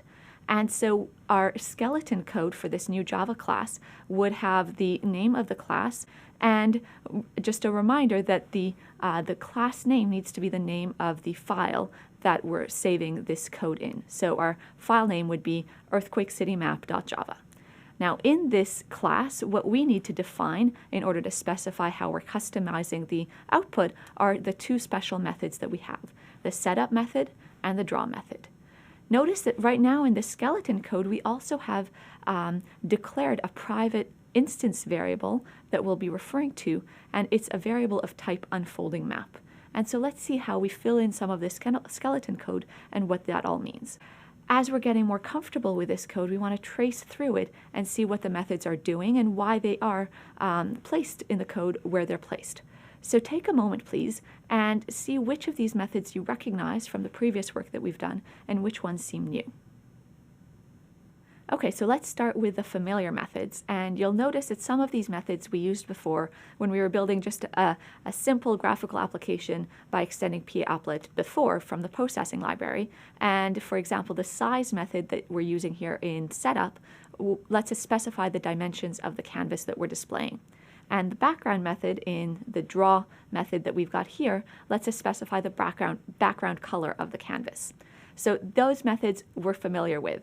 Now, in order to implement the project that we care about that has quite a much more sophisticated output than just some colors on a canvas, what we're using is the Unfolding Maps library. And that library gives us access to a whole array of new data types. And one of those data types that's very important, that's sort of at the crux of what we'll be doing, is the map object itself. So that data type is called unfolding map, and you see that we're using the constructor to build an unfolding map type object in the second line of the setup method. So as we're building that object, we need to tell Java some parameter information about the object that we want to create. So some of those parameters indicate the size of the map that we want to display, and so we have the height and the width dimensions of the unfolding map. But that map is going to be associated with a canvas, and so we need to tell the display where on that canvas to locate the map. And so we need to also give the coordinates of the map in the canvas. Now notice in the particular example that we're working on right now, the map is much smaller than the canvas, and there's a reason for that. Remember that in the project for this week, what we'll be doing is putting the map and a key for that map together on the same canvas. And so we can't have the map taking up the entire space. The other piece of the puzzle that we need to specify when we're building a new unfolding map object is where that unfolding map object learns about the map features, in particular the boundaries of continents, for example, or countries, or any road data that we want to display in our map.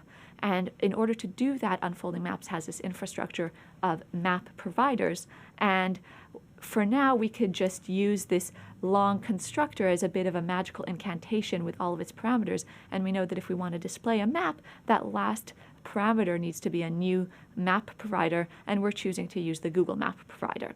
So one of the things that you're working with in some of the end-of-module assessments is playing with the different map providers and seeing what the effects of that would look like.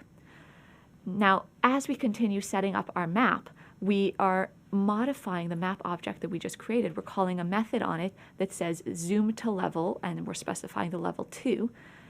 We can choose the default zoom level of the map that we're using. Now, for those of you who are working through this course offline, you'll notice that we've put in some functionality for you, we've put in some options for you that let you still work and program without accessing Google Map providers online in real time as you're running your applets. You will have to be a little careful though with zoom levels. So in particular, the offline version of the map only has 3 zoom levels.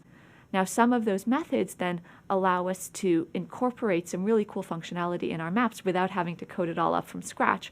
And the maputils library also lets us do that. So the maputils.create default event dispatcher basically sounds like magic at the moment, but we'll talk more about events later on in the course. And what this event dispatcher does is it makes our map come to life in the sense that we can double click on it and change the zoom level. We can drag and drop the map. We can zoom to different parts of the world.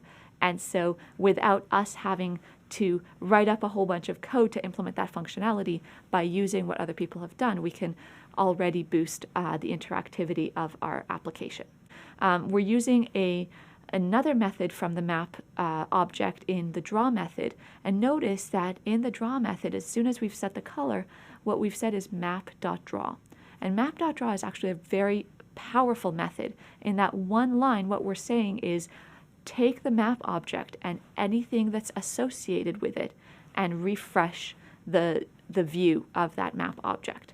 And what you'll see as we go ahead and customize our map is that instead of drawing each one of the new pieces that we've added to our application every time we invoke the draw method, what we're going to do is associate each one of those new pieces to the map object, and then map.draws method will refresh them all. So we've talked in a fair amount of detail about a lot of the methods that you see here in the starter code, but there's one yet that we haven't defined or discussed, and that's the add key method.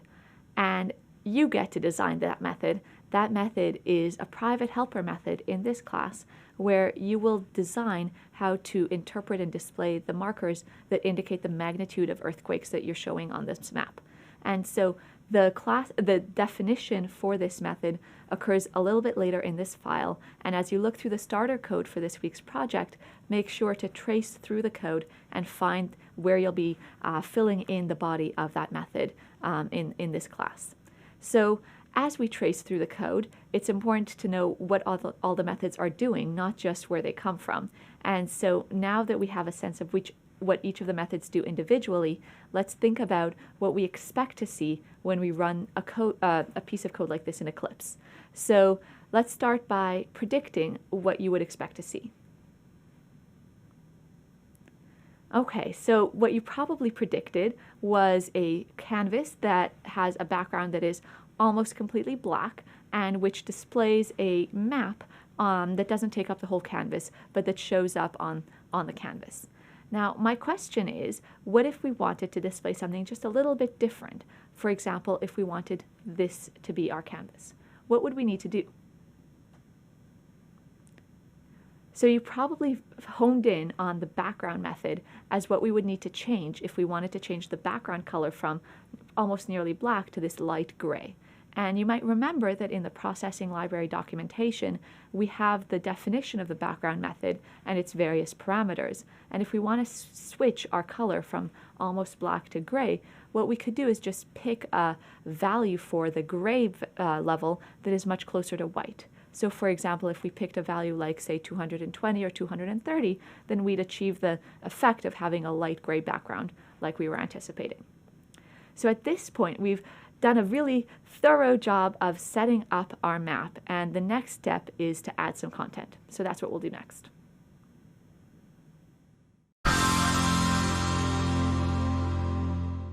So we're going to continue building our map application displaying earthquakes, and we're ready to start adding content to the map that we set up before. So then the question is, how do we add that content? And we know that our map is, well, it's part of a class that extends papplet.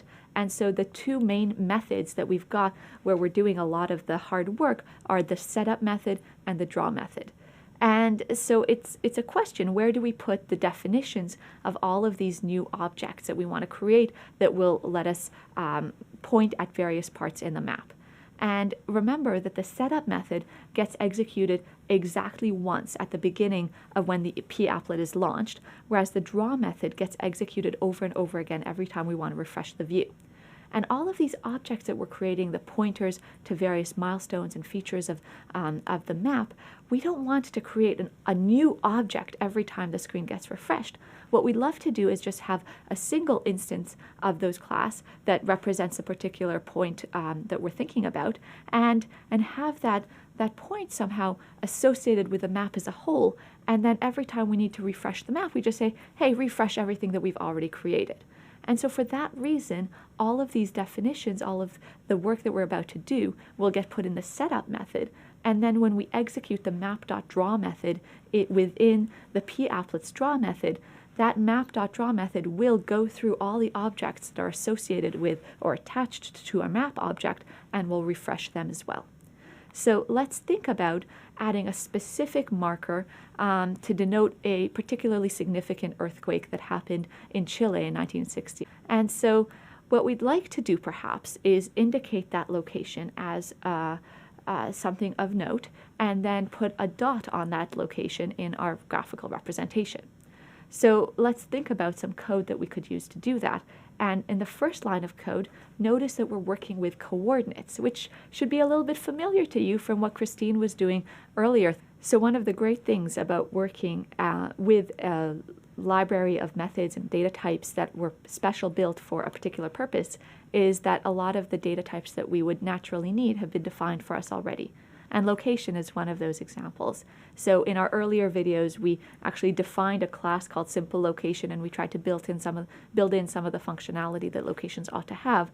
But we see over here in the documentation for unfolding maps that we already have that in the location class. And so notice that there are a couple of different constructors depending on which parameters we want to use, and then some public methods that we can use to both access and modify some of the properties of the location objects. So the first thing that we would want to do when putting a marker on this significant earthquake on its location in the world is to create a location object and set its coordinates to be the coordinates of the epicenter. Now once we have that location object, that still isn't associated with the map, and the way that we can associate or highlight a particular location on the map is to create a marker.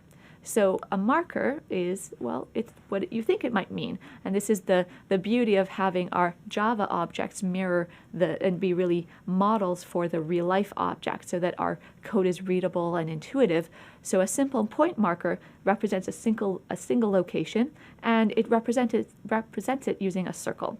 Now notice that there's something else in this documentation. Notice the documentation points out that the simple point marker implements something called a marker, and it's an interface called a marker. Now, an interface is something that indicates that we're dealing with an abstract data type. It's like a promise between the programmer and the person using the library's code that any data type that is that implements the abstract data type marker will have certain behaviors, will allow certain functionalities. And what the interface lets us do is hide some of the details of the implementation of how those functionalities are actually put into practice. So in our particular application, we don't really care whether our marker is a simple point marker or some other kind of marker. All we care about is that it's a way of denoting a specific location on the map. And so in our code, what we might say is that the variable val of type marker gets assigned to the object of type simple point marker. So when we're creating an object, we have to give it a concrete data type so that it can actually use the specific details of the implementation of that class. But when we're going to be using or pointing to that object, all we'll need to know about it is that it's some kind of marker. And in particular, what we'll be doing with it is adding that marker to our map so that it gets displayed, and so that then when we execute the draw method, that marker will show up on our map. And so what we see is the map that displays the location of the Chile earthquake, and coming up we'll add richer data and more data.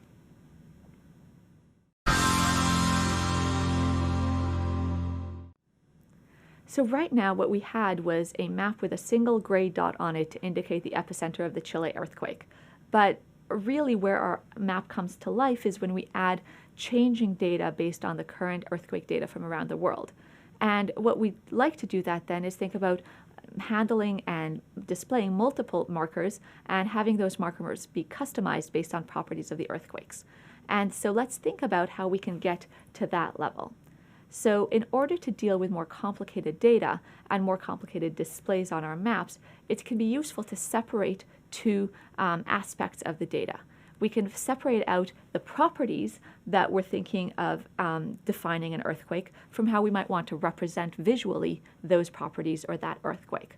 And unfolding maps actually lets us do that in a very clean way using different data types. So one of these data types we're more familiar with, the marker interface, that tells us about how to place dots on particular locations in the map, and then how to style those dots. And so we've already talked about that, but the new piece that we're going to add in now is the feature class. And this feature class is a way of grouping together certain properties and saying this collection of information is somehow connected, and I want to encapsulate it in a single object.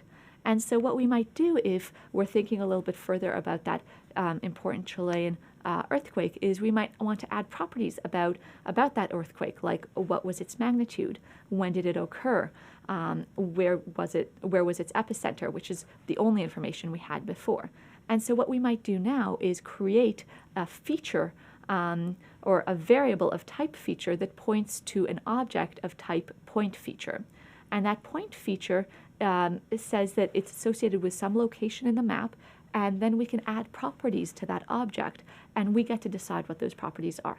So every time we'd like to add some attribute or some property to this object, to this collection of information about some location in our map, what we can do is use the add property method that's applied to us by the data type that's built into the library. And this method takes in two parameters. One is a string that represents the title of the title of the property that we're about to set, and then the second argument is the value of that property. And so we can see here that we've added properties for the title, for the magnitude, for the date, and then for the year.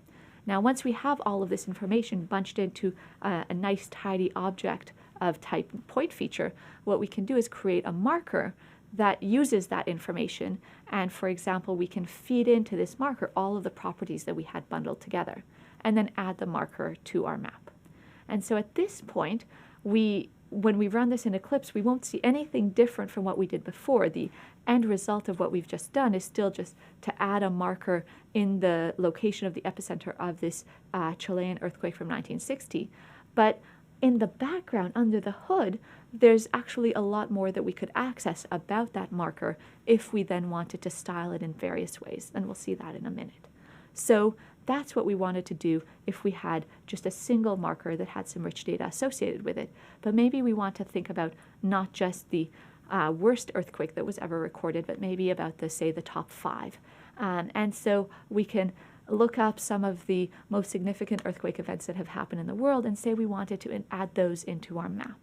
And so we want to translate this data into objects that then we can manipulate in our map.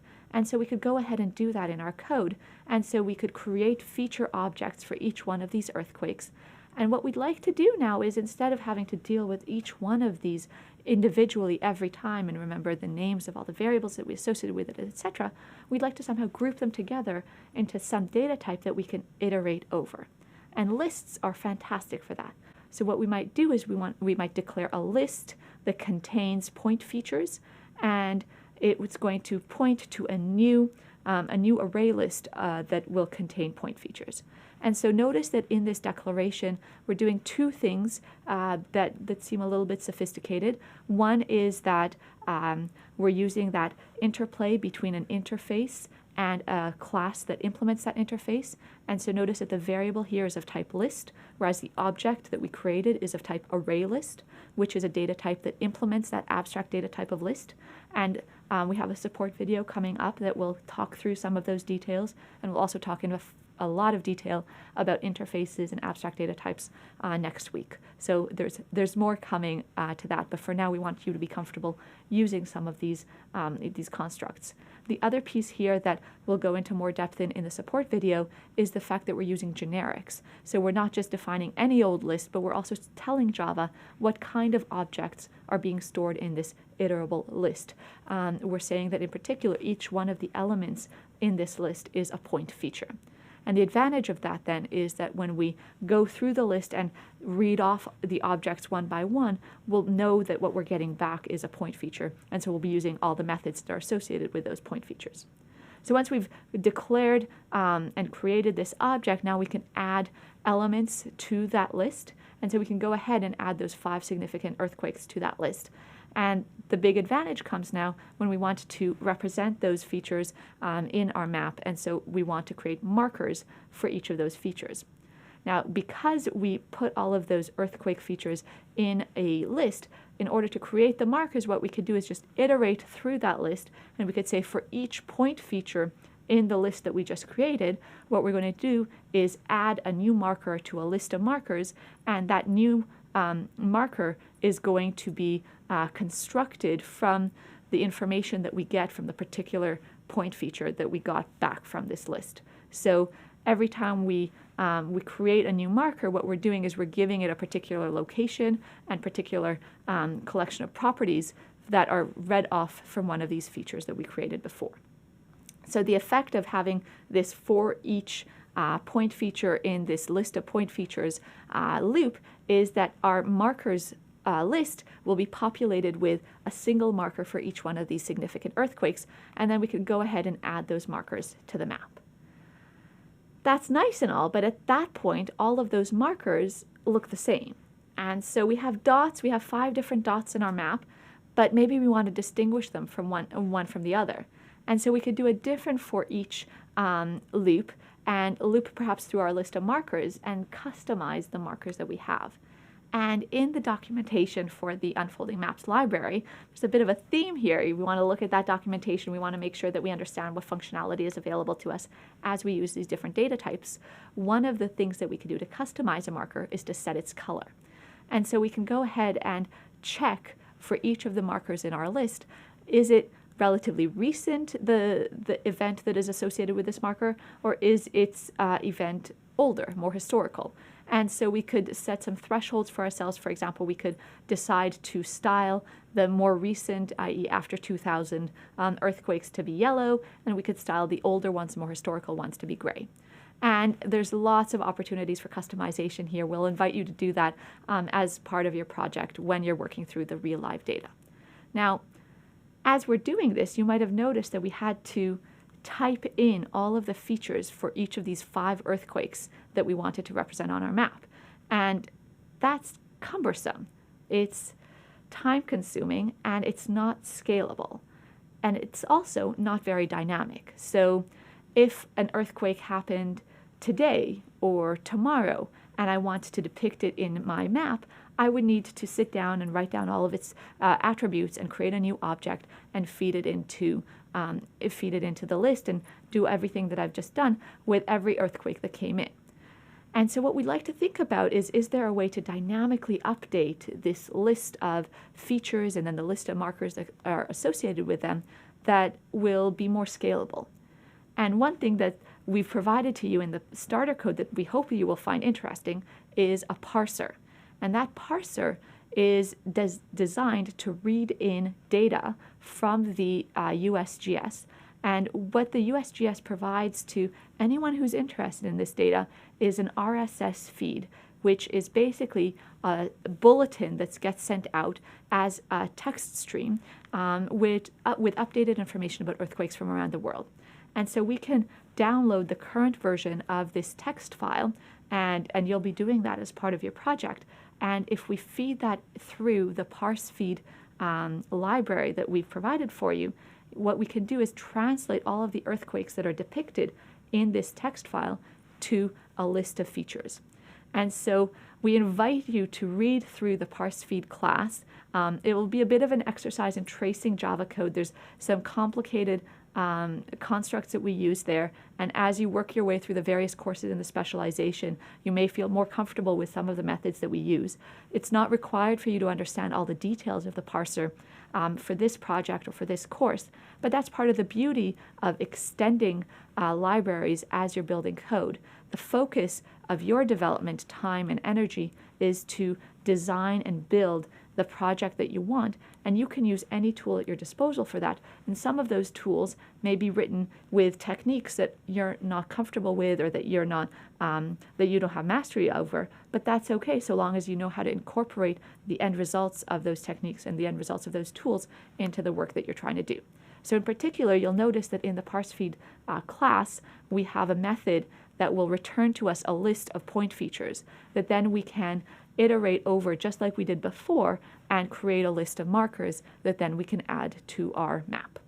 So at the end of all this, what we create is this beautiful map of the world where we've got the markers corresponding to the most up-to-date information that we have from this RSS feed, and then we can go through the list of markers that we create, iterate over it, and customize the display of each of these markers based on whichever features you find most interesting and most important.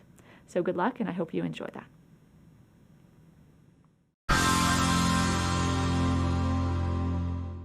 So it turns out that unfolding maps gives us amazing functionality well beyond the scope that we're using for this particular project. If you want to go further and see a different example that uses markers in a very different way from what we just did. Stay tuned for the next few videos where we'll be thinking about how to display life expectancy using different shades of colors to annotate a map of the world.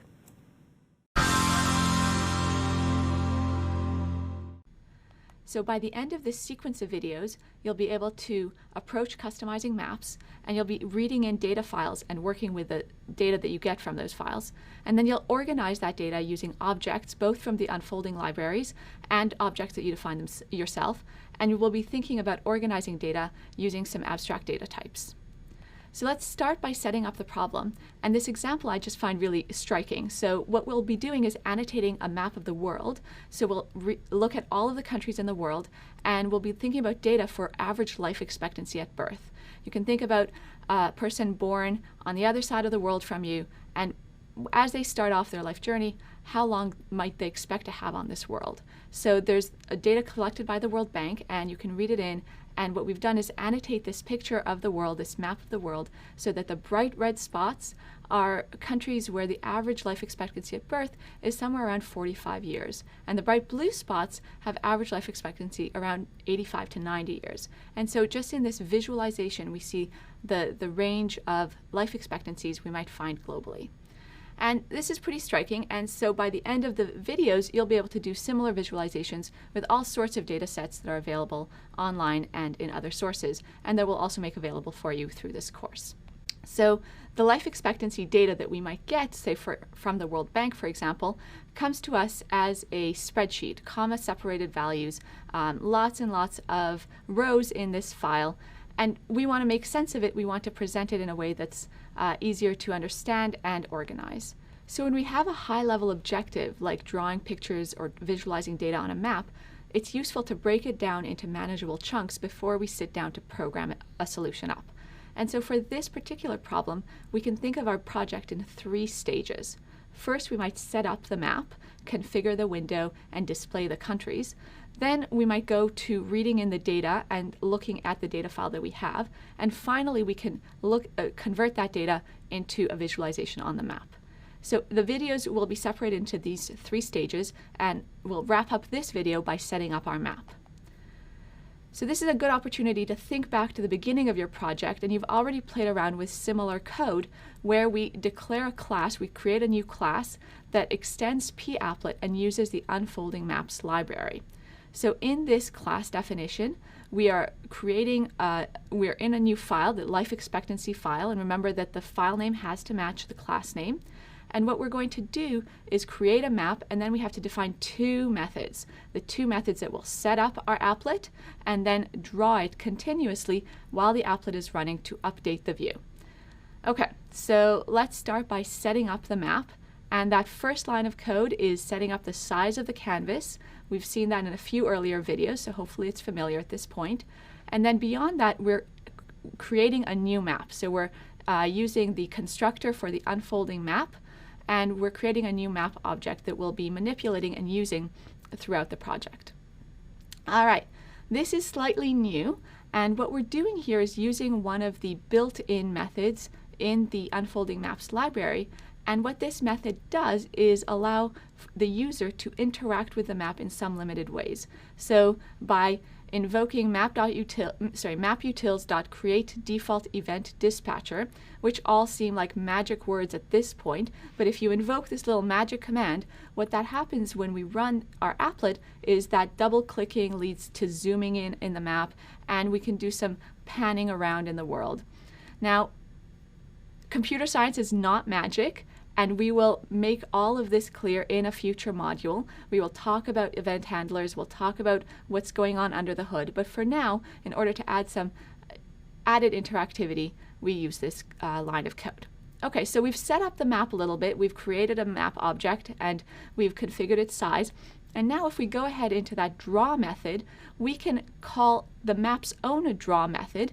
Each unfolding map comes with its own draw method that will refresh the screen based on the current objects and parameters associated with the map. And so at this point, what we have is that default canvas with the map of the globe. And what we'll do in the next 2 videos is start bringing in our data and shading the countries of the world based on the life expectancy data that we talked about earlier.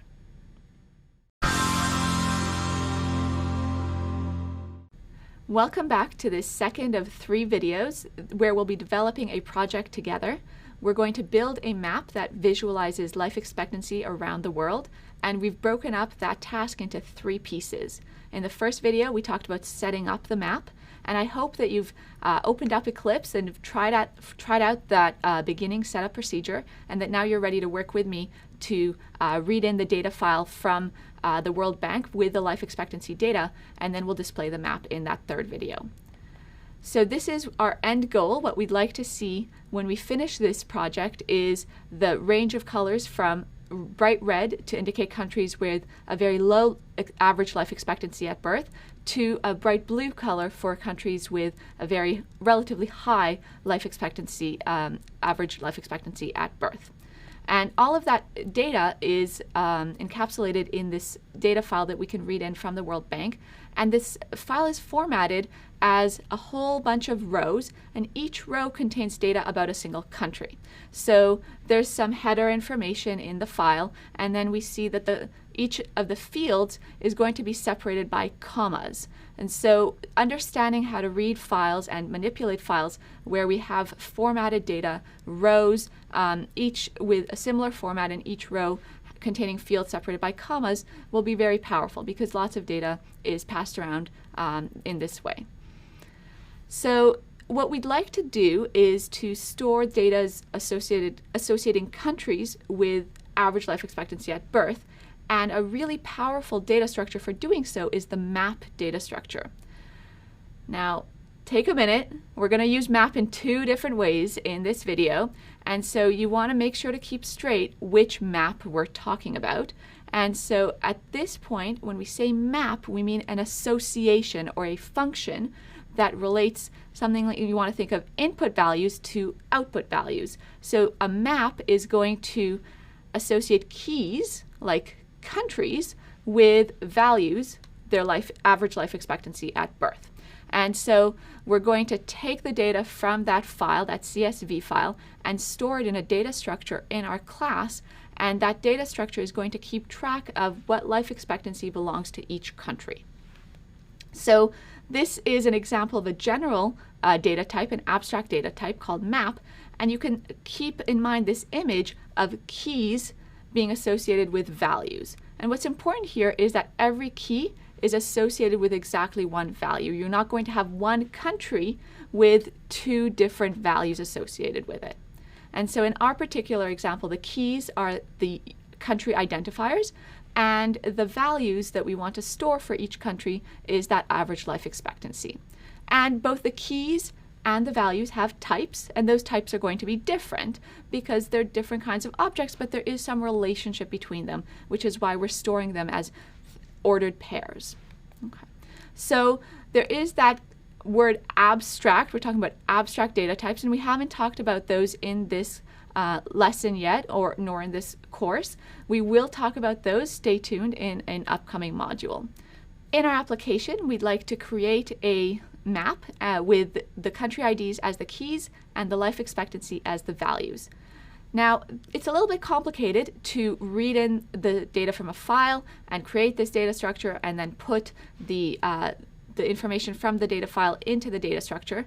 And we don't want to clutter up our setup method that talks about setting up the applet that we are displaying to the user. We don't want to clutter up that method with all of this code that's very detailed and maybe isn't so hard to follow. It is pretty hard to follow. And so what we're going to do is carve it out of the setup method and create a new helper method that we can follow through separately. And so in the setup, all we say is that the map lifeexp by country is going to be created by invoking this helper method. Now, in terms of class design, a good rule of thumb to extend what Christine earlier said is that when we have helper methods that are really for this organization purpose, we want to keep them private. We don't need to send them out into the world.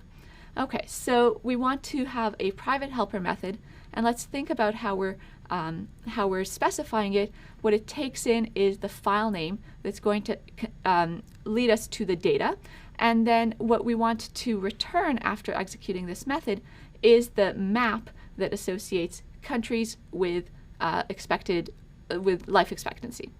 Okay, so we can go ahead and think about what we need to have in there. And the first thing we need to do is to construct the map, to construct that object that's going to hold the countries and the life expectancy. Now there's something a little funky here, and you'll notice that the data type of the map that we're declaring here is just map, but when we invoke a constructor, we're saying we want a new hash map.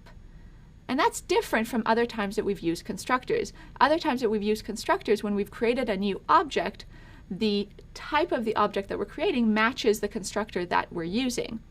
Now, this is a subtle point, and it comes, you'll see a lot more details about that when we talk about abstract classes tying into that abstract data type. But for now, the way that you can think about this is that we want a map, and the kind of map, the way that it's being implemented, the details of it is that it's going to be a hash map. But the functionality that we care about is that it's a map, that it has keys and values. Okay, so that's the first thing we do, we construct it. Once we have the map declared, what we'd like to do is populate it. And we're populating it from fields in the file. And so we'd like to read in all the files, and we're going to do that taking in one row at a time and sticking the contents of a single row into an array of strings. Now we iterate through all of the strings that we've just read in, so each row one at a time, and we can use the for each row in the array of strings rows construct. So it's a special for loop that lets us iterate over an entire array. And what we're going to do is for each row, we'd like to parse away just the relevant information. If you remember in the data file, each row had some beginning kind of junk columns that told us the title of the data series, and then it had that relevant piece that we cared about, the country, and then also the average life expectancy at birth. And so what we'd like to do is parse the string that comes to us from the file, the entire row, and pick off just the important parts. And so what we can do is take a single string, which is that entire row, and split it based on a separating character. And so we know that in a comma-separated values file, a CSV file, every time there's a comma, we have a new field. And so we're going to split the rows string into an array of strings. Each of the elements in the array of strings is another string that is a field. Okay, but now what we'd like to do is just read off the fields in particular values, and so we have some logic to pick out exactly the columns that we need. Okay, so looking in a little bit deeper into what we're doing, what we'd like is the country ID and the life expectancy. Now the country ID is a string, will be a string forever and after. We don't need to worry about that, but we are doing something in that the first line that is highlighted in that box, and that is we want to read off a float, a number type for the life expectancy. But in the data file, we just read it in as a string, and so we're casting the string, we're converting the string to a float.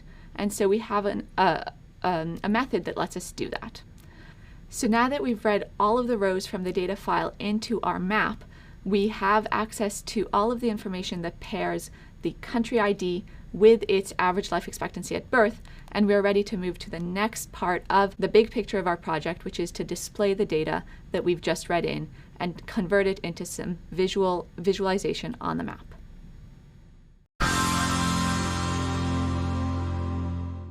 All right, we're in step 3 of 3 of this project to visualize average life expectancy around the world. And in this video, we're going to build on what we've done in the previous 2. So we've already set up the map, and we've already read in the data from the CSV file, which tells us the average life expectancy for each country. And now we want to translate that data into the colors of this map. And so hopefully you've implemented everything that we've done so far in Eclipse, and you're ready to get going and do this last piece with us. So the data we need in order to annotate the map with this information is not only the life expectancy for each country, but also how the countries look on the global map itself, what their coordinates are, and how they occupy space in the map. So that information is located in a file in the data directory of the Unfolding Maps library, and it's called countries.geo.json. JSON is an extension that indicates we've got formatted text. Now, in order to pull all of this information together, the geographical information about the countries, as well as their life expectancies, we want to design some objects or use some predefined objects that help us organize both geographic locations and features or properties of these locations. So what we're going to think about are the underlying groupings of the properties and locations as distinct from their visual representations on the map. And in fact, Unfolding as a library has some classes that are able to manage that distinction for us. So when we're just thinking about a particular location in the world and its associated properties, we want to define or use the type feature. So use objects of type feature for talking about locations with properties. But then when we want to translate those into some sort of visual representation on the map, then we could use the marker class in the Unfolding library, which then lets us style how these properties might impact what we display on the map. So let's think about how we are going to store all of this information, because we have a lot of countries. And so we want to have a list of features and also a list of markers. So this is another example of an abstract data type. In the previous video we saw the abstract data type map, which let us store pairs of pieces of information, pairs of objects. And now we've got lists. And lists are relevant whenever we want a collection of objects that are ordered in some way. Okay, so we've already seen lots of examples of lists. For example, when you think about array lists, then that's a particular implementation of a list. And we'll talk more about this data type and its implementations later. But for now, we want to think about a list of features, each one associated with a country. So in our applet, we're going to think about all of the countries. Each of the countries has associated its life expectancy and some other pieces of information. And so each of that is going to be a feature. We're going to have a feature object for each country, and we'll store them all of those feature objects in a list. Similarly, we'll have a marker object, a different marker object for each one of our markers, for each one of our countries. And so in our class, we need to declare a list of features and a list of markers. And this is how we do it. Now, instead of just declaring, that's not good enough. If we want to work with these objects, we've declared them, but now we need to build them. And so we need to create one feature and one marker per country.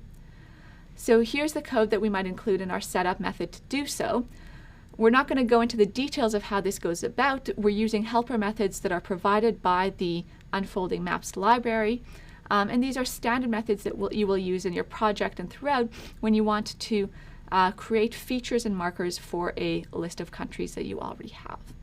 Once we have these features and markers, we want to add them to the map, which means that we display the markers. But not only do we want to add them to the map, we want to manipulate them. And what we'd like to do is shade them based on this, based on the colors, based on the life expectancy. Okay, so let's dig deeper into what this shading will look like. And we've defined a new helper method that will let us do that in some detail.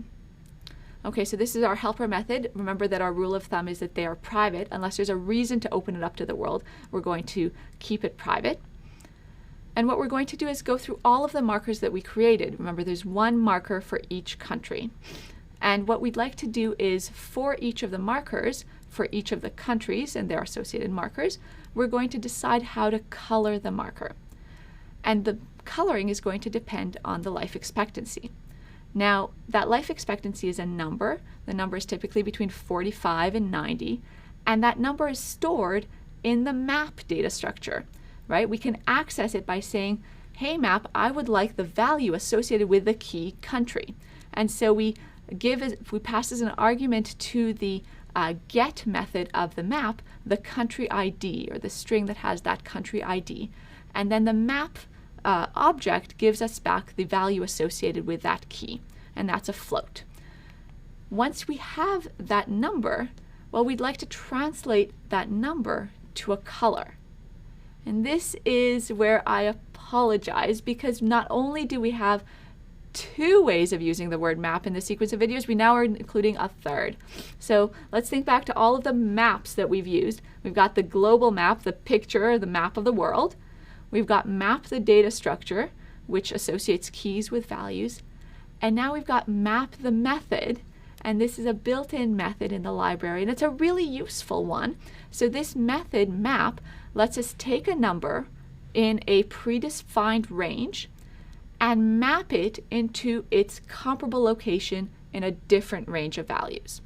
So in this particular instance, we're taking the number, which is the life expectancy of the country that we're currently focusing on, and we know that the life expectancy ranges from between 40 in countries with the lowest average life expectancy to 90 at the top end. And we'd like to translate that to something to do with color.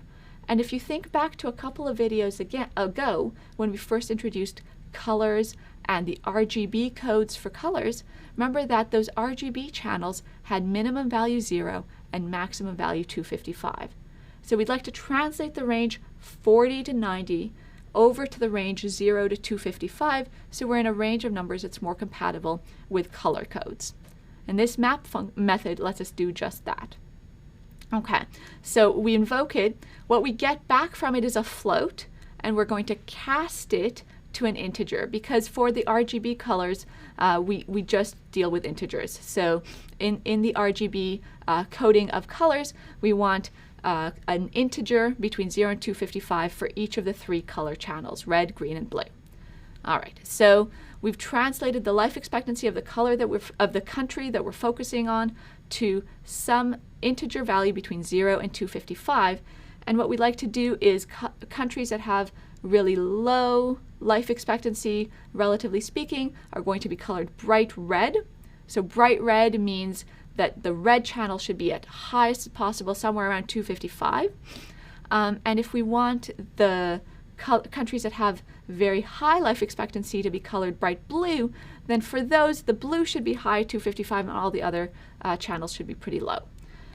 And so we can define the color of the marker appropriately. So the red channel is going to be the first argument of the color method, and it's going to be 255 minus the number that we just calculated. So if the color level that we calculated is 0, then the color that we're setting our marker to is going to be very close to 255. It's going to be 255. So it's going to be a very, very red marker. And the other 2 arguments are going to be very low. And so we'll see that bright red color. And on the other side, if the color level that we calculated corresponds to a really high life expectancy, then we're going to get a large number, which means that the red channel, that first argument to the color method, will be very low, and so our marker will be a bright blue. Now, think back about this logic that you see in this code, and we have an if-else in there.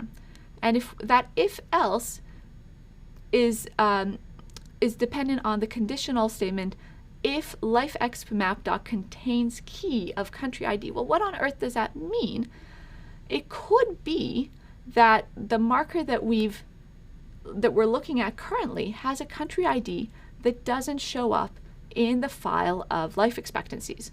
It could be that when the World Bank put together all of their data on life expectancies, they weren't able to reach the statistics of one particular country. And we don't want our code to crash just because we don't have information about a particular country. So what we're going to do is check. We're going to ask our map, the map that associates countries with life expectancy, if they actually have a value of life expectancy for the country that we care about. And if there is such a life expectancy for the country we care about, then we go ahead and do our calculation that we just did, and we color the marker appropriately. But if we don't, then we want to have some sort of default setting for what that color is going to be. And remember when Christine was talking in her supplementary video about color codes, she mentioned that if we set all 3 colors, R, G, and B, to the same value, then what we get is a shade of gray. So our default color for the marker is just going to be a shade of gray if we don't happen to have information about the life expectancy of a particular country. All right, we've done it. What we've done now is we've colored the whole world based on the data in the life expectancy file. And what's really powerful about the techniques that we've gone through in these 3 videos is that really most of what we were talking about doesn't depend on the fact that we're talking about life expectancies. Anytime we have a data file that tells us some values associated with country IDs, we could do exactly the same process and color the world based on all sorts of other information and data. So I hope now you're excited about doing these kinds of projects. What you might want to do is look for additional data sets about things that you care about, or you could also plunge right back into your project and think about how to use these techniques when you're customizing your markers and displaying the data that you're working with in the project.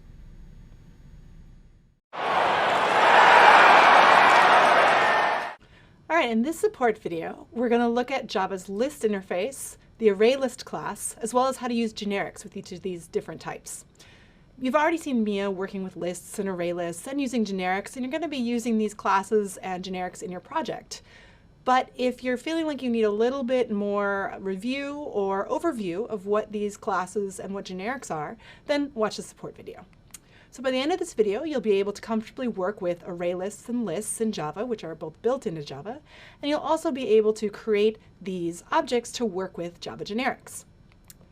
So let's go back to one of the examples that Mia used in her video. She created this list, countries, that stored an ArrayList object. So for now in this example, I just want you to ignore this piece right here inside the angle brackets. That's the generics part of this, and we're going to talk about that later. But for now, what I want you to focus on is the types of the variable as well as the object that gets created. So the variable that gets created, countries, is of type list. And you can see over here that the object that gets created is type ArrayList.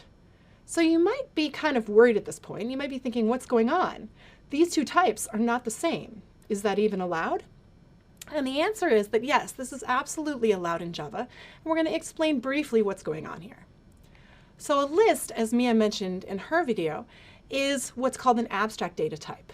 And what it is it's a Java interface, which we're going to get into more in the next module. But what that means is it specifies some behavior that this object has to have, but doesn't talk about exactly how that behavior is going to be implemented. So you can use that as the type of a particular variable.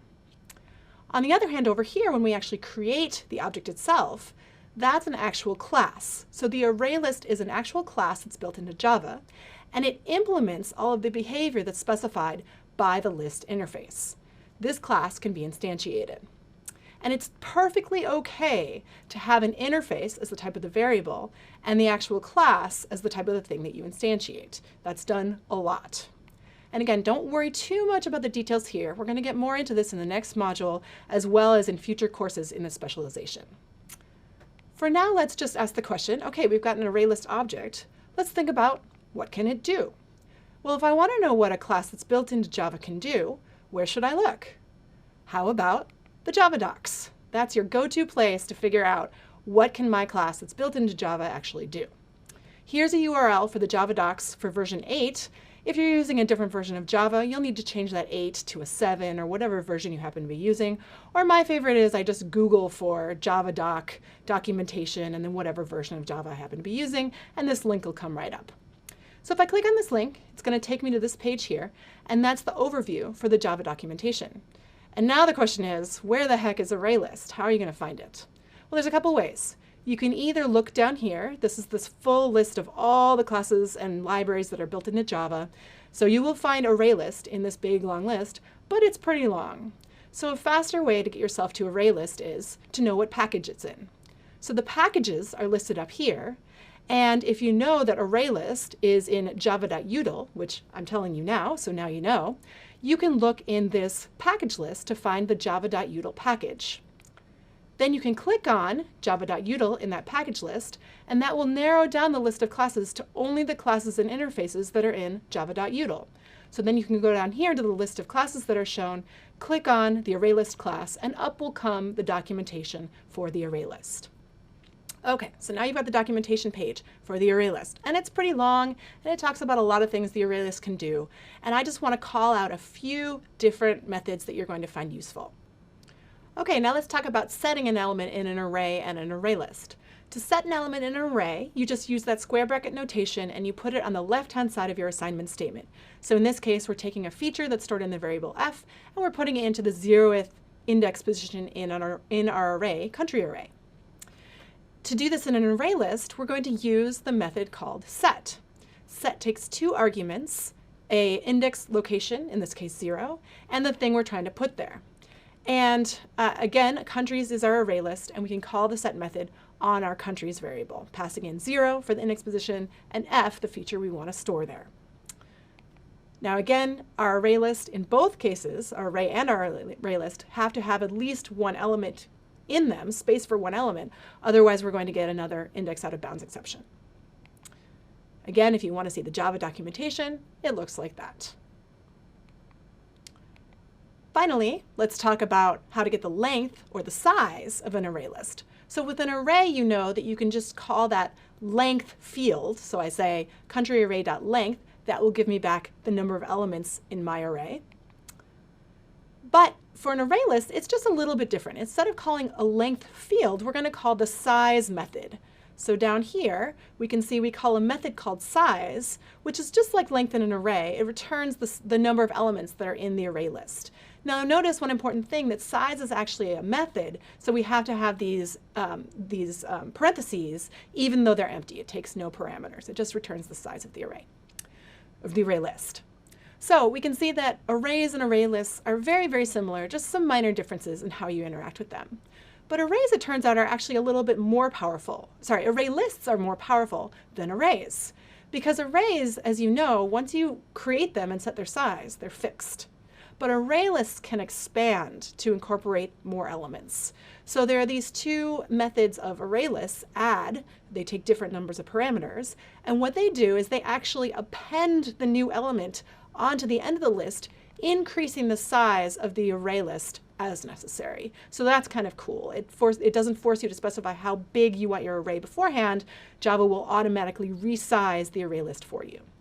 So that's one of the reasons we often use array lists instead of arrays, because they provide for this extra flexibility. Okay, so now let's go back to this issue of generics. So now we're going to talk about the code that's inside those angle brackets. Notice that we're creating here two different lists. There's countries and country markers. And they're both lists, but the difference is that countries stores features and country markers stores markers. So this is what this generics capability allows us to specify. What we put in the angle brackets is the type of object that we want Java to store inside the container that we're creating. So in this case, we're creating a list. The first list is allowed to store features, and the second list is allowed to store markers. Now, when we go to create these objects that are referenced by these variables, we again have to say what kind of thing goes into the container object. So we can see over here on the left-hand side, we've said the first list is going to store features, the second list is going to store markers. And so on the right-hand side, the first array list stores features, the second array list stores markers, and these types have to match. Now what this allows us to do, if we add a bit more code, let's say we've got some code here that will put some elements into both of these lists. The cool part about generics is, now when we get elements out of the list, when we get elements out of country, say we get the element at position 0, we know that countries stores features, so we can get back a feature type reference. On the other hand, country markers, we declared was going to store markers. So when we get an element back from country markers, it's going to be of marker type. So it's the same exact method, this get method, is going to return a different type depending on what we declared the container to store.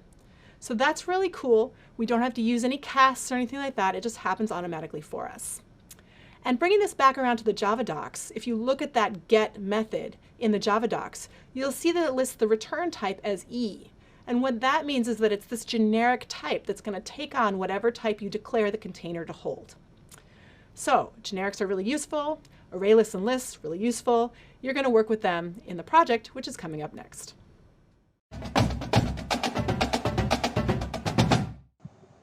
In this video, we'll walk through how to accomplish the goals of the programming assignment associated with Module 3. Now, how do we start working with a project? Now, this video is going to be a little different than the last one. Rather than diving straight into the source code, I'm going to try to walk through how to get started with a project in general. Now, for this course, the best thing to do is to start by watching the overview video. So if you haven't watched the programming assignment overview video yet, you'll want to do that now. Because the overview video gives you a clear idea of what's going to be required of you by the end of the project. It's important to have that high-level view. In fact, from just that video, you know that for this project, you're going to take a map that's given to you and add recent earthquakes as markers onto that map. Then you're going to make the markers appear different based on the magnitude of the earthquake. And lastly, you're going to add a legend so that if someone's looking at your map, they know what, say, a large red circle means. Well, that means it's this magnitude of earthquake. So those are the three big pieces we know of the assignment. Now, if you didn't have an overview video like we just provided, you'd want to try to glean that same idea by reading through this project description. Now, after watching that video, the next step is really to read through the project description. We put a fair amount of effort in making sure these project descriptions are clear to you. This also means, though, that this project description may change with time. So if it's not quite the same as you see in this video, it's because we've changed it and tried to make it better for you. So the first step is really to start reading top to bottom. So what are the big learning outcomes? What's expected of you for this? Read through the introduction. As you're reading through, look for things to keep in mind as you go forward with the project. For example, when you read this, it says that you're going to be reading live data from an RSS feed. You may not know what an RSS feed is. You may not know how to parse one. So there's kind of a question in your mind then. Are you going to be required to write the code to read the RSS feed, or is that provided to you? So we'll want to look for that when we look at the code later. Just keep reading through the introduction. You'll notice that in a number of these, we're going to tell you resources to have open. Now, when you're working through a programming project, it's almost always a good idea to have Java reference open on your computer. So pull up a Chrome tab, have that open right there, and then you can just start looking for the features that you need and the references that you need.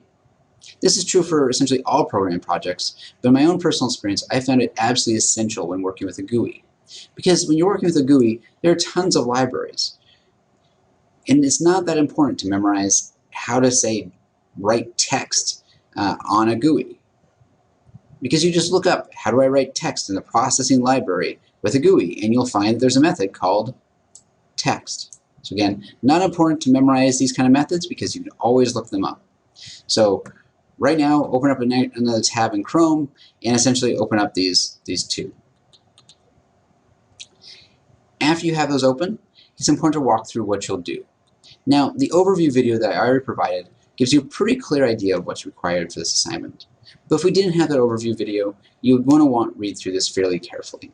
At the very least, read kind of the bolded high-level points. You're going to see that your first step is going to be to open up the starter file for this assignment, to trace through the starter code and predict what's going to happen when you run it. Since that's your second step, by the way, I'm going to make sure when we look at the code not to run it, so that you can still walk through the step on your own. Then you're going to want to add code to display markers for each of the earthquakes. Then you'll add code to style each of those markers based on the magnitude of the earthquake. And then you're going to add code to draw the key. Now there's a whole bunch of details that I just skipped over. You can always come back to these when you get to those steps in the project. But right now, you've got a really clear idea of what's required of you. The next step is to figure out what we've given to you.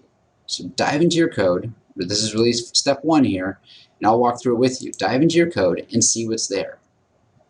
So what I have here is Eclipse open. I'm in Module 3 of our UCSD Unfolding Maps collection. And we have our earthquake city map.java file. This is the code that we provide you. Now, you're going to see a number of things in common with the last project. For example, there's still this Boolean flag, which if you're working offline, you need to set to true. If you're working online, you can just leave this alone. Now you'll notice there's two threshold values. This is going to be really useful when we start looking at changing the appearance of the earthquake markers based on the magnitude. We've got a map, just like we have the last project. We've got a URL, which looks like it's associated with the RSS feeds. And then, just like our last project, we have a setup method that's going to create a p-applet of this size. We're going to create a map, these two maps right here. If you're offline, you're going to use our local provider. If you are online, you can use a Google Map provider. You're going to zoom to a certain level of the map. And then, just like in the last one, this is going to make it so the map is interactive. We'll dive into the details again of how that's interactive in a later module. But as we scroll down, now we're to some really new stuff. A list of markers. This looks like this is where we're going to keep essentially markers for all the earthquakes. And down here, it looks like we've got a list of earthquakes, which we're going to get from the RSS feed. In fact, wait, this is good news, right? We've got a parse feed class that has a method called parse earthquakes. So remember I said back when we were looking at the RSS feed, we should keep this in mind. Is this something we're going to have to do, or is this code that's provided to us? Turns out it's code that's provided to you.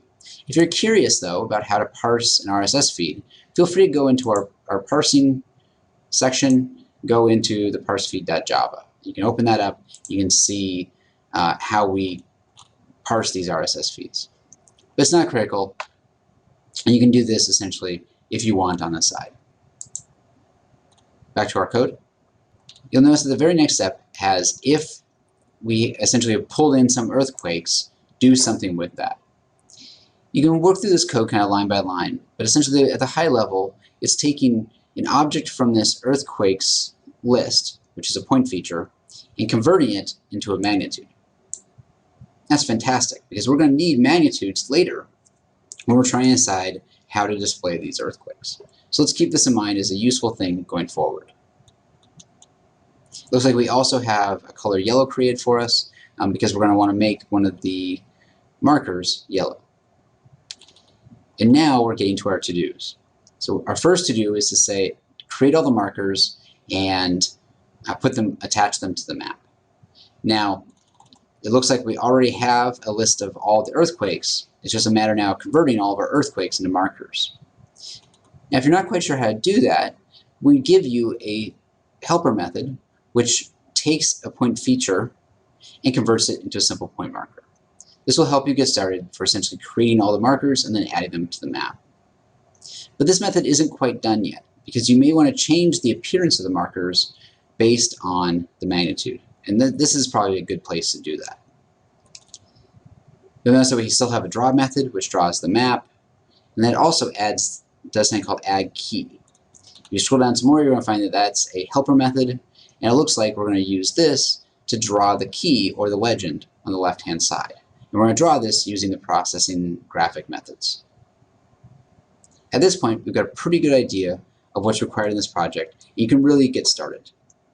Now, if you run into any problems, remember that there are a number of hints in the write-up. So look at those hints first, and then if you still have problems, feel free to turn to the forums or other lectures from this module. I hope you have fun. Good luck.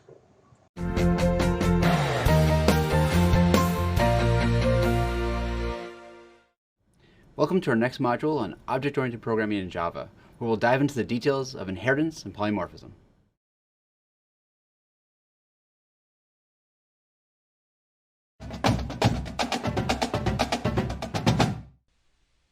In the project for this module, we'll be going further with our graphing of earthquakes onto the world map. The past assignment was really neat. You displayed earthquakes on a map and had their appearance determined by the magnitude of the earthquake.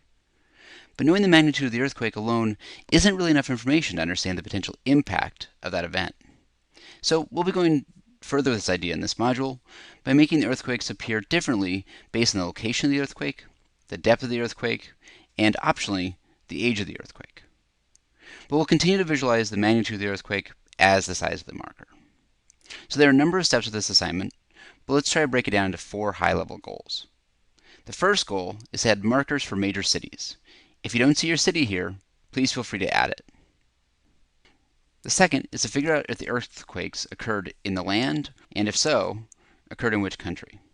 Then you want to draw the earthquakes differently if they occurred in the land or in the sea. And you'll again change the size of the earthquake based on its magnitude. Now, where earthquakes occur matters, as the threat they pose is affected by whether or not they're underwater and could cause a tsunami, or if they're inland and could cause physical damage to surrounding areas. The third goal is to change the color of the marker based on how deep the earthquake occurred. Again, the depth of the earthquake changes its potential impact to the surrounding areas. Lastly, as an optional goal, you can add an X to the earthquakes which occurred in the past day. To accomplish these goals, we'll be using features of both inheritance and polymorphism in Java. So be sure to check out the videos on these topics if you're unfamiliar or uncomfortable with those ideas. This was one of my favorite parts of the project. I hope you'll enjoy it too.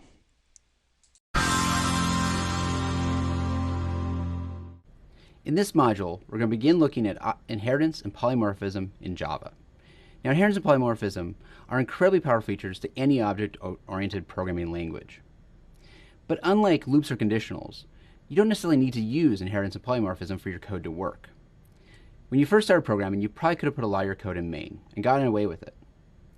But as your code grew, you started using methods, and then later started using classes. Likewise, as the complexity of your project grows and you start working on large software design projects, you start having to use inheritance and polymorphism to be able to handle the complexity of the project. You've already worked with inheritance and polymorphism to some extent by having used the keyword extends in your previous modules. What we're going to do here is start working in more detail with inheritance and polymorphism. The goal here for this single video is to look at the value of inheritance in itself. We're going to do this by posing a potential problem. Imagine you're a software engineer at a university, and you've been working for some time on a person class. You've actually tested the code. It's much longer than the code that you see here, and you're very happy with it. But your software design team comes back to you and says, we really can't just have one class anymore. This needs to start behaving differently for students or faculty. So you think about how are you going to solve this? And there's a couple of potential solutions. Neither of these are going to be good solutions, so I'm not going to dive into too much detail with them, but let's talk through what you might try to do. The first option is really to say, well, I'm going to keep all of this in the person class, and I'm just going to have it behave differently if you're a student or faculty member. And I'm going to do this by having a Boolean, which just says whether or not you're a student. True if you're a student, false if you're faculty. I'm going to add a constructor that handles it this way as well. And then in each of my methods, I can just do if student, do the code for the student, else do the code for the faculty. And at this point, this doesn't seem like that bad of an idea. But what's going to happen is your software design team is going to come back to you later and say, you know, we can't have all students behave the same. Undergrads and graduate students are going to behave differently. They have different needs. Graduate students have thesis advisors, things like that. And then they'll come back to you and say, well, we need to behave differently if you're a full-time student or you're a part-time student. So what you'll do is you'll add now Boolean flags to say whether or not this is a graduate student or not, and a Boolean flag to keep track of whether or not you're full-time or not. And now your method's going to start looking something like if you're a student and you're a grad student and you're full-time, and if this sounds really ugly, it is. In fact, this kind of ugly code has a specific name for it. You may have heard of it before. It's called spaghetti code. Now, I like spaghetti, but I don't like spaghetti code. Spaghetti code is code that you're going to write, you're going to realize how bad it is, you're going to throw it away, and you're going to start over. So this solution we're not happy with. Let me pose another potential solution. Let's just take my person class and copy paste it into two files and rename one to be student and rename the other to be faculty. And then within the student class, I'm going to change all the code to match the behavior of a student. And then within the faculty class, I'm going to change all the code to match the behavior of a faculty member. At this point, this seems like a pretty reasonable solution. This will actually work for a little while, but it's not going to work indefinitely. Take a few seconds to think about where it might go wrong. All right. If your answer had anything to do with either consistency or the ability to store all the objects in one data structure, you're on the right track. So let's talk through both of those. What's going to happen is your design team is going to come back to you. And they're going to say at some point, you know, having a single string name isn't sufficient. We really need you to break this out as first name and last name. And this isn't a major change. So you go into your code, you start changing all the instances of name to now work with first name and last name, and you fix all the student class. And then you're going to realize, wait, I had name in the faculty class too. And you can't just copy paste the code that you just changed in student into faculty. You're going to have to rewrite all the faculty, do all the changes you just made in student to the faculty code. It's going to be tedious and it's unnecessary. But more important, what if you make a mistake? What if you miss a change in faculty that you made in student? This is going to be really hard to keep consistent. The other problem with this is there's probably some code that has an array of persons right now. What's going to happen if I now break this into two classes, only student and only faculty? Well, I can't keep that single array of persons anymore. I'm going to have to keep two arrays, one for students and one for faculty. And now there's no clean way to keep a single data structure for all persons. And you might say, well, why is that important? Well, what if I wanted to just sort by the time that the person came on campus? That'd be really hard to do. I could sort the students potentially, and I could sort the faculty, but how do I merge those? It's going to get ugly pretty quick. So neither of these answers are things that we're happy with. What do we want then? Essentially, we figured out the goals by looking at these two examples. The goals here are, one, to keep all of our common code in one class. It'd be great if we could do that. We also would like it so that if we have different behaviors, I split that different behavior into different classes. And lastly, I want to be able to keep all these objects in one single data structure. Now, these are somewhat lofty goals, but the good news is they all come to us with inheritance. We're going to dive into the details about how to do this in the next video.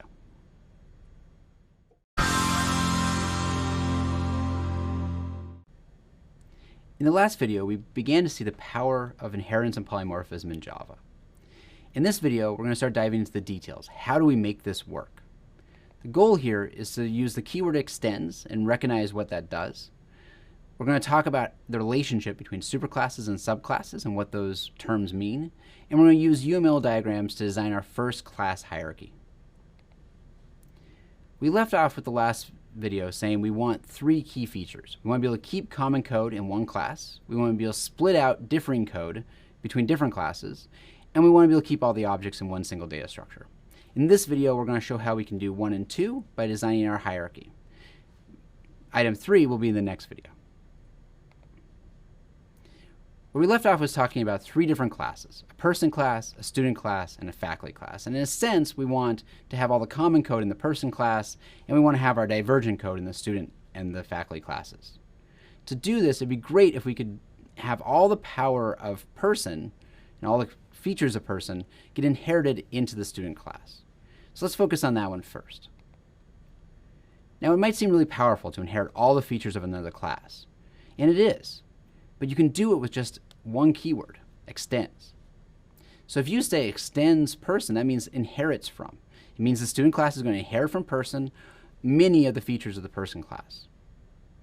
So when you've used this before in previous modules, this was a really powerful thing to do, to say extends. So what do you get when you, before I say that, let's talk about some terminology. The person class here is a base class. Sometimes called a superclass and sometimes called a parent class. The student class here is a derived class or a subclass or a child class. Now, what features do you actually inherit? You inherit public instance variables, and that makes sense. You're going to inherit the public methods, so students are going to get all the public methods of person. You're also going to inherit the private instance variables, in a sense. So we'll talk about that in a little more detail. So since you're inheriting the private instance variables, do you really still need to have that instance variable within student called name? No. In fact, it's a really bad idea to do that. That would be called a hidden variable or shadow variable. And it's hard to discern which name variable you're talking about, the one in student or the one in person. So you actually wouldn't have that because you inherit it automatically from person. But there is one catch. Because it's a private instance variable, you can only access it through public methods. So you'll have to use the getters and setters to access name. Now that we have an idea of how we can use inheritance, let's start talking about how we can design an inheritance hierarchy. Now, if you're working on a whiteboard with a design team, you're not going to want to write out the whole class. You're going to want to have a very small representation of a class. The way to do this is something known as a UML diagram. I have an example of this on the right. Now, there's a number of different variants of how you can display this. This is just one example. I have the person class name at the top. I have the instance variable string name, and then I have the method below that. So you have, again, class name, instance variables, and methods, all within this concise representation. Let's add in the student class, which is extending person. When I add that in, you're going to recognize that's blank, and that's because there are no instance variables and no methods within student. Now that keyword extends, along with person, is going to say student inherits from person. And to do that, all you have to do is draw that line. So that line just says student is inheriting from person. But let's start talking about our full hierarchy. Let's bring back in faculty into this. So we have our person class, and I have two derived classes, my student class and my faculty class. This alone is already an inheritance hierarchy or a class hierarchy. What I want you to do is pause. Take a few seconds to think about what would belong in a student class that wouldn't belong in a faculty class, and vice versa. Again, take a few seconds, pause the video, and we'll come back. All right, there are a number of good answers here. Let's just talk through a couple that I thought of. So students get grades in their classes. In the American education system, we use something called a GPA, which is essentially just an average of all the grades that you've gotten. Students would have these, faculty would not. So in the student class, I'd have an instance variable named GPA, and then I'd have an accessor method called getGPA. What belongs in a faculty class that wouldn't belong in a student class? Well, maybe an office number, office phone, but also a salary. So faculty get paid, students generally do not. So I'm going to have an instance variable called double salary, and I'm going to have a method called getSalary to get access to this. We've already started designing our inheritance hierarchy. We have the code that's common up in the person class, and we have the code that's divergent in the student class and the faculty classes separately. This answers items 1 and 2 from our desire list. But we haven't answered 3 yet, and that's coming up in the next video.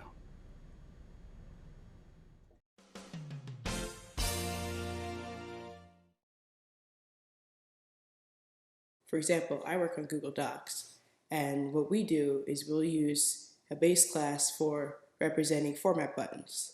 So every button has a specific style, an image, action that the button does, and we'll use that and we'll extend it to make things like the bold button, the italic button, the underline button. Another example of Google APIs that use inheritance is actually found in Android, where we will extend the activity class. So an activity is a single focused thing that the user can do within an app. And an app can be made of several activities. And we use inheritance to prevent us from repeating code.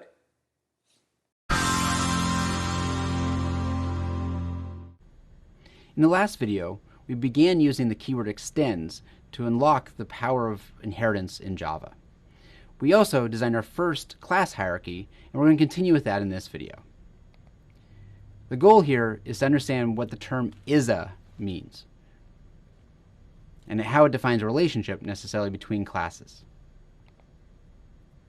In the last video, we saw how designing our class hierarchy and using the keyword extends gives us the first 2 features on this list. It allows us to keep all the common code in one class. It allows us to split out the different behavior between separate classes.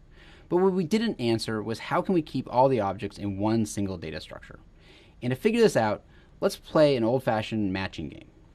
What I have here on the left is a reference, and on the right I have an object. What we're going to do is essentially play matching game. We're going to try to figure out, can you have this reference point to this object? Let's start off with person P equals new person. You've done this a whole bunch. Is this legal? Absolutely. The reason this is legal is because a person is a person. Somewhat reflective, we kind of recognize that. We'll use this term, though, again as we go forward. Likewise, is a student a student? Absolutely. A student is a student. Where this gets interesting is, can you have a reference person point to a student object? What I want you to do is think about this just for a few seconds. Do you think this should be allowed? I hope you said yes. This should be allowed. Now, this is new. You've likely always ran code where the reference was the exact same thing as the object. But you're actually allowed to do this. And the reason you're allowed to do this is because a student is a person. All the capabilities that a person has, a student has to have because it's derived from person. This is fantastic, because what this allows us to do now is to keep one single array of student and faculty objects. So this code, where I create a array of persons, or references to persons, and then I can fill it with references to a person object, to a student object, and to a faculty object. This code compiles and will work just fine. So we can now keep whether you're a person, a student, or a faculty all in one data structure. This is fantastic. But we haven't finished our matching game yet. Can you have a student reference point to a person object? The answer here is no. Why? Well, not all the features of a student are necessarily within a person. And you can think about it kind of loosely as an analogy of if you walked up to a random person on the street and asked them what their GPA is, well, that's probably not a very polite question to ask in the first place. But if you were to ask it, most people would say, I'm not a student. What are you asking me? This is why you can't do this. Now, why I brought up this example is because when we get to polymorphism in just a few videos, references and objects are going to become front and center. We're going to talk about what decisions are made at compile time based on reference type, and what decisions are made at runtime based on object actual type. But before we can get there, we have a few more details to work out with inheritance in the next videos. So one of the problems I had when learning about inheritance was the is a relationship.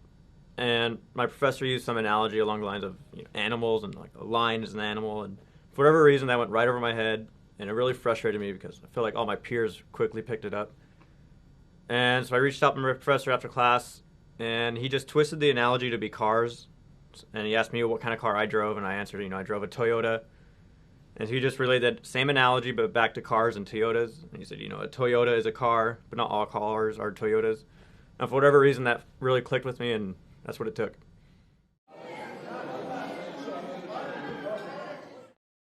All right, you've learned a little bit about inheritance, and you played that matching game with Leo, where you learned what kinds of references can refer to what kinds of objects.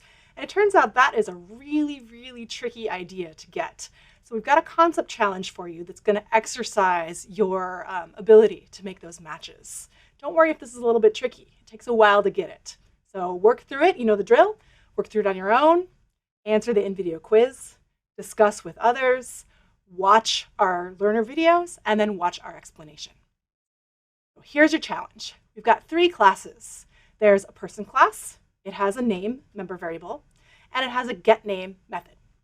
There's a student class, which extends person. It has an ID member variable that's an integer, and it has a getID method that returns an integer. And there's a faculty class, which also extends person. It also has an ID variable, but this time it's a string, and it has a getID method that returns a string. We have 5 statements over there on the right that create new objects and assign references to refer to those new objects. All of those statements compile and run just fine. Your question is going to be to answer questions about which of an additional series of statements work and which cause errors at either compile time or runtime.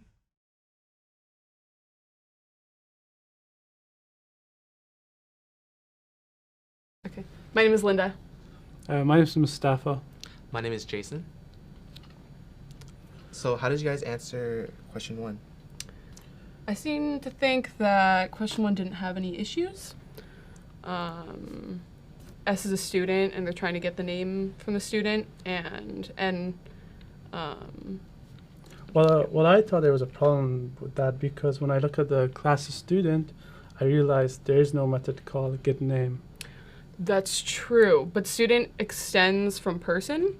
So it will inherit all the parent class methods. Oh, yeah, it's a public method. Oh, so like right. I want to inherit the person's getName method. Right, yeah. Oh, okay, I see. What about the second P equals S? For the second one, I also thought it was fine.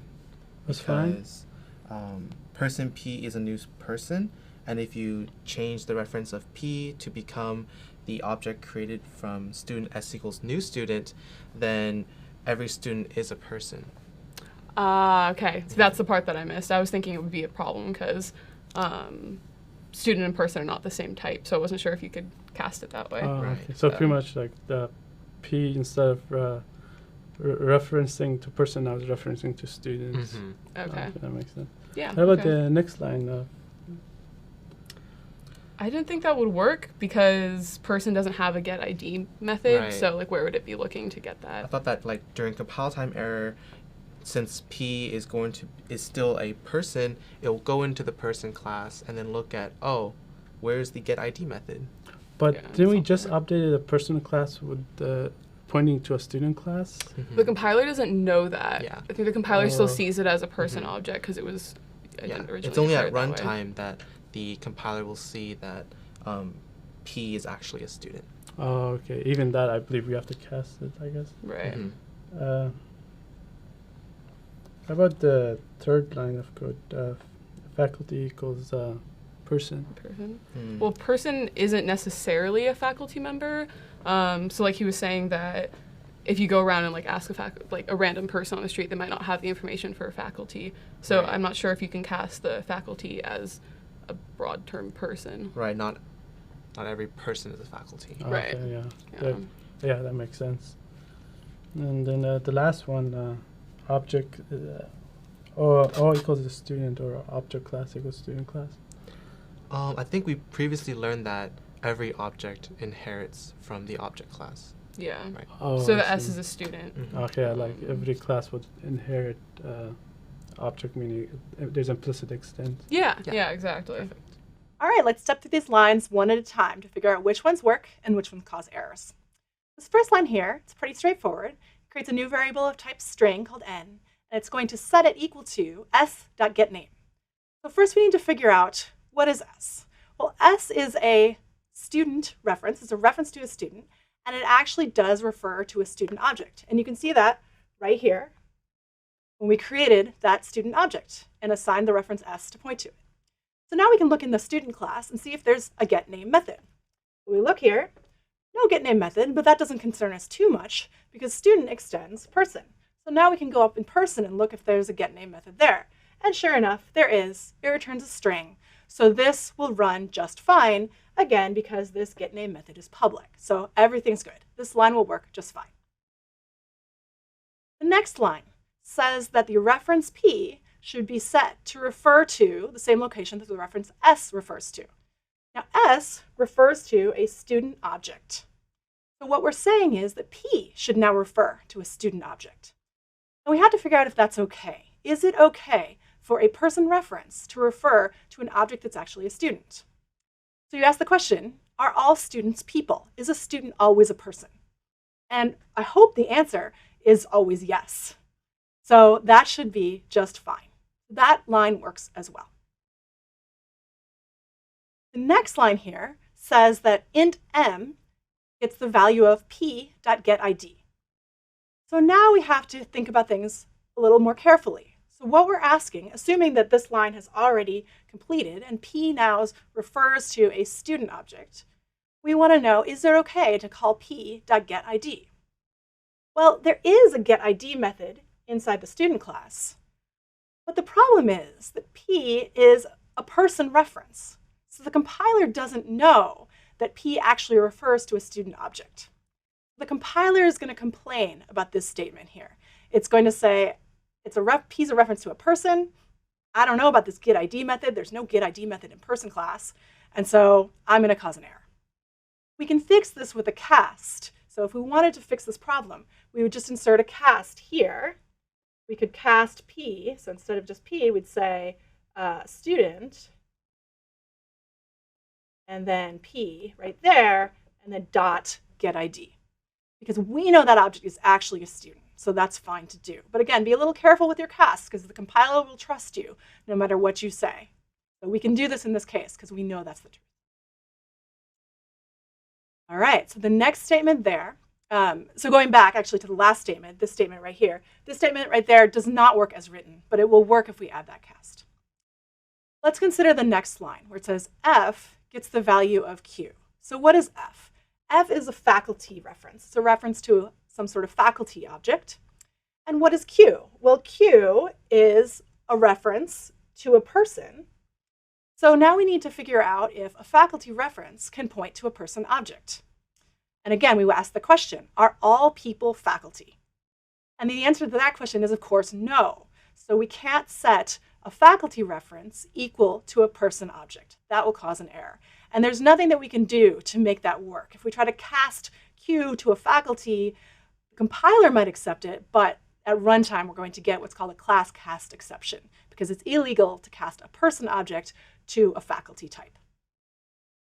So that line will not work. What about this next line, where we say O equals S? So O is an object type reference, and S is a student object up here. Well, that should work, right? Because everything in Java is an object. So object types references are allowed to point to any kind of object that they want. So that one's pretty straightforward. That works. So now we're done. And to summarize, what we found was this first line here was just fine. The next line here was also just fine, because all students are people. The next line is not okay, but we could make it okay with a cast.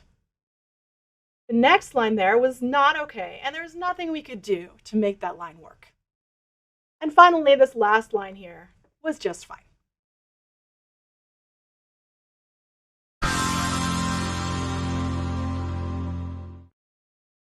Welcome back. At this point, we've been talking about what's inherited. We've used the terms private and public, and those visibility modifiers impact what gets inherited from one class to another. What we're going to do now is spend a little more time looking at the different visibility modifiers and how they impact us, particularly in relation to inheritance. By the end of this video, you should be able to use the appropriate visibility modifiers when you're writing your classes. Up to this point, you're comfortable probably with public, which is less restrictive, and private, which is more restrictive. So public gives access to any other class, whereas private gives access only to the same class. Well, at this point, you likely have learned this rule of thumb. You should make all your instance variables private. You should make your public interface, your public methods, public. You can also have private methods. Those are your helper methods. This rule of thumb is actually still going to apply, even if we talk about the other visibility modifiers. But it's important to know how they apply. The other visibility modifiers are protected and package. So protected gives you access to so within the same class, anything within the same package can access it, and any subclass can access it. Package, also sometimes called default, you have access from the same class, and you have access from the same package. The only difference really between package and protected is that package loses access by any subclass. So subclasses that are still in the same package, you still have access to, but subclasses outside your package you're going to lose. To really understand this, it helps to see an example. What I have here is a sample class. And that sample class has a public variable, a protected variable, a package variable or default variable, and then a private variable. But let's add a whole bunch of other classes. Some within the same package, the dotted line denotes package, and then some are subclasses. We have subclass 1 in the same package. We have subclass 2, which is outside the package. We have other 1, which just happens to be another class in the same package as sample. Then we have other 2, which is a class not in the same package and has no relationship in terms of inheritance with sample. If you have the public visibility, so W is accessible from anyone else. Now notice that I'm just saying public W. I'm not putting the public int. You can fill in the value there yourself. So public, anyone can access. Protected, you only essentially take away access to other 2. So things within the same package as well as subclasses can access this variable. Now, what I'm concerned about here is why does other 1 have access to my variable x? Just because it's in the same package? Does that really make sense? Is that who we want to have access to our variables? In general, this is not a very good idea. And this is why we don't recommend using protected. If we look at package access, what you see is that we now have taken away access to the subclass 2 from what we had from protected. But you'll notice that other 1 still has access to y. Again, why is some other class in the same package happen to have access to my variable? It doesn't make much sense, and this is why we don't recommend package access either. Lastly, we have private access, which you're comfortable with, which just means within the same class you can access this variable. Now that we've walked through the different levels of access, you see that public is the least restrictive and private is the most restrictive.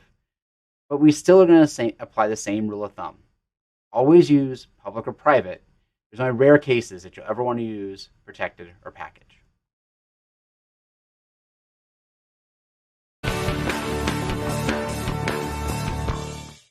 So when I was working on a really large project in graduate school, I hit this point where I was changing around my code, and I knew the right thing to do was to do inheritance. I was basically making 3 objects, but I was a little bit lazy with the software infrastructure. I was like, you know what, I'm just going to do this in one class. I can make this work. And it worked for a little while. So I worked on it for a few weeks, got the code working, but over the next couple of months, I kept running into bug after bug after bug related to this code. And finally one day I had to go to a group meeting for a research group and say, I'm going to need to take 2 weeks and rewrite the code properly. And I did. I lost 2 weeks of my life doing it, but it worked after that. No more bugs. So I learned inheritance the hard way.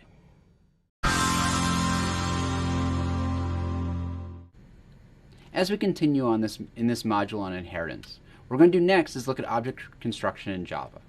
Now you've already written constructors before, so you might say, well, wait a second, why are we revisiting this? Well, the reason we're revisiting this is because now that we know inheritance, we now know some more details about how objects actually get constructed. So the goals of this video is to recognize that all objects actually are derived from the object class. And you may already know that, but we're going to dive into some details about how that actually works over the course of the next few videos. And then we're also going to look at how Java actually constructs or initializes its objects really from the inside out. And we'll talk about what we mean by that in just a moment.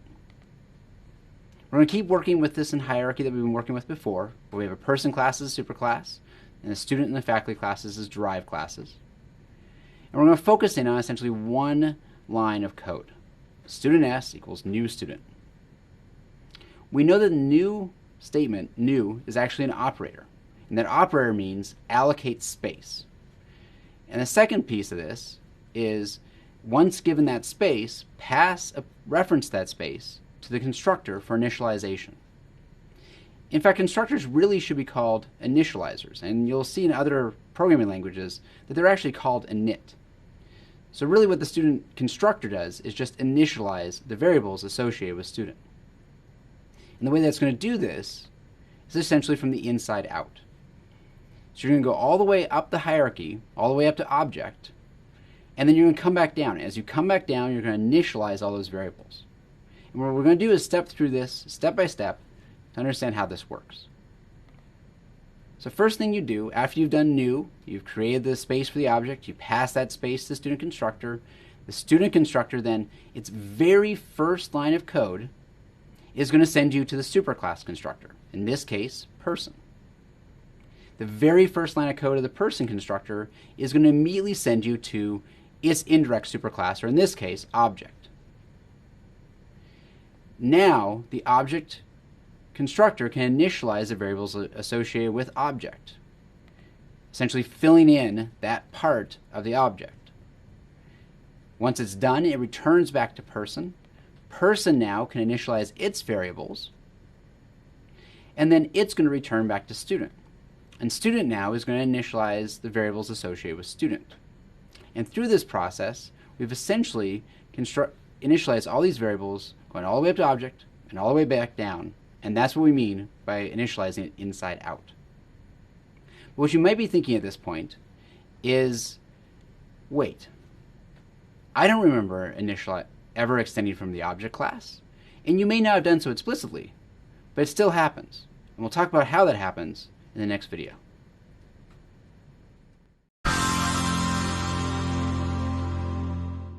In the last video, we saw how objects are constructed from the inside out in Java. And the way this happens is really through compiler rules. We're going to talk about what those compiler rules are and how those compiler rules work in order to ensure, again, that the object is created from the inside out. What we left off in the last video is we'd seen the process. We'd seen how student calls person, which calls object, and then those constructors return back, and in the process of returning back, they actually initialize the variables. But you said at the end, well, wait, I don't remember extending object. Well, where did we do this? And this introduces our first rule associated with the compiler. So let's revisit where the compiler plays a role in our process. You write code, human readable Java code, and that gets sent off to the Java compiler. Java compiler is going to do a number of passes. In fact, there's a number of potential specializations you could write essentially just on how the compiler works. What we're going to focus in on is essentially a couple of passes the compiler does in terms of inserting code. When the compiler is all said and done, we know it produces the bytecode, which we then run on our Java virtual machine. So what is the Java compiler doing, and what are these rules? Well, what it does is it's going to change the code. So if you wrote this class, public class person, and you just have your single instance variable, and I've done away with any other code, it's just this class, is this actually what gets compiled? In a sense, no. Because the compiler takes this code, and it's going to change the code a bit. What it's going to do is follow 3 rules that we're going to talk about in this video. First rule is, if you don't have a superclass, the compiler is going to give you one. It's going to give you object. So even though you wrote public class person, the compiler is going to insert the terms extends object. By doing this, now you see how person inherits from object. It's just because it inserts those lines of code implicitly. But where then did we call the person constructor or the object constructor? We know now that person inherits from object, but we don't know where those constructors are getting called. That's where the next set of rules come. So first off, if you don't have a constructor, Java is going to give one for you. It's going to give you a default constructor, so no arguments, and then it's going to apply another set of rules which are associated with all constructors. This set of rules, or rule 3, is that the first line of a constructor has to say either this, and then some arguments, so call another constructor within the same class, or it has to call one of the parent class constructors, a superclass constructor call. It has to do one of those things. And if you don't do it, Java is going to insert super. So it's going to insert a call to the default constructor of your superclass. So now we see that we've added this line to the person constructor. In a sense, you had the code on the left, but the compiler is going to insert all those elements in blue on the right, and that's what's really going to get compiled. So now that we have an idea of how this worked for person, I want you to pause and think about what would happen to the student class on the first pass by that compiler. Alright, if you were thinking we should add a very similar constructor to student that we did to person, you're on the right track. We can't, it already extends from person, so we can't extend from object. It already has a superclass, so there's no need to do that first rule. But the second rule applies. It has no constructor, so we have to insert a default constructor. And then the third rule applies. I have to make sure I call the default constructor of my superclass as the very first line of my default constructor here. So you're going to take that code in black above, and it's going to get transformed into the code in blue below. So when we were curious, how is the compiler making sure that the construction and the initialization of our variables happens essentially from the highest level of the hierarchy all the way back down? It's because the compiler makes it happen. Now there's still kind of one leftover problem, and that is we haven't actually initialized anything, right? All of our default constructors have done no initialization. They've just made sure they go all the way up to object and all the way back down. And we had at least one variable, and that was name, the instance variable with person. In our next video, we're going to see how to initialize that.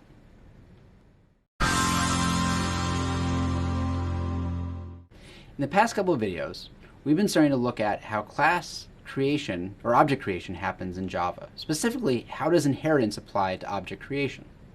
In the last video, we actually looked at a number of compiler rules.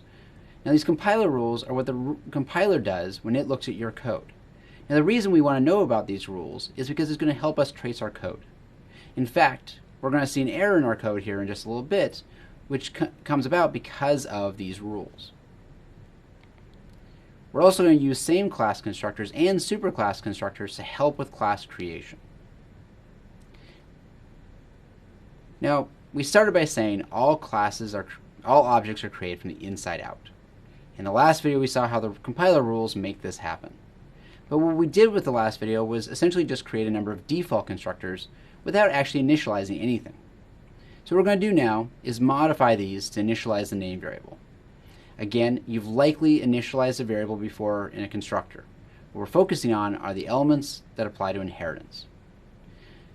So let's start off with our person class. Remember that the extends object was automatically put there by the compiler, and what we're going to do instead of having it automatically put there is we're going to explicitly put it here. Likewise, I'm going to explicitly put the default constructor, which would have been inserted by the compiler anyway. And what we're going to do now is modify this default constructor to initialize the name variable. So let's add a string argument to the constructor. Let's add this.name equals n, and just do what we would have done before. Now, to be honest, if we didn't have that call to super, we'd be fine. But because I've now inserted this line, I've got an error. Remember that rule? The very first line of a constructor has to be a call to your same class constructor or to a superclass constructor. I have broken this rule by saying this.name equals n. And because I have a call to super after that, this is going to produce a fairly cryptic compiler error. Now you know what that error means, and you can fix it by just switching the order. So now I'm calling my superclass constructor correctly, and now I can initialize my variable. Let's modify the student class now to initialize the variables there as well. So let me take that default student constructor, and I'm going to make changes to it. I'm going to insert string n, I'm going to insert as a parameter, and I'm also going to initialize that variable. Is this going to work? I want you to pause and think about this for a few seconds, look at the code, and see if there's any errors here. If you start to recognize that I'm not allowed to say this.name, you're right. That's a private variable in the person class. I'm not allowed to directly access that in the student class. I'd have to use a getter or setter to do so. But I don't have a getter or setter. Is there a way for me to do this? Can I initialize name without having a public getter or setter? The answer is yes. All I have to do is change this now to call the superclass constructor that takes an argument, which is going to initialize to be name. Perfect. So just cross out those two lines, replace it with super with that name variable being passed in, and it's going to initialize everything properly. Let's go a little bit further with this, though. Let me add one more constructor to that student class. Let me add in, so this is our code from where we just left off, and now let me add in that noarg default constructor. Now what you might be tempted to do with that noarg default constructor, and let's just throw in some kind of default name here, is to just say super student. This would work. It's not the worst idea, but is there a better way to do this? Yes, there is. Right? There's no reason I should be calling the superclass's argument constructor when I have one in my own class. A better way to do this would be to do it like this. I should use my own same class constructor if it's available to me, because there may be code within my same class constructor which does things that I want to initialize based on this. I shouldn't just jump straight to the superclass. By having done all these pieces, we now see how object creation happens in Java. We see that it happens from the inside out. We see that everything inherits from object. And we now know how to use superclass constructors and own class constructors to design our classes better.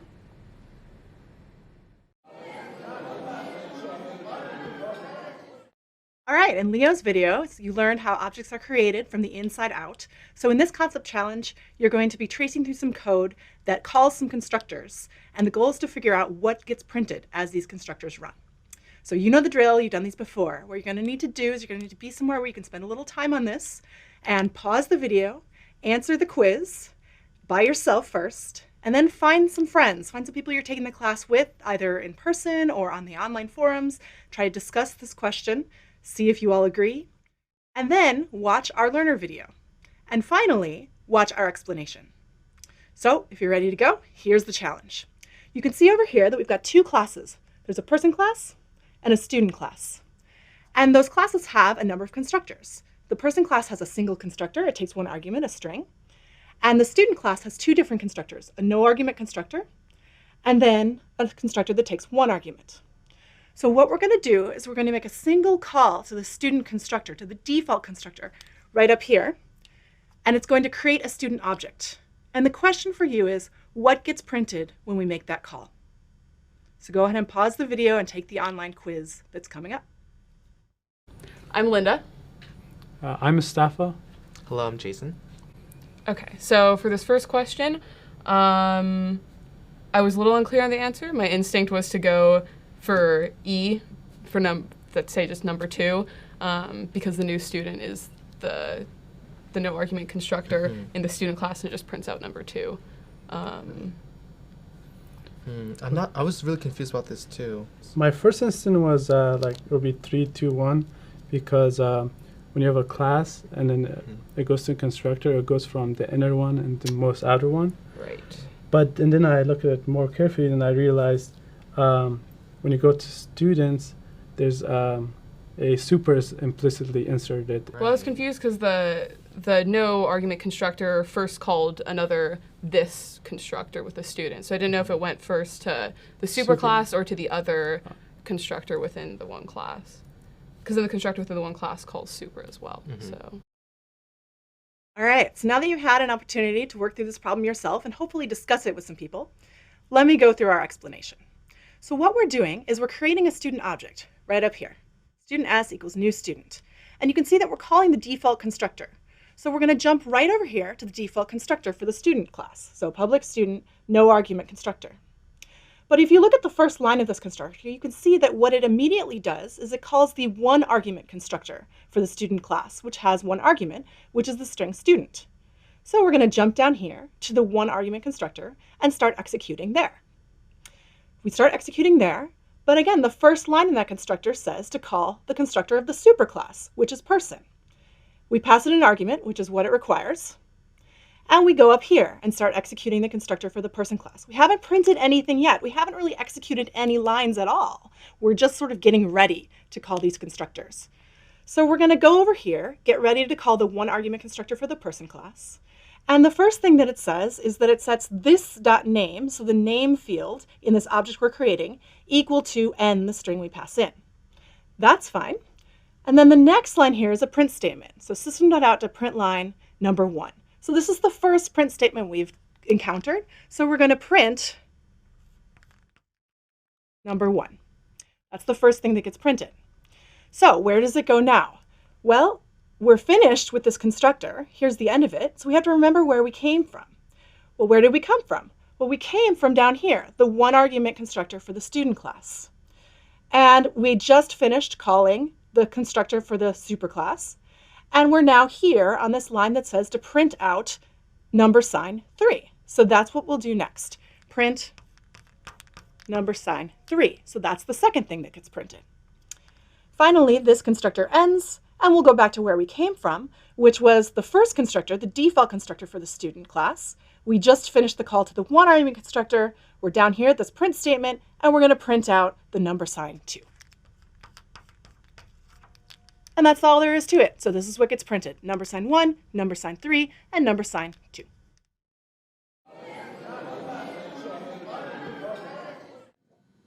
Okay, here's another concept challenge for you, all about constructors. What happens when we call the constructor of the student class? We've got our familiar classes here. We've got our person class, and we've got our student class. And the constructors, check them out. They're a little bit different. We've got a one argument constructor for the person class, a no argument constructor for the student class, and then this additional method here in the person class, which is set name, which will set the name field inside the person class. So we're going to ask you to reason about what happens when you call the student constructor. And this is a concept challenge, so we want you to do the same procedure that you're used to. Just take that individual quiz first by yourself, then find some people to chat about this question with, and then watch our learner video, and come back and watch our explanation. Hi, I'm Alicia. Hi, I'm Joanna. Hello, I'm Justin. Okay, so what did you guys put? I think it's a compile time error because student doesn't have a name, so how can you set a name it doesn't have? Yeah, but I thought that since student extends person, it actually inherits the name from persons. So then I actually put student because I thought that now it goes into constructor for person and sets the name to student. Yeah, I also thought the same. one thing I did notice was that student calls person's no argument constructor, and I noticed that there's no no argument constructor in person, so I think that's the reason why it causes a compile error. Okay, so yeah, it's probably a compile time error then. Yeah. All right, now that you've worked through this yourself, let's work through it together. All we're doing here is we're calling the student default constructor. So let's trace through the code and see what happens. So we go over here to the student default constructor, and you might be tempted to just directly go and execute this line that says this dot set name to the string student. But the problem with that is you'd be forgetting that the compiler actually inserts some code into this constructor. If the first line of the constructor is not either a call to the superclass constructor or a call to a constructor within the class, the compiler is going to insert a line to the superclass constructor that takes no arguments for us. So in order to trace through this code, we need to insert that line so we know exactly what's happening. So let's do that now.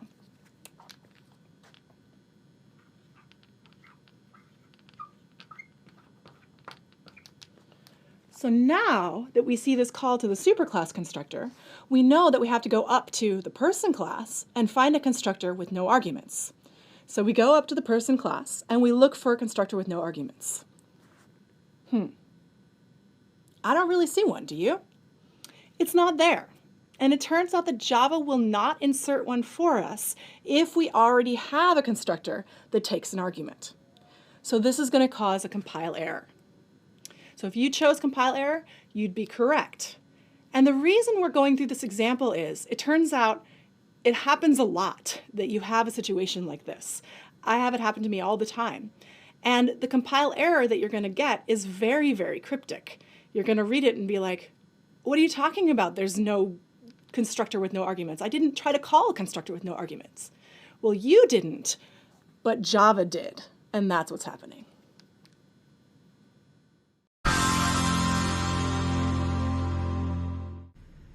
Hi, and welcome back to our module on polymorphism and inheritance in Java. Today we're going to be talking about method overriding. And you've already used method overriding when you did draw and setup methods back when you designed your GUI, but here we're going to dive into method overriding in a bit more detail. So the goal here today is to be able to create methods that override from superclass methods, and to be able to contrast overloading from method overriding. Back when we first started talking about inheritance, we had 3 goals. And overriding really helps us have all 3. So we want to have common code in one parent class. And we can do this if we don't override a method. So if the method just exists in the superclass, we get that common code. But if we want our subclasses to behave differently, all we have to do is override the method, and now we get that different behavior. And because of polymorphism, which we'll get to in the next set of videos, we'll see that this allows us to be able to have all of our objects in one structure and still be able to call the appropriate method. Now, it's really common for new learners to mix up overloading and overriding. So I want to talk just real quickly about overloading and overriding. Overloading is the same class that has the same method name, but different parameters. So this is a different method signature within the same class. This is different than method overriding, where you have a subclass that has the same method signature, which means the same name, same parameters, as a superclass. So now let's start looking at some more detail with a few examples. So the first example is to look at the object class itself.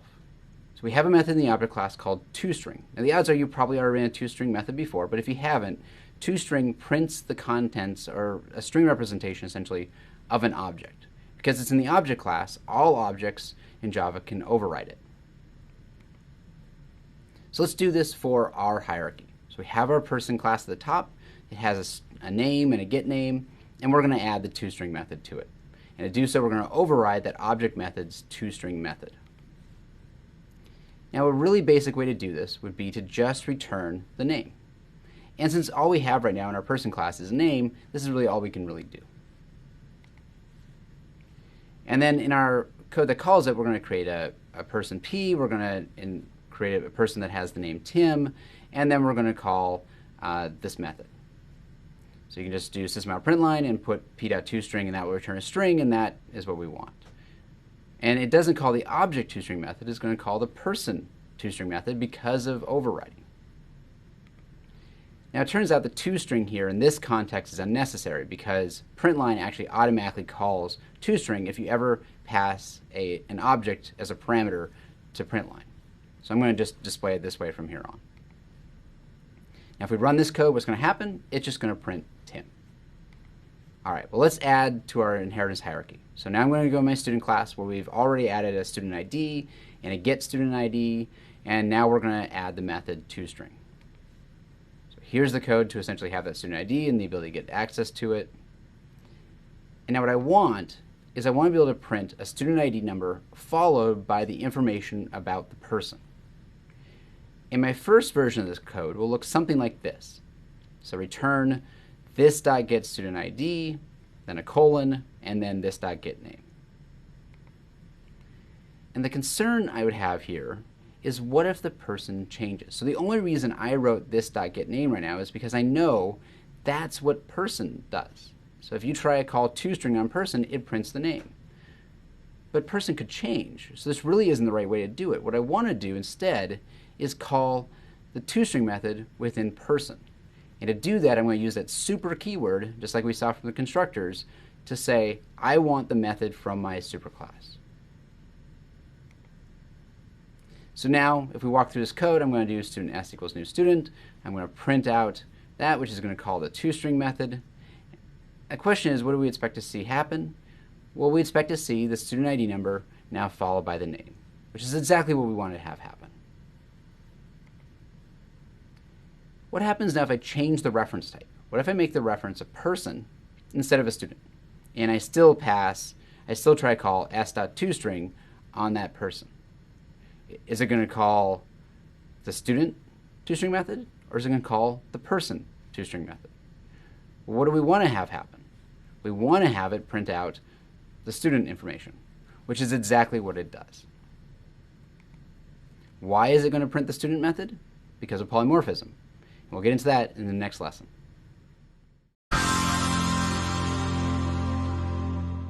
Welcome back.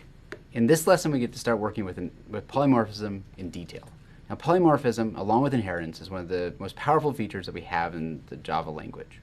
So what we're going to do here is just revisit why we have polymorphism. So your goal from this video is just to be able to explain its purpose and why we have it. Now, we've already done some polymorphism. You've already had a different superclass reference pointing to a subclass object. That, at its very heart, is polymorphism. What we're going to do then is do a couple of examples then with the hierarchy that we already have. So our hierarchy again is the person class, the student class, the faculty class, and now you've noticed that I've added to this faculty class to now have, it has an employee ID number, which is a string. It has a toString method, just like person does, just like student does. So all three of our classes now have toString methods. We're going to use this in the next context. We said in the very first videos on inheritance that one of the nice features is that you can have a single data structure point to multiple objects of that type. So I'm allowed to have a person array, which has room for 3 references, and have one of those references be a person, one of those references be a student, and one of those references be faculty. And the reason I'm allowed to do that is because a person is a person, a student is a person, and a faculty is a person. So I'm allowed to have this array, and what I'd like to do then is just iterate through the array and call the toString method on each of the elements. And what I want you to do is pause for a few seconds and think about what should happen when I do this. All right. If you were saying, I hope it calls the toString method for each of the objects based on their dynamic type, you're spot on. That's exactly what we want to have happen. I want the toString method for person to call the person's toString method. And I want the toString method for student to call the student's toString method. And I want the toString method being called on that third element to be called on the faculty member, the faculty object. And that's exactly what happens.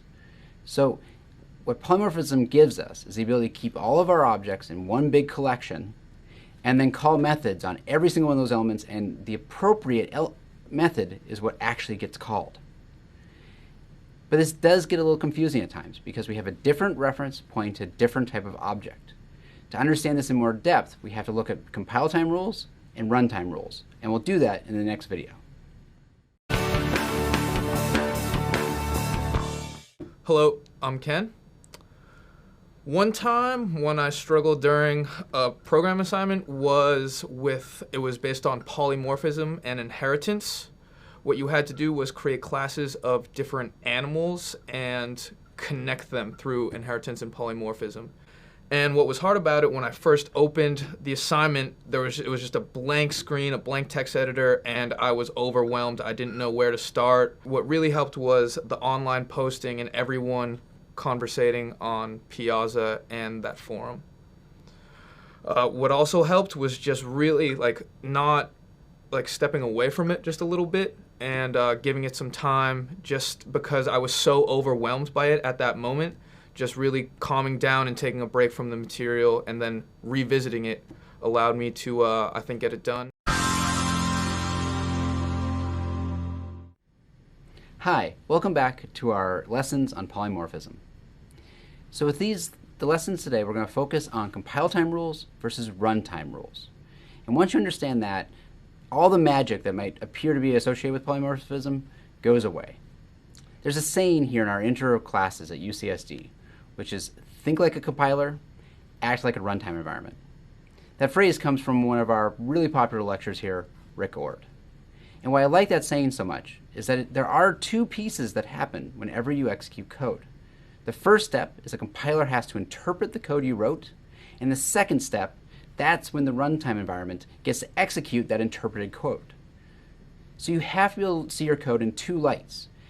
You have to do this especially when we're thinking about polymorphism. And the truth is you've already started to wear these two hats when we started talking about constructors. So let's continue with this by looking at the compile time rules and the runtime rules when it comes to polymorphism. So what this is going to allow us to do then is to step through the decisions made at both a compile time and a runtime. So the rules, first off, compiler rules. The compiler can only know the reference type.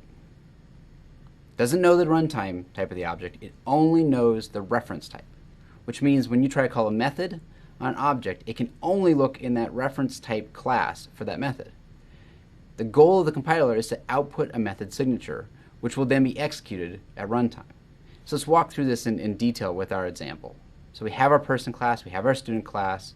I've got a person reference pointing to a student object, and I'm going to call the toString method on that student object.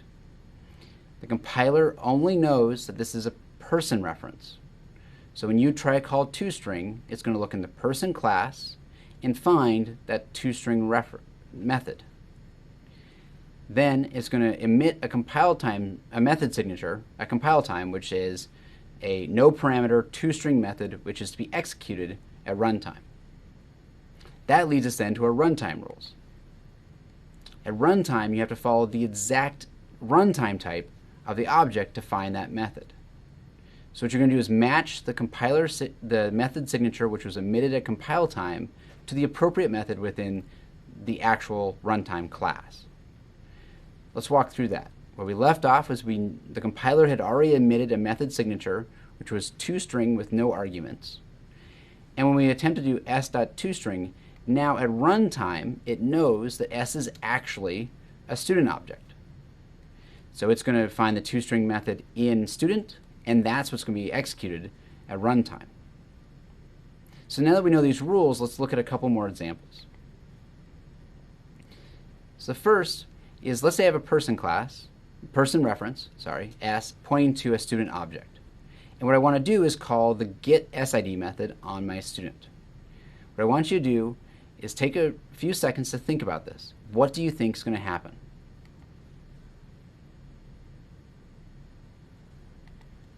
All right, if you said this is going to cause problems, you're right. The reason it's going to cause problems is because the compiler can only know that s is a person reference. So the compiler can only look in the person class for that method. It's going to look there, and it's not going to find a getSID method, which means the compiler is going to give you an error. It's going to say, I can't find this method in the person class. Now, you might say, well, wait a second, I know this is always going to be a student object. It should be allowed to call SID. Well, we're going to be able to do that, but we're going to have to do that through explicit casting. We're going to cover casting in the next video.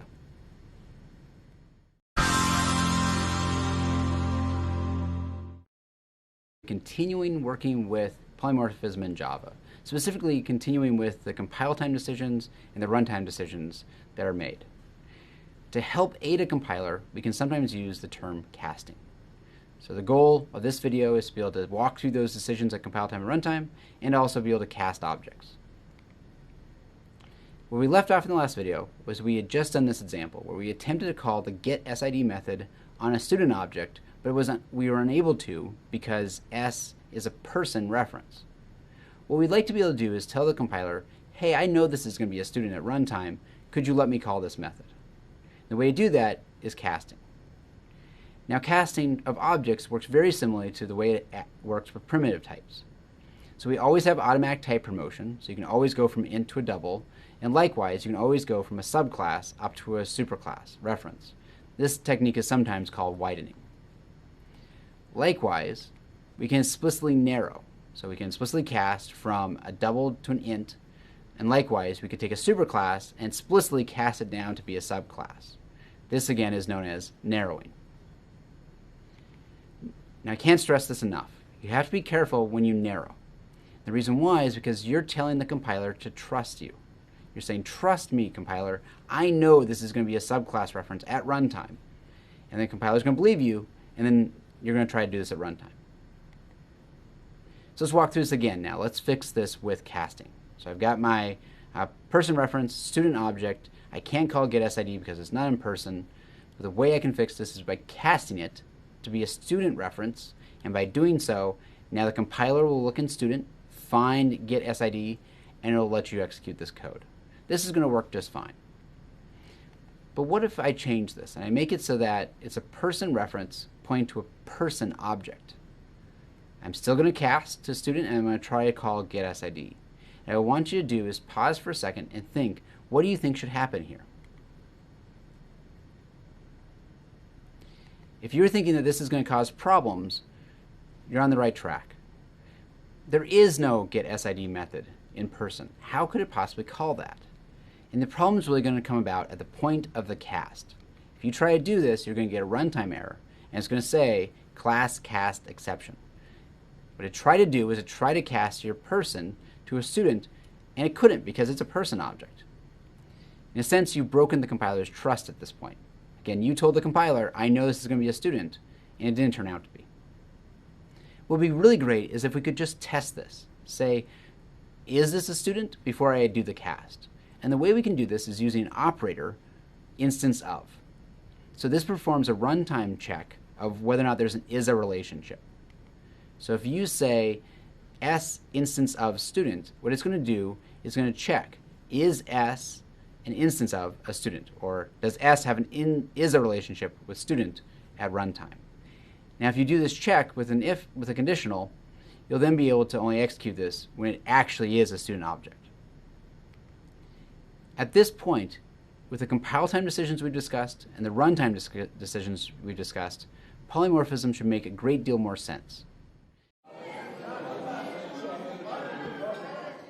In this concept challenge, we're going to have some fun with polymorphism and dynamic binding.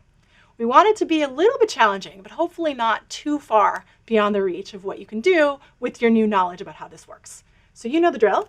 You're going to pause, answer the question on your own, discuss it with people around you or online, watch our learner videos, and then confirm your understanding with our explanation. So what's the problem? Here it is. We've got two classes for you, the student class and the person class. The person class is the base class. It has a private member variable name, and then a number of methods. There's one constructor, it takes an argument. There's a method called isAsleep. It takes an integer argument, and it returns a Boolean. The integer argument indicates the time of day in terms of hours on a 24-hour clock, and a person is asleep between the hours of 10 p.m. or 22 and 7 a.m. So between those hours, isAsleep will return true. It also has a toString method, which just returns its name, and then it has a status method, which also takes an integer argument for the hour. And what it's going to do is it's going to check to see if the person is asleep at that hour. And if it is, it will say the person is offline. It will print a message to that effect. And if they're not asleep, then it'll print a message saying the person is online. That's the person class. The student class extends the person class. And so it inherits a bunch of things from the person. And then what it does is it overrides the isAsleep method to slightly change the hours that a student is asleep. So a student in our world here is only asleep between the hours of 2 a.m. and 8 a.m. So if we call isAsleep between those hours, then the student will report being asleep. So the question for you is, what happens when we create a reference to a person, set that reference equal to a new student object, and then call the status method on that object at time 1 in the morning? I'm Alicia. I'm Joanna. And I'm Justin. So actually, when I looked at this code, I was wondering if person can actually even be a student. I think student can be a person since it extends person. So I agree with Justin because student is a person, and you know it's a person, so it's a more specific type of person. What do you think it prints out? I don't know. Will it even print out? Because there are two, if you look in the public class person and in the class student, there are, both of them have a method isAsleep, which is called in the second line of the method status. So how does the compiler know which one to call? So wouldn't it just freak out and stop and be an error? I think it has something to do with the this call. Oh. So maybe this tells it which method it's calling. And I guess since we can have it be a student, it's probably calling students is asleep. Yeah, I think that's correct. Yeah. What I was confused about was within status, Yes. it calls isAsleep.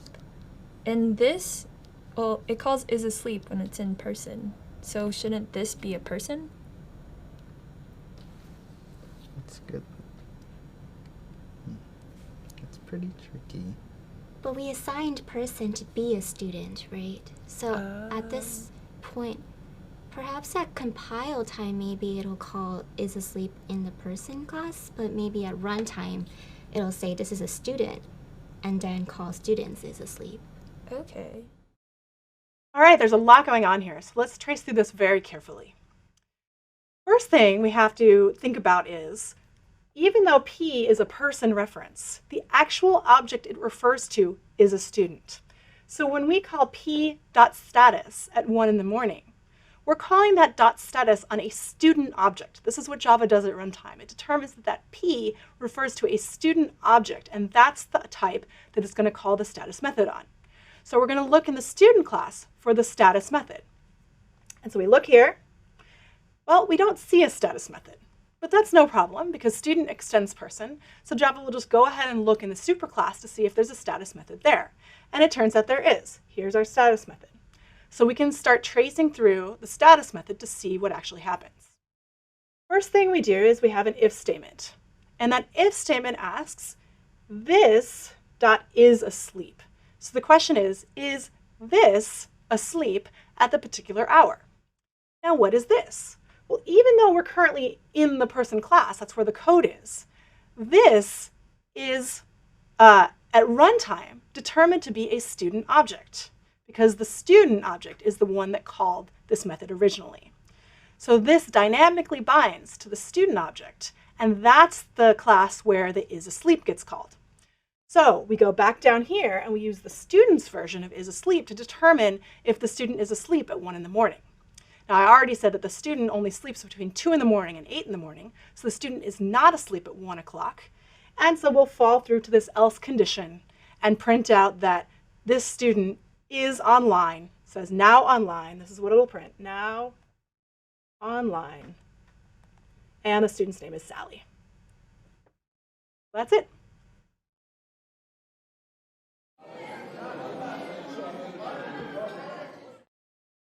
All right, if you thought that last polymorphism concept challenge was fun, you're going to love this one.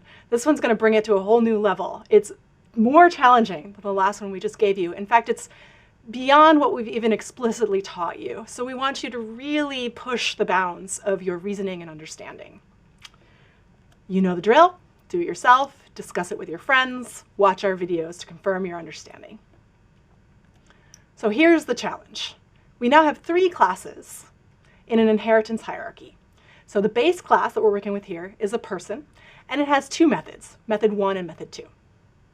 We have a class that extends the person class, which is the student class. It overrides both method 1 and method 2.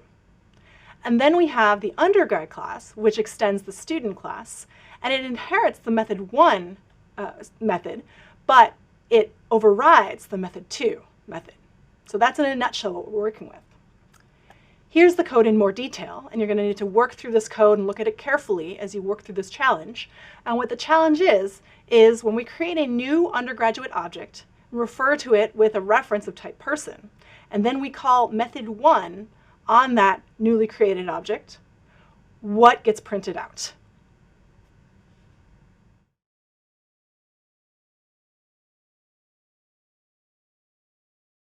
Hi, I'm Steven. Hi, I'm Joanna. Hi, I'm Justin. So, what do you think? I don't know, I was getting caught up on this first one. So it says it calls method 1, but I don't see a method 1 in undergrad. So I think it would be a compile error. I don't think it'll be a compiler error. If you notice, undergrad extends student, so in the student class there's a method 1, so I think it inherits that method. Yeah, I agree. So it does print student 1. What I got a little bit tripped up on was I wasn't sure which, when it calls super.method1 in the method 1 of the student class, I wasn't sure which method 1 it would call, because isn't it in undergrad? So wouldn't the super.method 1, it might just call student and go into like an infinite, like calling itself over and over, right? Yeah, I could see how you get caught up on that. But I think when super, it's always talking about the class above it. So I think it'd actually be calling the method 1 in the person class. Okay.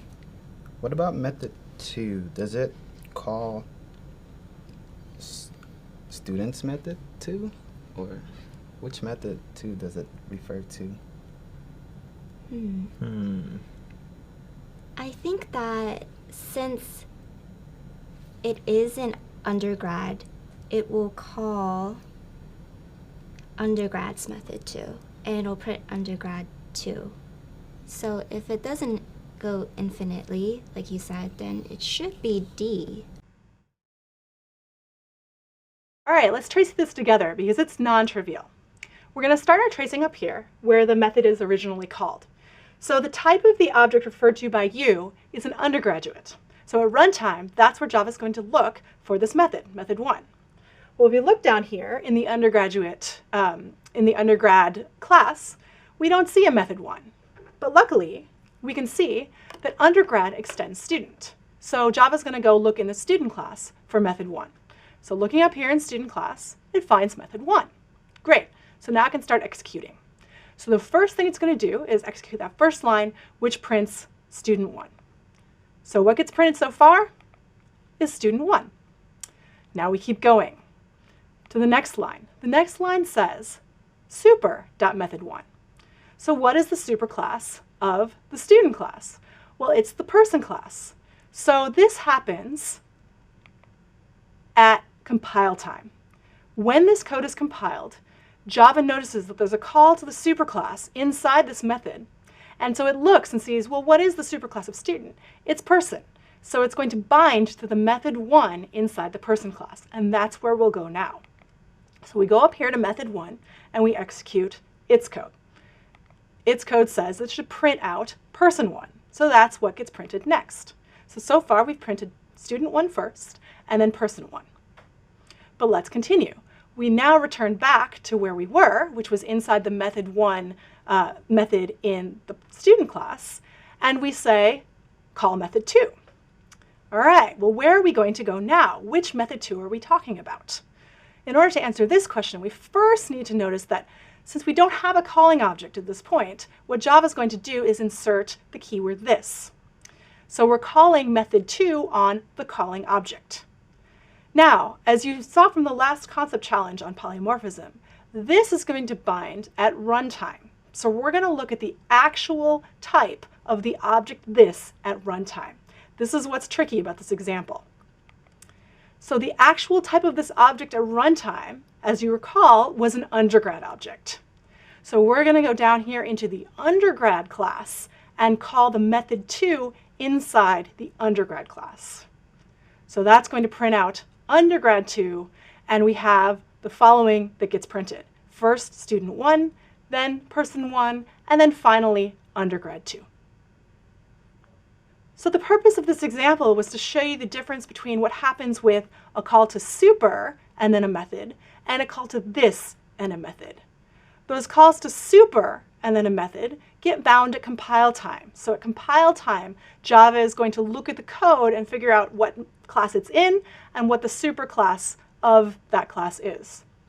But when we call this and then a method name, that's going to happen at runtime. So Java is going to use the actual type of the object at runtime. It's a little confusing, but understanding these details can help you debug some nasty bugs that you might otherwise encounter in your code. So good luck.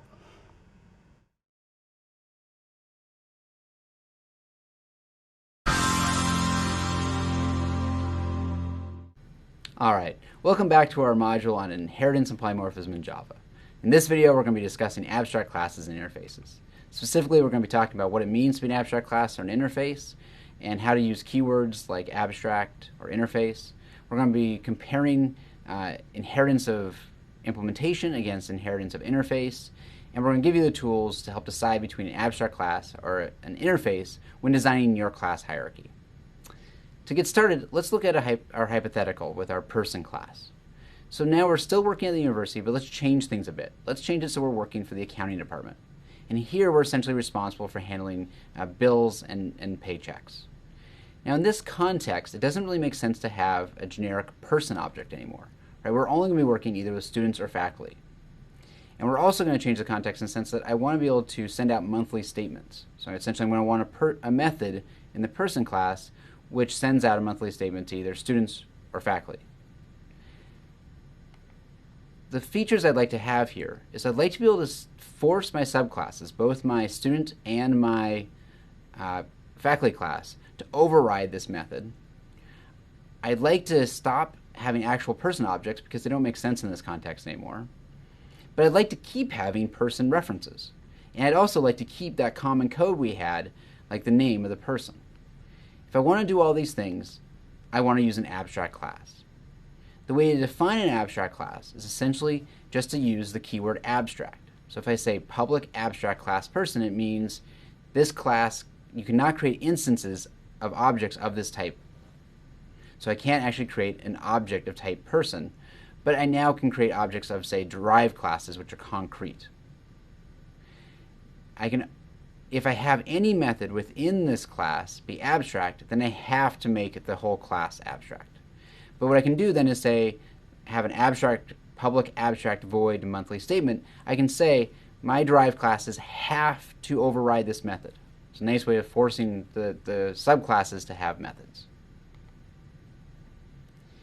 With an abstract class, you get two things. You get to inherit both implementation and interface. And what I mean by that is with an implementation, you get instance variables or methods, which essentially define that common behavior that any person should have. And you also get an interface. You say what method signatures have to be overridden in my subclasses. Now there's going to be times when you don't necessarily want both. You may just want the interface. If you want just the interface, then you're going to use interfaces. And if we go back to our example, I really believe an abstract class is appropriate for the hypothetical that we were just talking about. But let's say that you had no common code in the person class. If there's nothing common there, then you just use an interface. And an interface will give us the ability to force subclasses to have the method, to stop having actual person objects, and will allow us to keep having person references. Now, interfaces only define the methods that are required, and classes can inherit actually from multiple interfaces. So you can inherit from an abstract class and also inherit from multiple interfaces, all within one class. So let's look at an example of an interface. So the most common one discussed is the comparable interface. Now, comparable gives you the ability to compare to an object to another object of that same type. You're going to notice some terminology here, those brackets with the E, that refers to generics. And we'll discuss those a bit more later. But this allows us to compare two objects. Now, why would I want an interface like this? Take a few seconds to think about it, and we'll come back. All right. If you're thinking it's useful to be able to compare objects in case you, say, want to sort them, that's exactly the purpose for having comparable. So if you want to have a data structure and know some way of storing and ordering among those objects, comparable is exactly what you want to do for the objects.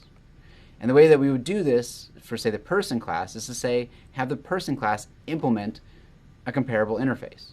And then within that, all I have to do is override that one method, compare to, and then define the behavior I want. In this case, I've defined the behavior to be a comparison of the strings using the compare to method in the string class, because the string class implements the comparable interface. So if you're trying to design a class hierarchy, you're often going to be wondering, should I be making this an interface or an abstract class? And the general rule of thumb is, if you just want to require methods, that's an interface. If you want to potentially require methods, you don't have to, but if you potentially want to require methods and you want to require common behavior, that's where an abstract class comes in.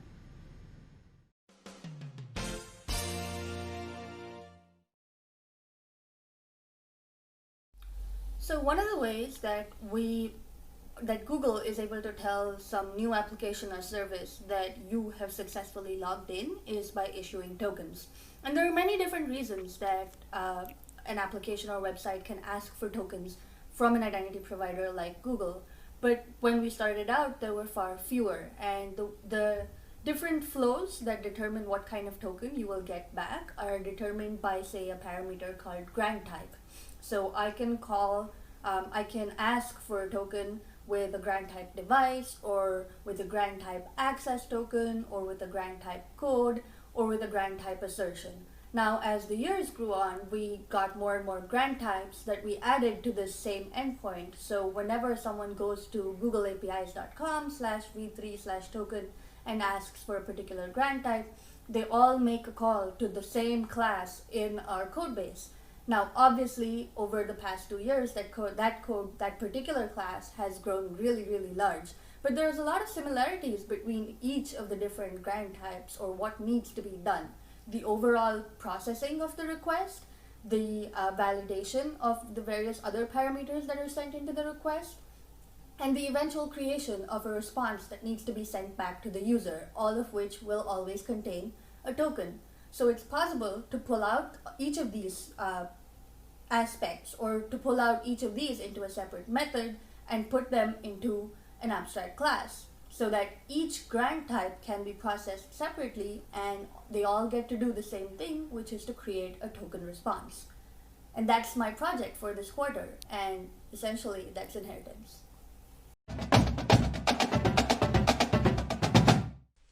As with the previous walkthroughs, it's a good idea to make sure you watch the overview video before you walk through this one. This overview video again gives you the high-level picture of what's being asked of you for this project.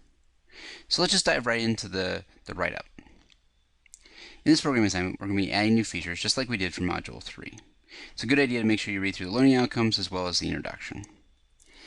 Again, just like in the last module, make sure you have these two references open when you're working.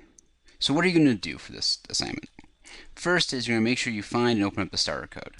So here's our starter code for Module 4 right over here, and you're going to notice that we have 5 classes in there. So that's kind of your first step.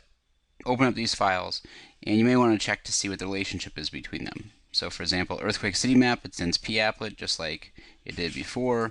Then you'll notice that city marker is going to extend simple point marker, and so on. It's a good idea to walk through those so you can figure out the class hierarchy.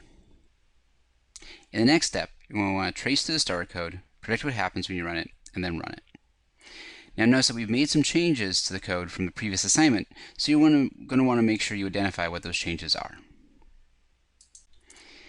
The next major step is to implement the isLand method in the Earthquake City Map class. So let's go to Earthquake City Map. You scroll down for a while. You're going to find that there is a earthquake. Scroll down even more. You're going to find the isLand method. The reason we're going to use this is for this next step in the assignment, where you're trying to figure out whether or not an earthquake occurred in land or under the oceans. And if it did occur in the land, you're going to know what country it occurred in. Now the good news is we've given you a method a little bit further down called isInCountry. So this is going to allow you to essentially check, is my earthquake occurring in this country? And in the process of checking that, it's actually going to set that property of the country that it's part of. So if it is actually inside that country, it will set the earthquake to be attached essentially to that country. You'll want to use that in a future step. So you want to use this method, isInCountry, within your isLand method. The next step is to implement your printQuakes method. The idea for the printQuakes method is to print out all the earthquakes that occur in each country, as long as there's at least one earthquake in that country, and then also print out how many earthquakes occurred in the ocean. You're going to want to use that country property that's attached to earthquakes to help solve this. The next step, after you've coded these, is just like any piece of code, you're going to test it to make sure it's working properly. So the way to test this is we've given you two tester input files called test1.atom and test2.atom. And you can essentially just use those test cases to make sure you get the right output. And we've given you the test1.out.text and the test2.out.text as essentially the right answers to verify against. If your printQuakes method and your isLand method are working properly, this should work just fine.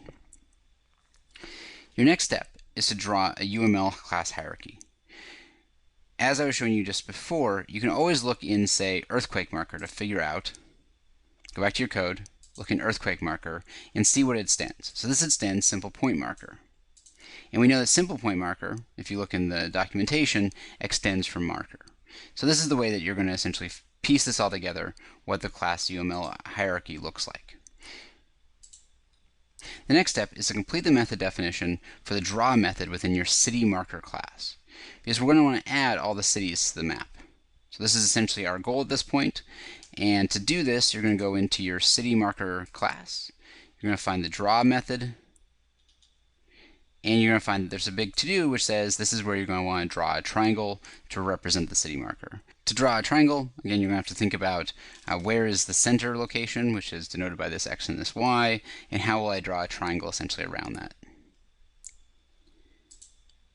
Your next step in the project is going to be completing the method definitions for draw earthquake in the land quake marker class and draw earthquake in the ocean quake marker class.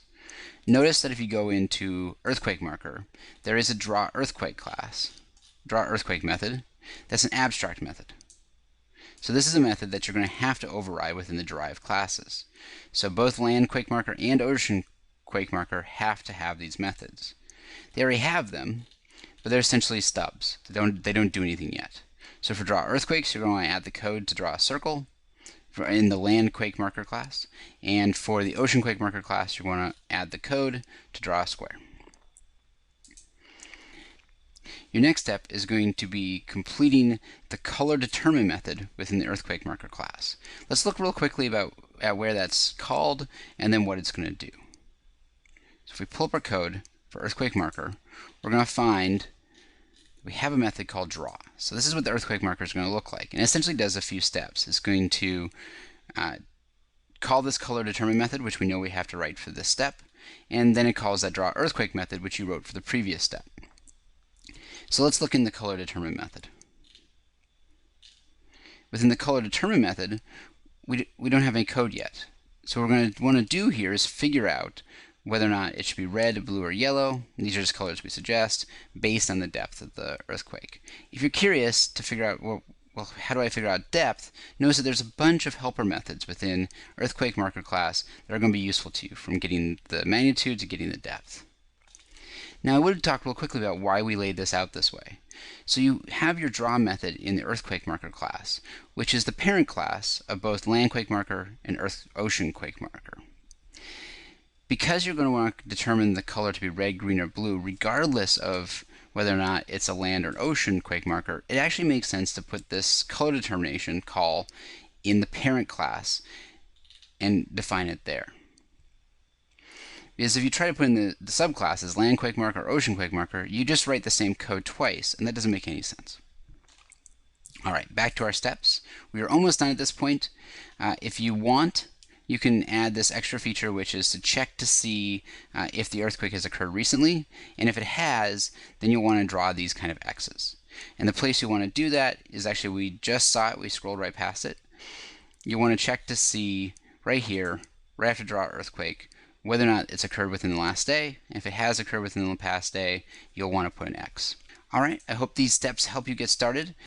As always with these projects, you want to work through this step by step. So go right back up to step 1 and start working through. You want to read this fairly carefully because we try to give you the necessary details to solve that part of the problem in text right here. If you do run into problems though, feel free to review the videos, check the forums, and again, try to have fun.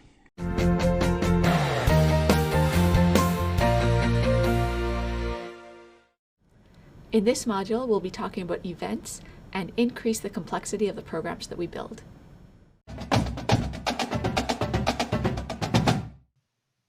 In this part of the project, you're going to make your map interactive.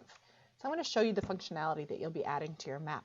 Basically, the ability to interact with these earthquake and city markers using your mouse. So I've zoomed in, so I'm in an area of the world where there have been a lot of small earthquakes lately, and that's here near the Dominican Republic and Puerto Rico. And what you're going to be able to see is that when you hover your mouse over the screen, when you hover over an earthquake marker, what you'll see is information about that earthquake pop up. So I hover over this one, I can see that that's a magnitude 4.7 earthquake, and it happened 37 kilometers northwest of La Concepcion, Venezuela. I can also hover my mouse over city markers and see information about that city. This is Caracas, Venezuela, and the population is 3.27 million. So that's what you're going to be adding in terms of responding to mouse hover events. And you'll notice some little weird things, like when I hover over this earthquake marker, the text appears and the city marker is drawn on top of that text. That's actually surprisingly hard to fix, and so don't worry about that for the purpose of this assignment. You're welcome to fix it if you want, but if not, just go ahead and leave it like that. Now, one thing you'll want to make sure of is that when you have multiple earthquake markers or multiple markers in a small area, you only want to be showing information about one of the markers at a time. So you'll want to test this out to make sure that you're always showing information about just one marker. Now, the other thing that you're going to implement is clicking. So when you click on a marker, I can see that basically everything else is going to go away. So I click on that marker, everything else goes away. I click on it again, everything else comes back. Or in fact, if I click anywhere else, everything else should come back. And except in certain circumstances. So if a city is close to an earthquake, if the city could potentially be affected by that earthquake, by this definition of something called a threat circle, which is explained in the project write-up, then we want to keep that city shown when I click on this earthquake. So here, I'll click on the earthquake, and you can see that that city, Caracas, could be affected by that earthquake. Click again, everything comes back. Similarly, when I click on the city, you can see the earthquakes that might potentially affect it. So I click on that city, and you can see that this earthquake stays around because that earthquake might have potentially affected people in Caracas. All right, so that's the interactivity you'll be adding to your map. And in this module's lessons, you'll learn how to respond to events in order to add that interactivity. In this video, we'll be talking about two different programming paradigms. We'll be talking about procedural programming, and we'll also be talking about event-driven programming. And I'd like to start with an analogy. So think about how you start your day and try to make sure that you have a great day feeling well and healthy. So when I get up, I brush my teeth, then I maybe take some vitamins, brush my hair, get organized, and I have a sequence of events that I go through one at a time at the beginning of my day to start feeling fresh and healthy. But some days, that's not quite enough. Maybe I have a headache. Maybe I need to drink some extra water. It's really hot out. And maybe I need to even take some pain medication. And so there's a qualitative difference between the events that are procedural, that follow a sequence that's predictable and happen every day on a regular basis, and then the events that the actions that I take in response to events that are maybe not as predictable, that happen every so often based on some sort of external stimulus. And so now back in programming, we have an analogy to both of these kinds of behaviors. So when we think about procedural programming, we think about code that's executed line by line, one statement after another, potentially with some predictable control flow.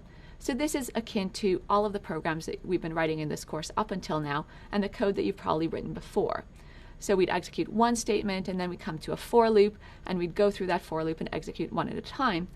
And what that means is that even though the execution might be a little bit different depending on the values of variables that we're using, we still can trace through the code and understand what is going to happen at each moment based on the state of the program.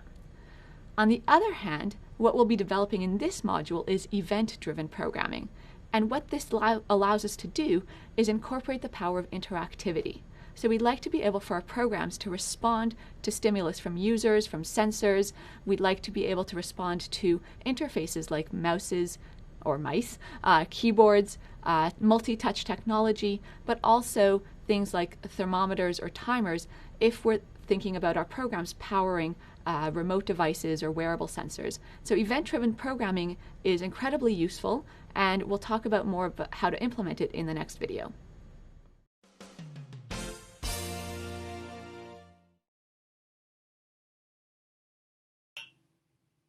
Event processing is really common, and you probably interact with it more often than you realize.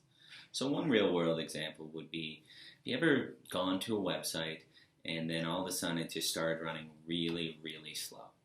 And it's just grinding to a halt, the user experience is awful, and then all of a sudden the browser pops up a warning and says the page is not responding.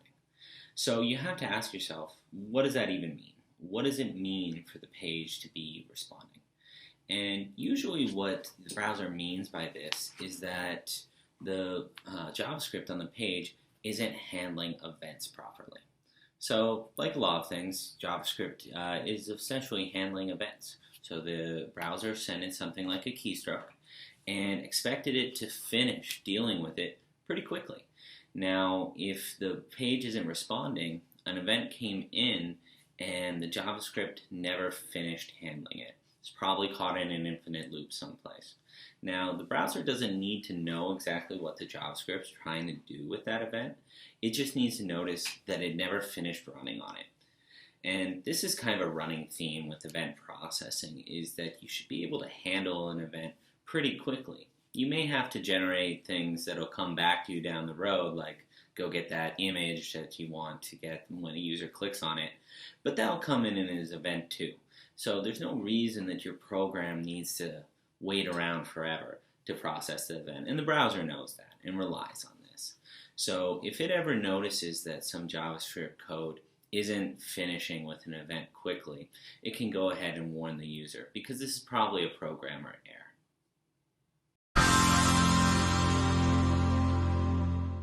In the previous video, we introduced event-driven programming, and what we'll do now is trace through some code that uses events.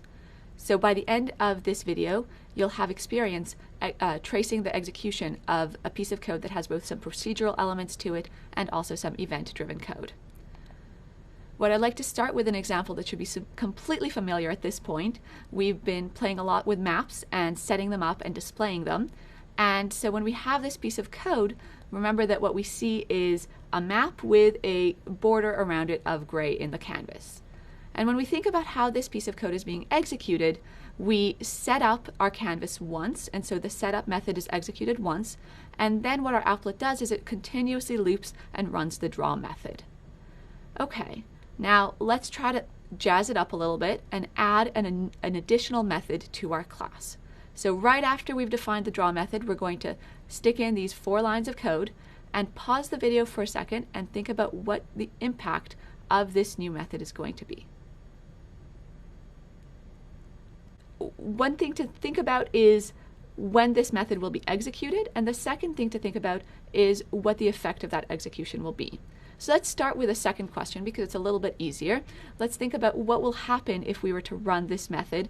And what we notice here is that the key part is the background color gets changed. So remember that the background method that we're calling inside keyPressed is the way that we have through processing to change the background color of our canvas.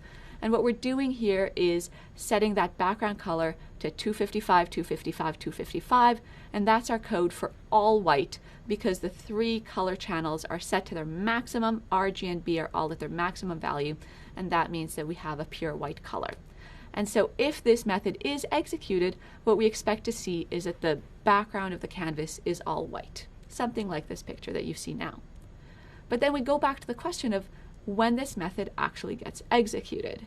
And if we think back about our model of the setup method being run once at the beginning of running the applet and then the draw method being continuously run, then it's not clear if keyPressed will ever be executed because we don't call keyPressed explicitly from anywhere else in our application. We don't call keyPressed, for example, from the draw method. The thing is, though, that our application is acting as a listener. Not only is it doing that flow of execution of running setup and then continuously looping through draw, but it's also in the background listening for user events. So it's trying to see if the user is trying to interact with the program in some way.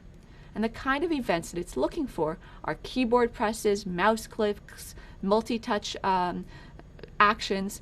And so the program is going to be able to react to any of those kinds of events. However, we don't need to worry about handling all of those events ourselves. In our unfolding maps library, we already have a default event dispatcher. So just by including this line of code in our setup method, what we're telling our application is we'd like our application to be interactive. And so do what I'm telling you, set up the canvas the way I'm saying, draw what I want, but also listen for any of the default events that you have in mind. And the default event functionality that papplet already works with and that Unfolding Maps does is, for example, if the user double clicks somewhere inside our map, we're going to increase the zoom level by 1 and so focus in on wherever is at the center of the map. And we can also accomplish that zoom level changes by hitting some plus and minus buttons. So that means that the map that we're drawing, the application that we're running, is going to respond to certain user inputs, but we can always customize the interactivity by adding additional methods or modifying the methods like keyPressed that we had before. What we're doing when we're writing public void keyPressed, like we did before, is we're overriding the keyPressed method from the superclass papplet. And so we're using the power of inheritance that you talked about already with Leo in the previous module. What we'll do in the future videos is think about further interactivity and how we want to indicate to the user what they can tell the map to do and how to design a good user interface.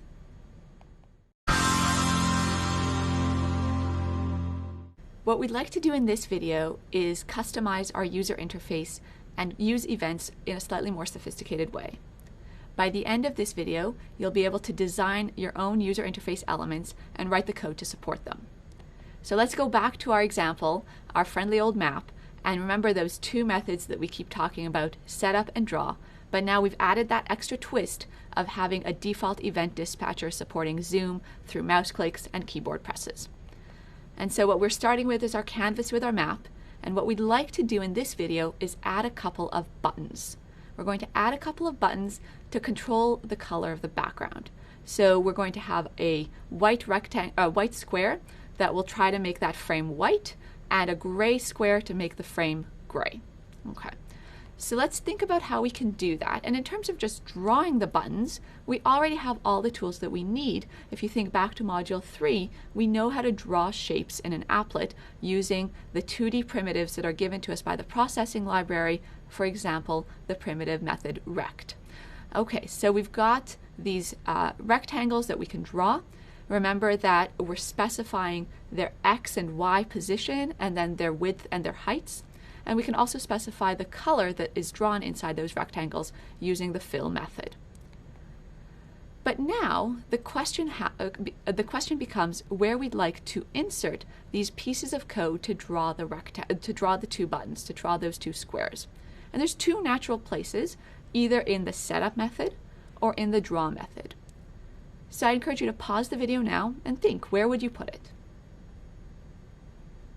All right, come back together, and maybe you've even opened up Eclipse while you're watching the videos, which would be a great idea, and tried out both options. And if you did that, and you tried out the option of sticking this piece of code inside the setup method, what you'll see would have happened is that when the applet comes up, you see the buttons very, very briefly, and then the map comes on top of them and erases them, and then the buttons don't show up anymore, ever. Whereas if we put it in the draw method, if we put those 4 lines of code in the draw method, then we see them on top of the map where they're supposed to be. And what's happening is that because setup is run only once, as soon as our canvas gets overwritten by the draw method, any code that was designing the canvas from the setup method doesn't get executed again, and so those elements are no longer displayed.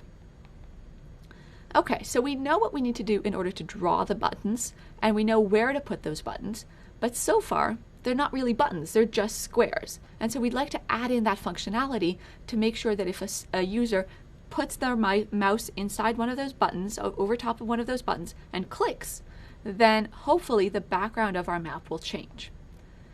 So now we get to override some methods that are available to us because our applet is a listener. It's listening for mouse events. And so papplet implements some sort of default blank behavior to correspond to mouse clicks. But what we'd like to do now is customize that behavior in the event that those mouse clicks happen inside one of those buttons. Now there's a few different options of how to deal with mice or with mouse clicks, and there's a few methods that are available to us. What we're going to use is the mouse released method, which means that we don't really care about when the user starts clicking the mouse or the fact that it was a click rather than a click down and hold for a while. We just want to think about when the mouse was released and make sure that when the mouse is released, it was inside the button, and so we want to react to that action. So that means that when we think about the mouse released method, we're going to have to check that the mouse release event happened when the mouse was inside the button that we want to implement. And so we have to go back to the coordinates that are defining locations in our canvas. So when we defined, for example, the white button, we said that it was a rectangle whose corner was at coordinate 100, 100, and then this button is 25 pixels wide and 25 pixels high. And so the 4 corner coordinates are now up on the screen, which means that when we're looking at the mouse event, to check that the mouse event happens inside the button, we want to check that that the x coordinates and the y coordinates of the mouse's location are within the square that's defined by the corners and those corner coordinates. Now notice that we're doing something kind of cool here. We're accessing the coordinates of the mouse using a variable mouse x and mouse y, and that's available again to us through inheritance because those variables are available to the applet superclass that we're inheriting from. So in the case where our mouse was actually released from inside the white button, what we end up doing is setting the background color of our canvas to white. And in the other situation, when we've calculated the corners of the gray button, we can also set the background color of the canvas to gray, of course corresponding to a mouse click inside the gray button. And that's really all there is to it, to implementing a button inside this class, because we can listen for mouse events and we can record the location of those mouse events. So not only do we know that a mouse was clicked and released, we also know where it happened. So one time I struggled in computer science was actually at the end of high school, and I had to just make one button and have it respond to being clicked, and it was the most frustrating thing because I just remember we just got thrown into it and I had to just see what this event handler was, There's so much terminology that was coming in out of nowhere. It wasn't until I sat down and I kind of just, I looked it up on YouTube and I watched a few tutorials where I watched them like code it and explain it, and that really helped me out. And I realized that it wasn't as complicated as I made it out to be because of all of like the big words. It's actually like pretty simple when you look at it. In this video, we're going to tie together the notions of events and listening for user inputs with the inheritance hierarchy and class design in a close-knit way. So by the end of the video, what you'll be able to do is use the language of UML diagrams to talk about the classes that we're working with for the event-driven programming. When we think about the p-applet listening for user input like mouse clicks and keyboard input, what we're doing actually is saying the p-applet implements two interfaces. P-applet is a class, and it implements the interface, which means that it implements the methods that are required by the interface mouse listener, and it also implements the methods that are required by the interface key listener. It's fulfilling the promises made by those interfaces. So let's specifically think about mouse listener. As an interface, the mouse listener makes a promise that methods like mouse pressed, mouse clicked, and mouse released will be implemented, that we will specify what action we want our program to take on these events and when these methods are called. And so our p-applet class implements them in some default fashion, but then when we go ahead and create a map with button class, then we can override some of these method implementations and say, not only do we want a mouse released event to react in a default way like zooming the map, we also want to build in some functionality so that if the mouse is released in a particular location in the map, we do some additional steps. And so what we're doing here is we're building in yet another level of the class hierarchy. In a similar way, p-applet implements the key listener interface, and so that means that it has to fill in some default behavior for each of the methods that are promised by the key listener interface. So are there other events? We've been talking about mouse clicks, we've been talking about keyboard events. Is that all there is? Well, we know there's still a few other user interfaces. For example, there's multi-touch now with touchscreen displays, but so far that's all about the users saying something to the program. There are also qualitatively different events and qualitatively different listeners. So for example, it turns out that the map object itself can act as a listener. It's a slightly different kind of listener. There's this other interface called event listener, and the unfolding map implements it. And what the unfolding map listens for is for events to do with the map itself, like zoom and pan. The point of this is that the notion of event-driven program can be used very generally and can help us design programs that make sense in the particular context that we're working with. Sometimes it's for UI, user interface, but other times it's for interacting with more complicated objects.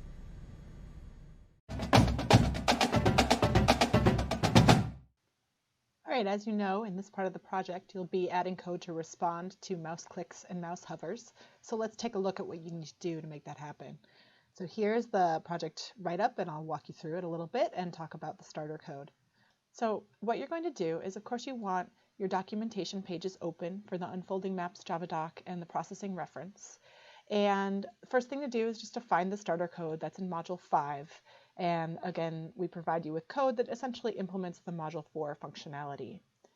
Then you're actually going to, the first thing you're going to do is you're going to be changing the class hierarchy. And so in order to do that, do the step 2 here. You're going to modify the header in city marker so that it extends this new class called common marker instead of simple point marker. And then we're going to ask you to draw the UML diagram for the new class hierarchy.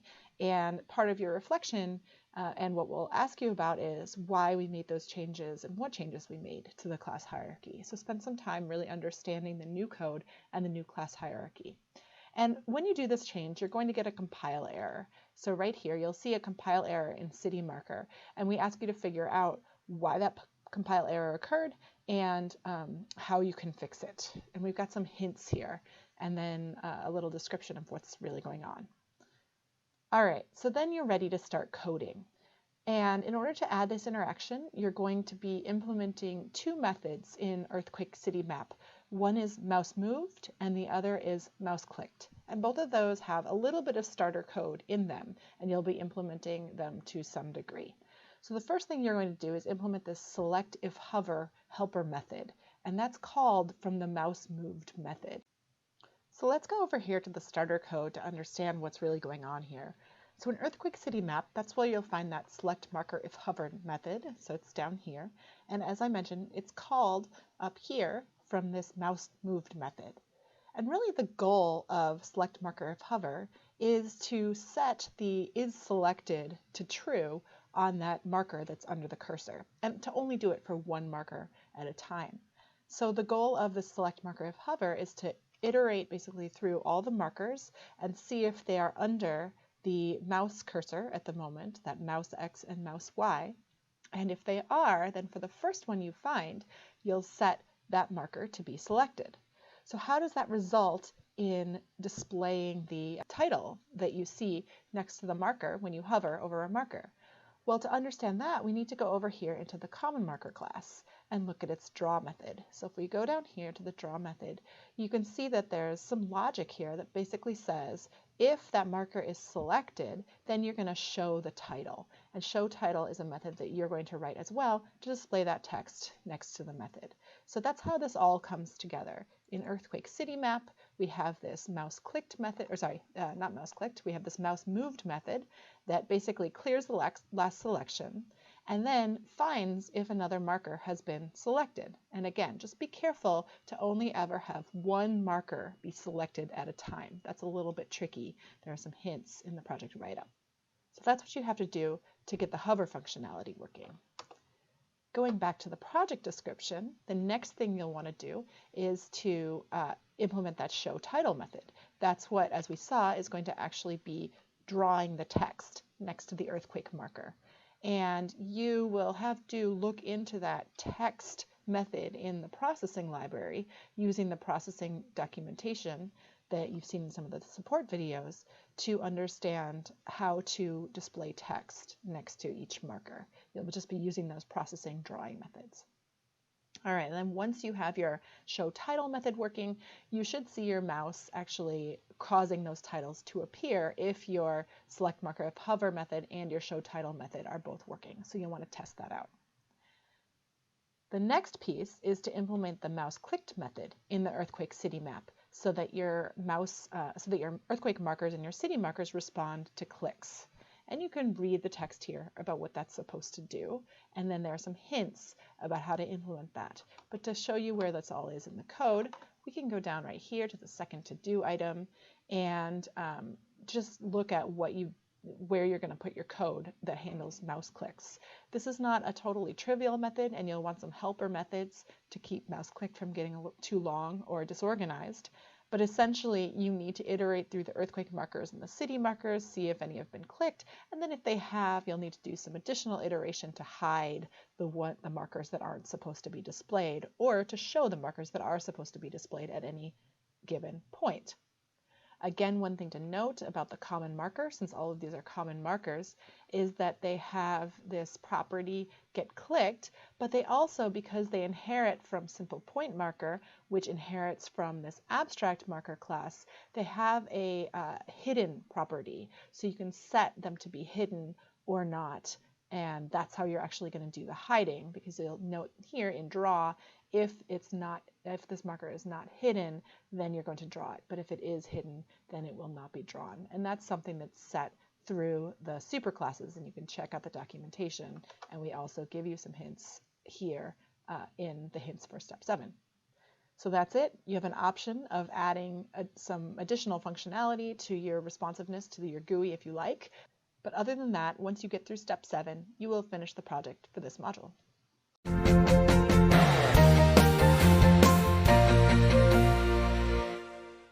You've made it to our final module, where we'll talk about searching and sorting, as well as giving you the opportunity to extend the project in a direction of your choosing.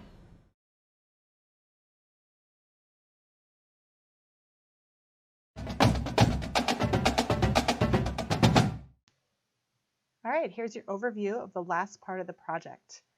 I'm actually only going to demo part of the last part of the project because the very last part of the project is an open-ended extension of your choice. So you'll get to have some freedom and some creativity with that. Really, anything goes. It's up to you. But for the first part of the project that everybody will do, what we're asking you to do is actually make no changes to the map at all. So your map is going to behave basically just like it did in the last part of the programming assignment.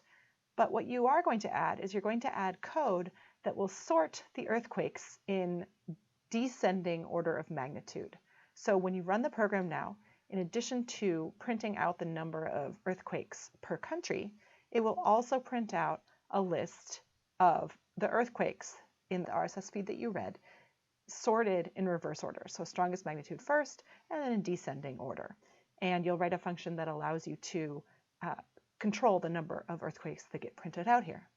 So that's really it, and then you'll get to work on that open-ended extension. So have fun with it.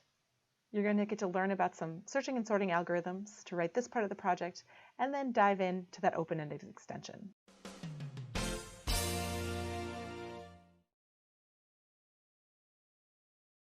Hi, my name is Nita Yi. I'm on the Google Fiber software engineering team. Search and sort are both used very commonly in the work I do at Google Fiber. Actually, don't some people use the word Google and search interchangeably? Let me Google this movie. Can you Google that recipe? On fiber.google.com, which my team works on, one of the most used features by our users is the check address button.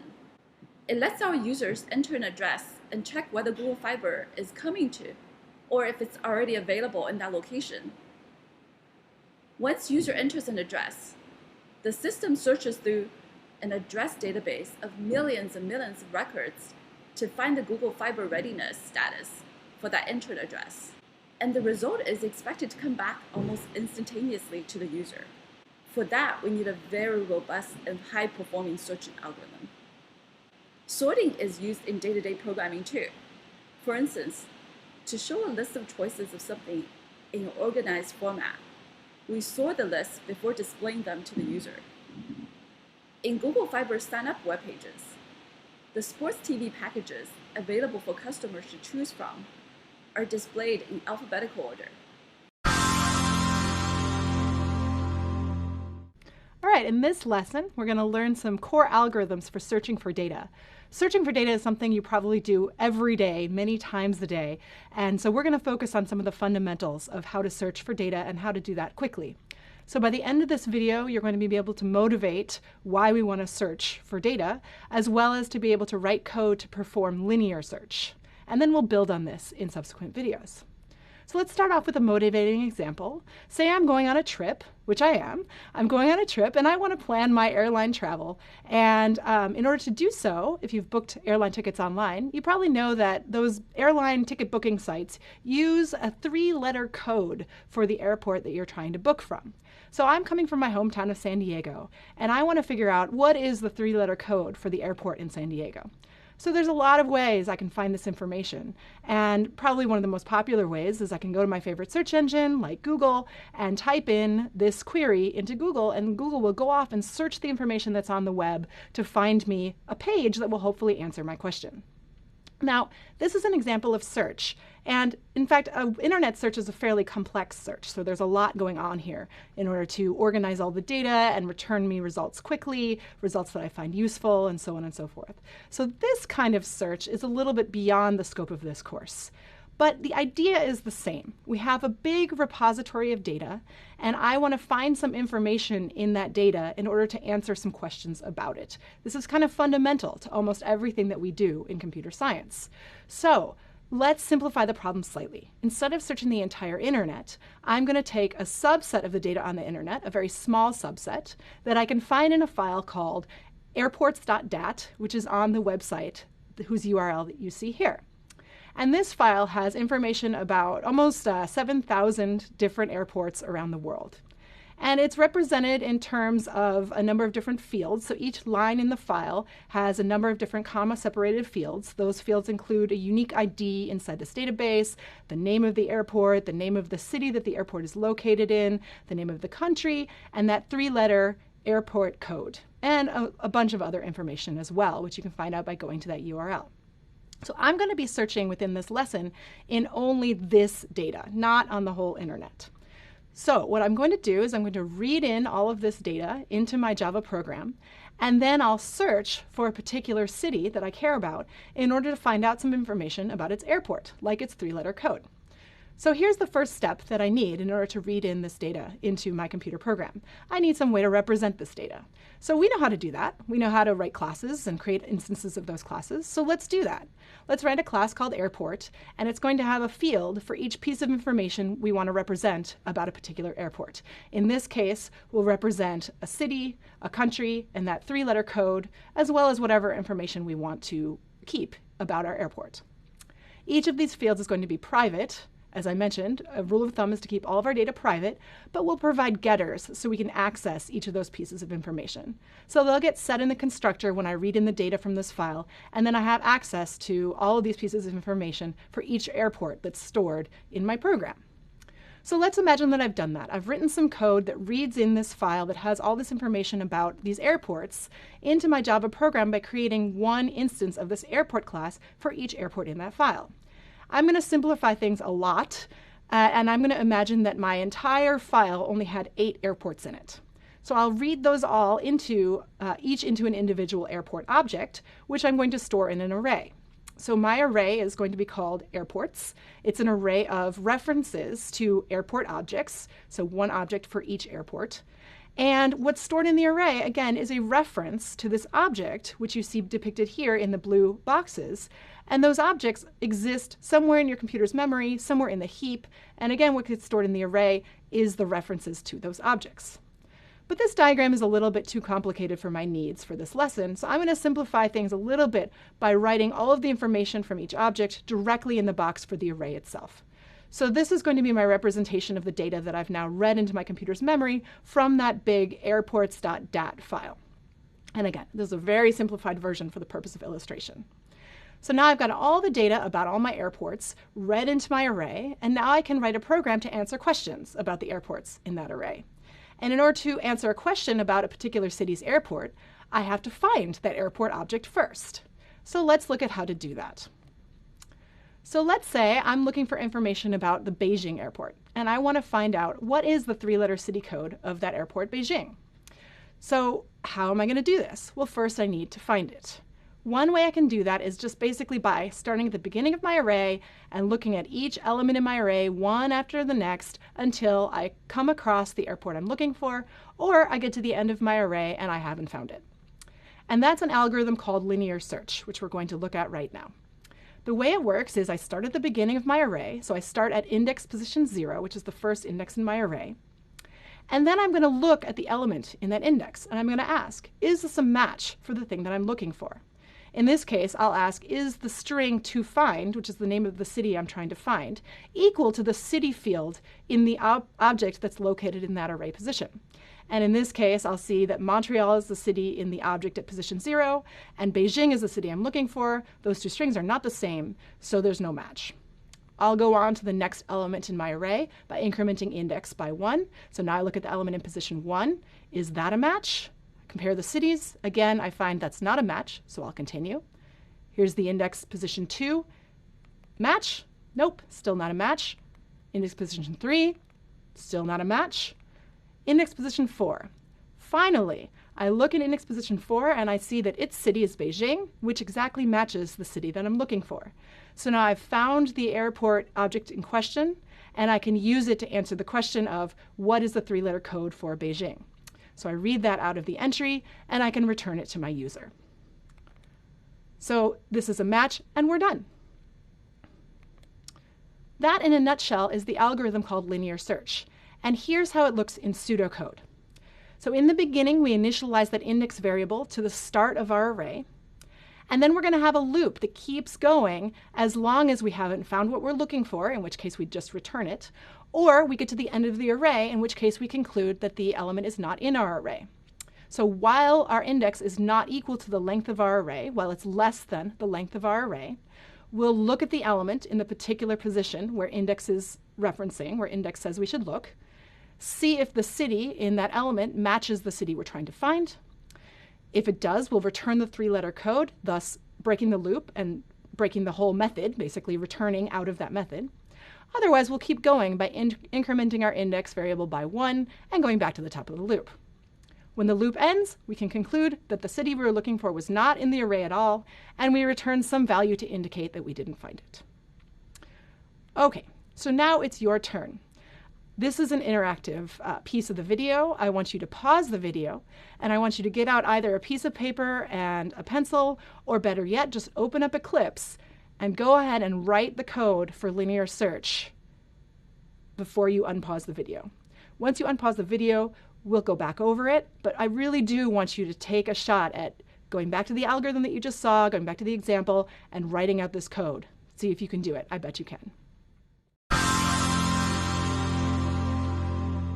All right, welcome back. I hope you had a good time writing this program, writing this method, and I'm now going to write it out step by step on my tablet PC. If you really think you've got it, no problems, just go ahead and zoom ahead. You can see my solution, just check it against yours. But I encourage you to also follow me through the thought process as I write this code. So thinking back to that algorithm, the first thing that we need to do is we need to declare a new variable called index, which is going to be the variable that steps us through the array. So I'm going to do that. I'm going to declare a new variable. It's type integer called index, and its initial value is 0. So now I'm ready for my loop. And my loop is going to be a while loop. And it's going to run as long as that variable index is less than the length of my array. So airports dot length. Okay, so now inside the loop, remember what we want to do is we want to look at the airport object that's in the cell indicated by that index variable. So we're going to get that airport object out first and store it in its own separate variable just to make the code a little bit cleaner. So I'll declare a new variable, airport A equals airports at position index.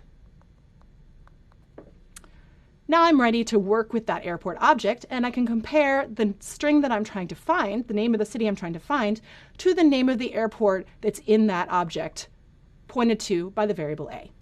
So I do that with an if statement, because if they're equal, I want to do something. So if my toFind equals a dot get city. Now notice that I've used the dot equals method here instead of the equals equals operator. And that's pretty important, because what dot equals is saying to Java is, I want to compare the string representations in these two objects by essentially their characters. I want to know, are they the same string? I don't care if they're the exact same object in memory. I just want to know, is it the same string of characters? And the dot equals method will do that. On the other hand, the equals equals operator, that's just going to compare the references that are stored in two particular variables. And so that will only be true if those are actually the same literal object in Java's memory.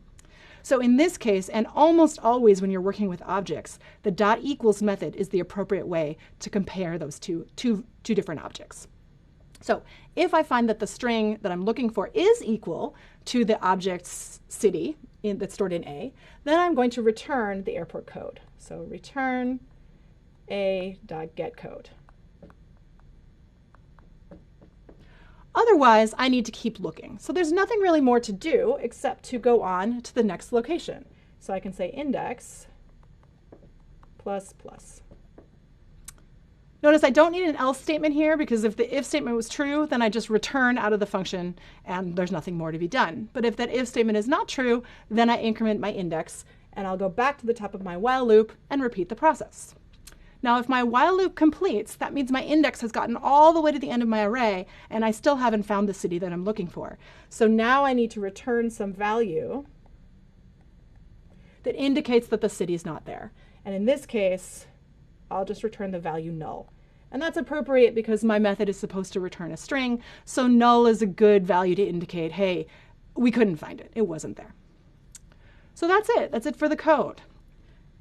I want to leave you. Oh, there's the code a little bit more cleaned up for you. But I do, after you're done sort of looking at and digesting the code, what I want to leave you with is a thought question. Actually, 2 thought questions. I want to ask the question of, if we're really unlucky, so if we're looking for some airport and it's very unluckily way at the end of the list, or it's not even in the list at all, how many airport objects are we going to have to look at to figure out either the airport code of this particular airport or to figure out that the airport's not in the list at all? So try to think of how you would answer that question in terms of some number of airports in the list. And then the more important question is, can we do better than that? Is there a way to answer this question faster? And that's what we're going to look at next.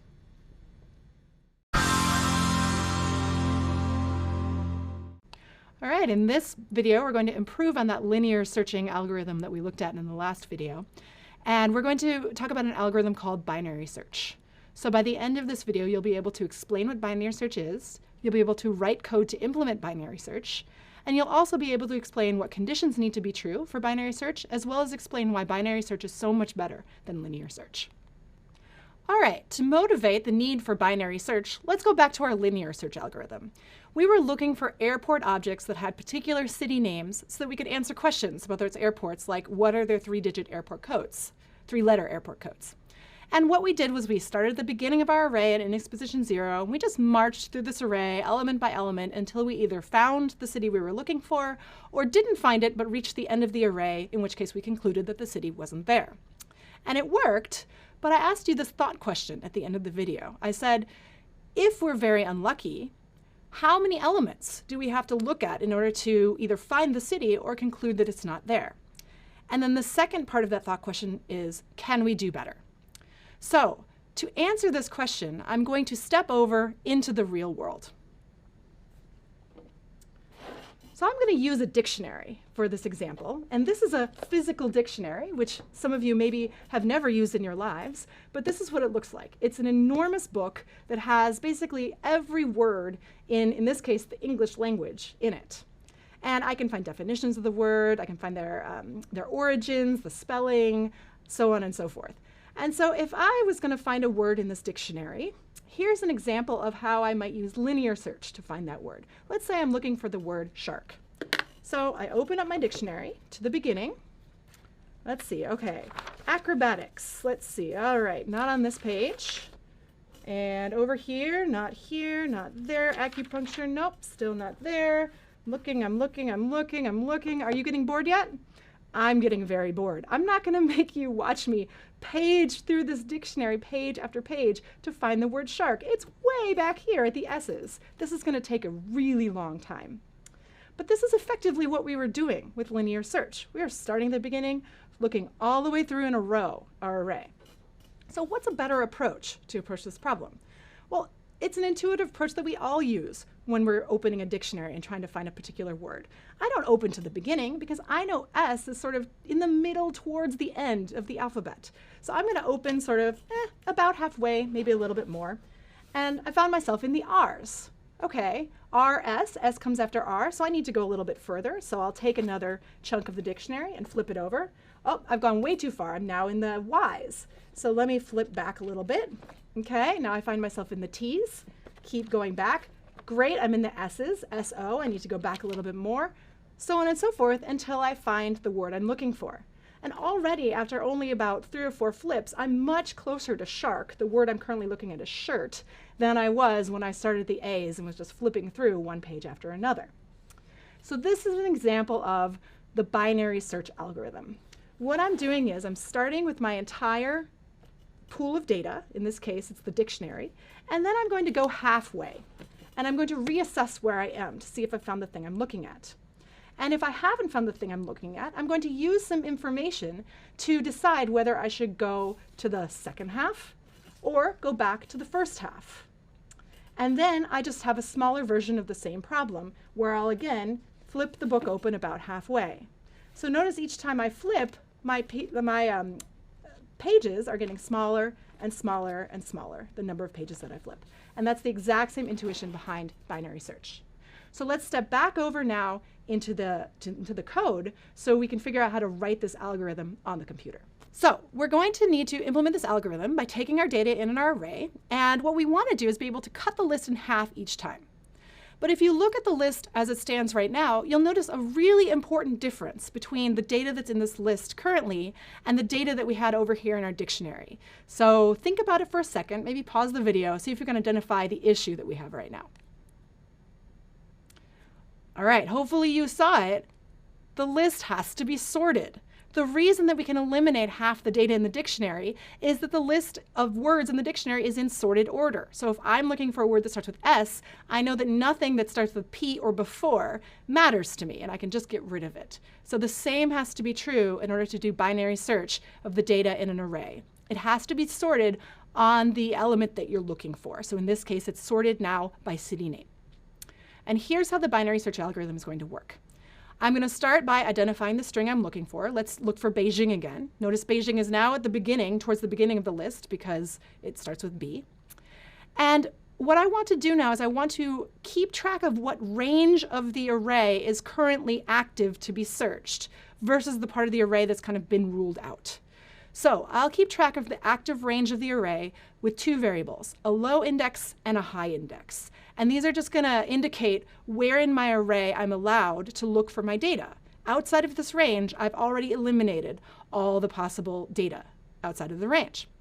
So my range starts with the whole array, so low starts at 0, and high is length minus 1, in this case 7. And now I want to go to that middle element, just like I did in the dictionary. So I calculate the midpoint. I calculate the midpoint by taking the low plus the high and then dividing by 2. In this case, it's 0 plus 7 divided by 2. Now you might be thinking, oh, okay, the midpoint is 3.5. But the problem is that there's no position 3.5 in my array. Luckily, we're doing integer division here. And so we don't need to worry about decimal points or anything like that because Java will automatically truncate that 0.5 and give me the value 3 as my middle position. So 0 plus 7 divided by 2 is 3. And that'll be my mid. So now I'm going to look at the element that's at that midpoint. In this case, it's the element Essen, representing the city Essen in Germany. And I'm going to compare it to the string that I'm looking for. I'm going to say, does it match? Because maybe I found the thing I'm looking for. In this case, no, it doesn't match. But instead of just giving up, now I need to get some more information out of this element. Now I want to know which half of my array can I discard. Should I discard the lower half or should I discard the greater half? So I'm going to compare Beijing to Essen and see whether Beijing is smaller or larger than Essen. And I'm doing this alphabetically. So Beijing comes before Essen in the alphabet. So Beijing is alphabetically smaller than Essen, which means that everything that's larger than Essen in my array couldn't possibly be the string I'm looking for. So I can eliminate it. And the way I eliminate it is by adjusting my range to no longer include those elements. So I'm going to move the high point in my range to be one less than that middle element that I've just ruled out. So this is what it looks like. I will change my high to be mid minus 1, which in this case is 2. And that effectively rules out everything that's either 3 or greater. So now I have another version of the exact same problem. I have a low value, which is still 0, and a high value of my range, which is now 2. So I only need to look in this range of the array, and I'll do it the exact same way I did it before. I calculate a mid value, so 0 plus 2 divided by 2, which is 1. And then I'll look at the element that's at that position, in this case it's Beijing. I compare the city I'm looking for, Beijing, to the city that I see, which is also Beijing, and I see that I found a match. So that's great, I'm done. I can just return that 3-letter city code. And you can see that this was a lot faster than my algorithm before, which had to look through about 5 different cities before it found Beijing. Now I recognize that Beijing moved now, so it's further towards the beginning. But in general, this is going to be a lot faster than our linear search algorithm, and we'll look at just how much faster a little bit later in this lesson. So here's our algorithm in that same pseudocode we used before to look at the linear search algorithm. We're going to now need to initialize two variables, which are the low and high end of our range. And again, we initialize low to be 0 and high to be the length of the array minus 1, which is the last position in our array. So we've got the whole array in our range. Now we're going to enter a loop. And it's a little bit unclear yet when our loop is going to stop. So let's leave that as a question mark for the future. That'll be for you to think about in just a second. But inside the loop, here's what we're going to do. We're going to calculate that midpoint of the array, and then look at the element that's in that midpoint of the array. If that element matches the city that we're looking for, then we're done. We just return that 3-letter city code. Otherwise, if the city is alphabetically less than the city that we're looking for, if the city we're looking for is alphabetically less than the city at the element that we found, we want to update our range so that we're looking at only the small half of the array by moving high to be equal to mid minus 1. Otherwise, we know the city that we're looking for is in the larger half of the array, in which case we update our low value to be equal to mid plus 1. That's what the loop does. Again, we don't quite know when it stops, but if it stops, what that means is we haven't found the thing we're looking for, in which case we can conclude it's not there, and we'll just return that value that indicates that it's not there, for example, the value null. So that's pretty much it, and the only thing left to figure out is, when do we stop that while loop? This is a question I'm going to give to you. So I want you to spend some time thinking about what should the while loop condition be. And there's going to be a quiz that is going to ask you a bunch of choices, and you're going to want to select the correct choice. And in order to do that, what I recommend is that you work through on your own several examples of cities that aren't in this list. So trace through that algorithm using the loop that never ends yet to figure out what the algorithm does and figure out when it makes sense to stop that loop. So let's trace through an example of a city that's not actually in this list to see when we should stop the while loop and conclude that the city is not actually in the list at all. And the city I'm going to use is Istanbul. So let's go ahead and run the algorithm looking for that city Istanbul. I start off with a low of 0, high of 7, and that midpoint is 3. So I look in position 3, I see the city Essen, not Istanbul.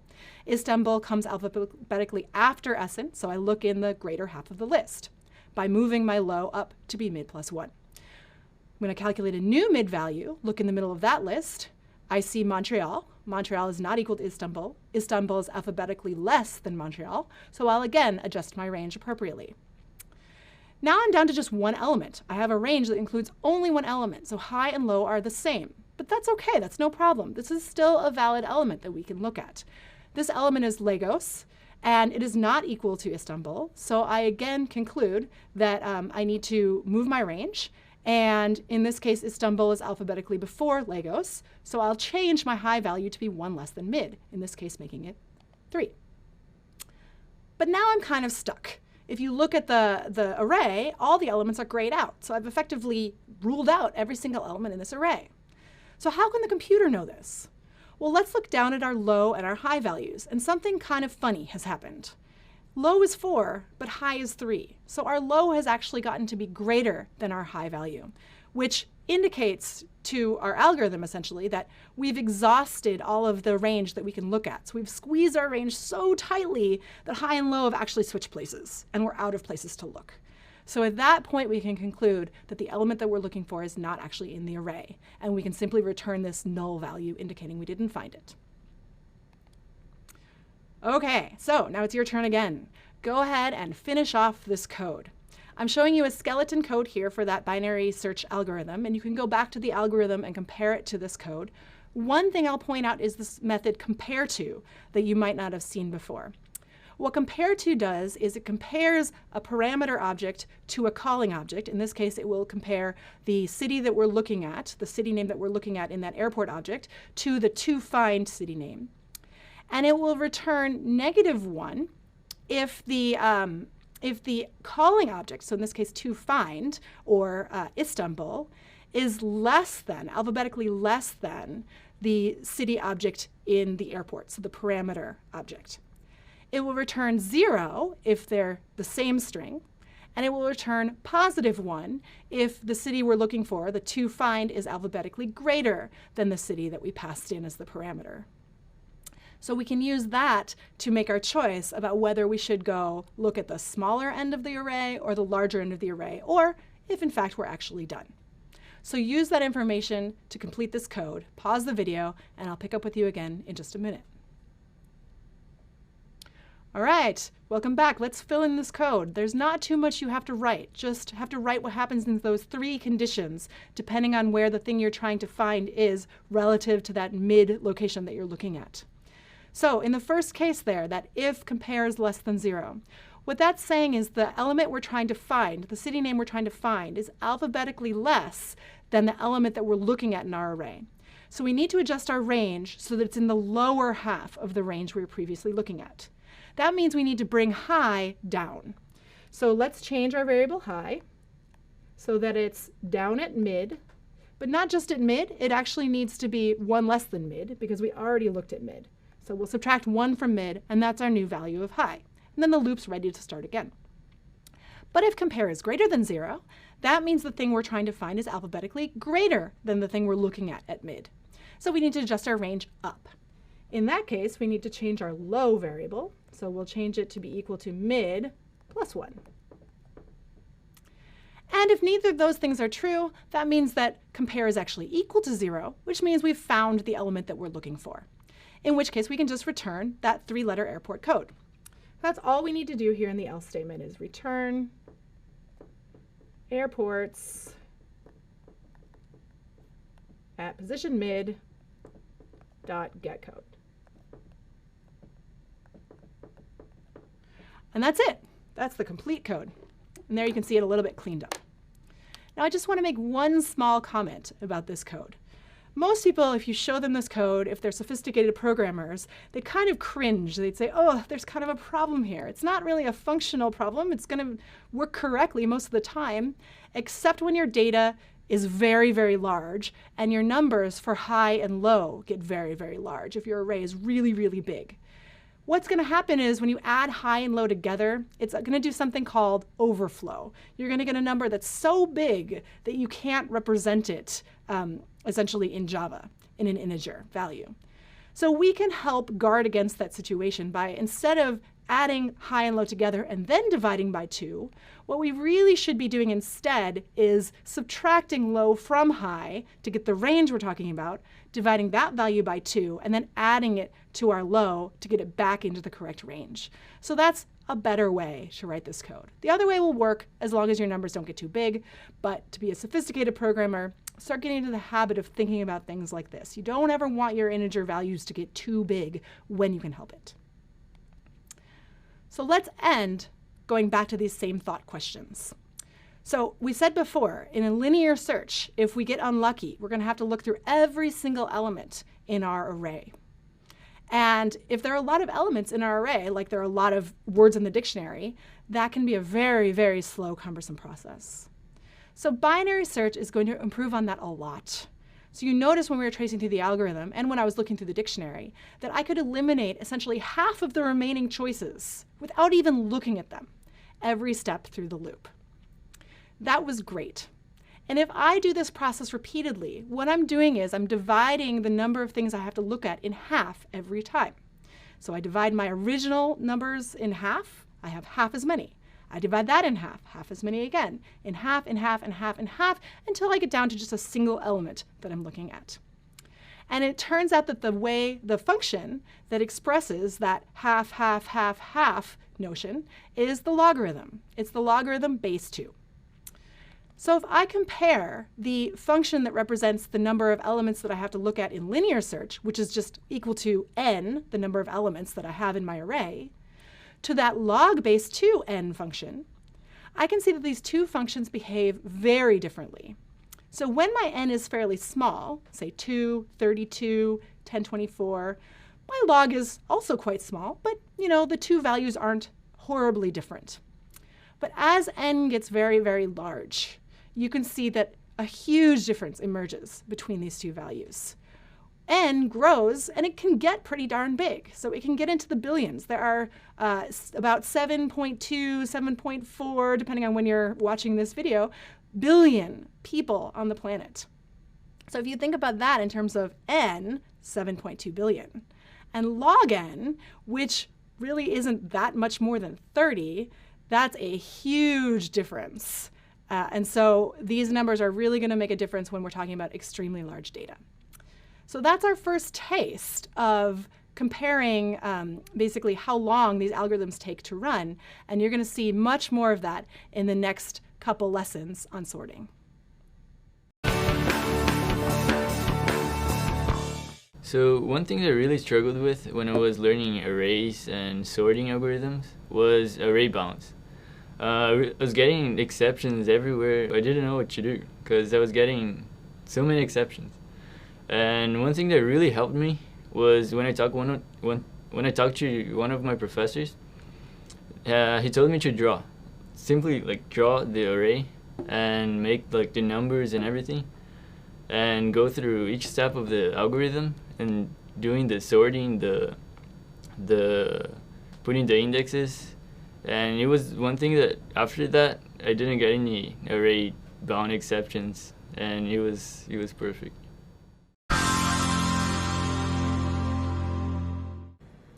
In the previous videos, Christine talked about some algorithms for finding information in large collections of data. What you saw is if the data is organized, then it's easier to do some of these algorithms. So in this video, we'll talk about ways of organizing data, and in particular, how to sort it in some order. And then you'll see some advantages of having it sorted. So let's think back to binary search, which is one of those algorithms for searching that Christine presented. Remember that when we do binary search, at each step of the algorithm, we reduce the number of elements that we need to look at by half. And so all in all, we look at about log n number of steps if n is the size of the list of elements that we started. Okay, so what we remember now is that in order for binary search to work, the data in our list of elements has to be sorted by what we're searching at. So for example, if we're looking for the country code, the airport code of Essen, then what we do with this particular list is we look about halfway through our list of elements and, oh, we found it, excellent, Essen is right in the middle. All right, so that's kind of silly. Let's look for another element. Maybe let's look for Beijing. Let's look for the airport code of Beijing. And so again, we start by looking in the middle of our list of elements, and then we compare Beijing with Essen, and we see that Beijing is alphabetically earlier than Essen, and so we only need to look at the first half of the list because we have the list sorted in alphabetical order. So the order is really helping us out here.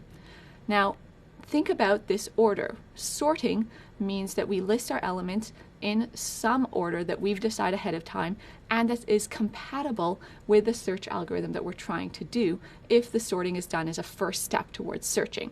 So in particular, for this example, what we're trying to do is find a city name, and so we're sorting our data based on the first letter and then the second letter of the city. So we're sorting the city names in alphabetical order.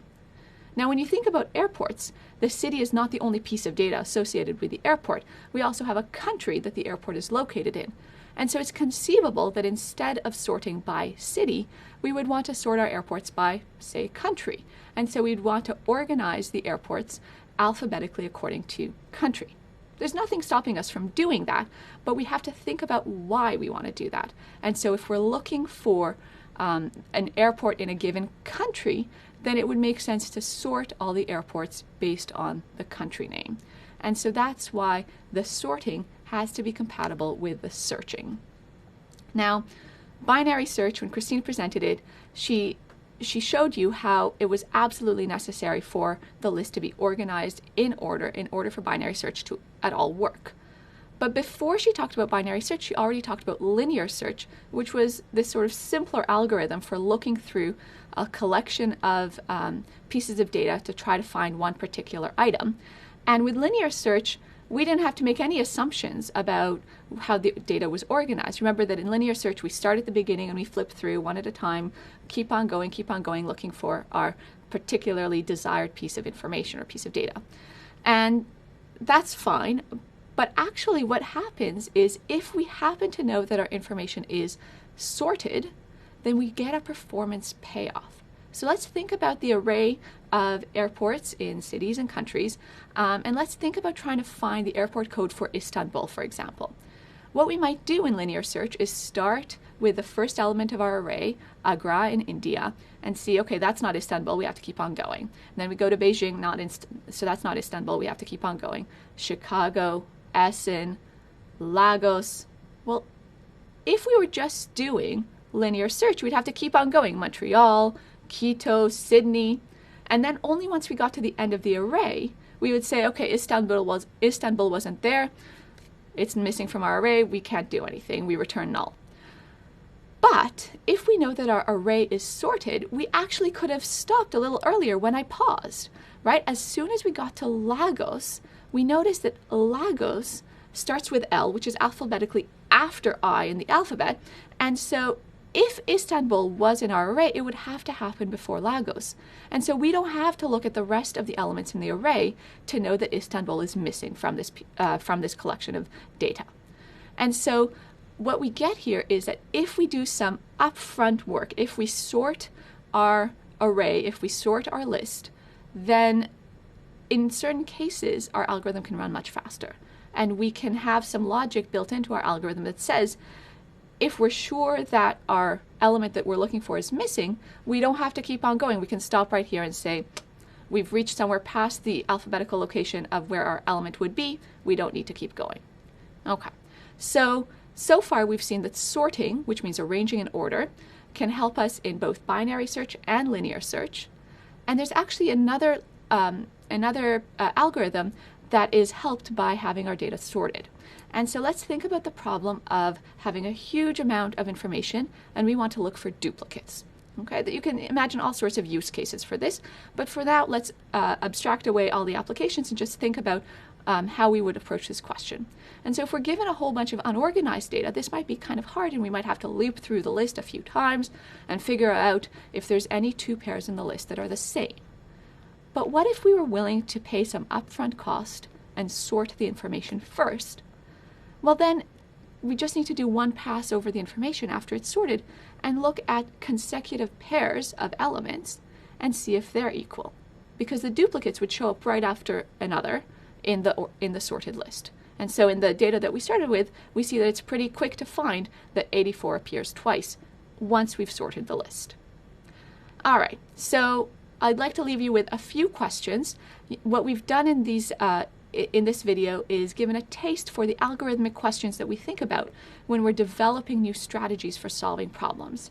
So when we have an algorithm like binary search or like linear search, we like to ask ourselves, for particular cases, how fast will this algorithm run? How slow will it run? How many steps do we need to take? And how lucky can we be? So can the data or its organization, the input from the outside world, have an impact on the runtime of the algorithm? What's it going to be like in the worst case? What's it going to be like in the best case? And also, when we're developing algorithms, sometimes we're willing to spend a lot of energy at the beginning if we're going to be able to reap benefits from that upfront cost by having the later algorithms that maybe we do a lot of times be much more efficient because we did some overhead initial work. So in the next few videos, we're going to be talking about algorithms for sorting, and hopefully now you understand why they're so important, because having sorted data can really help all sorts of follow-on algorithms.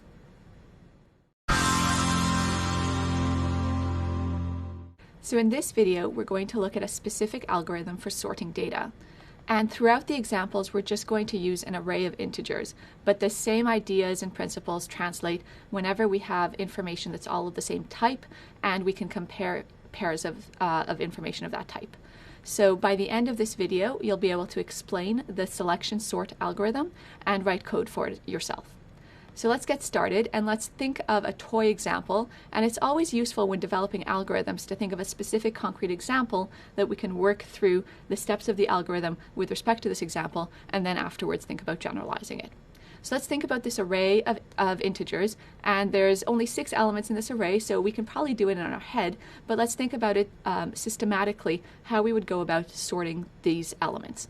And what we might do is, first of all, say, at the end, I want the smallest element to be in the first position in the array, the second smallest to be in the second position in the array, the third smallest to be in the third position in the array, and so on and so forth. And so let's look for the smallest element. So we're looking through our entire array, and we're looking for the smallest element. And lo and behold, we found it. It's 7. It's already in the first position. So we really don't need to do anything else to it. It's already where it's supposed to be. And so we don't need to ever think about it again. It's in place. It's done. And so now what we want to do is move forward and say, well, what about the rest of the elements in the array? What's smallest among those? Because whatever's smallest in the rest of the array is going to be the second smallest out of everything, and so we should bring it into the second position in the array. Okay, and so we have now 5 elements to consider, 1 less than before, and we're looking for the smallest element, and oh my goodness, we're lucky again. 16 is the smallest. It's already at the beginning. We don't need to do anything. Leave it in place. Okay, our problem is reduced further yet. Now we need to find the third smallest element overall, but that's just the smallest element in the remaining unsorted elements that we haven't thought about yet. And so we've got 4 elements to consider, and we want the smallest one. Now we see that it's 43. It's not the first one like we had in the previous 2 examples. And so what we need to do is to put it in its correct location as it would be in the sorted version of the array. And so we need to swap it with 66 in order to move 43 to its correct location. Okay, and so we go ahead and do that, and now 43 is in its correct location for the sorted array. We don't think about it anymore, and we move on to look at the remaining 3 elements, look for their smallest, 51, and now we move 51 to its correct location where it's going to be once the array is sorted, and so we have to swap it with 66. Go ahead and do that, and now 51 is done, and it's in its correct location. We don't need to think about it ever again. And we look at the remaining 2 elements, look for the smallest among those, that's 66, swap it, and now we're actually done. Because for the last item, well, the only reason it's in the last position is because it wasn't the first smallest, it wasn't the second smallest, it wasn't the third smallest. It's already in its correct position. We can't compare it to anything else. And so when we've got to our last position in the array, we're actually done. We don't need to do anything. Okay, and so what that means is that we've got an algorithm, a series of steps that we can take algorithmically to perform this task. So we've got selection sort being described here as first find the smallest element and put it in location 0 in the array, then find the next smallest, put it in location 1, etc. In the previous video, we developed an algorithm for sorting a bunch of pieces of data and organize them in some order from smallest to biggest. What we'd like to do in this video is translate that algorithm or high-level description of the strategy into Java. So what we're going to do is think step by step about how to go from natural language descriptions of the strategy to actual code. And so let's start by thinking about what that strategy even was. And so we talked about selection sort.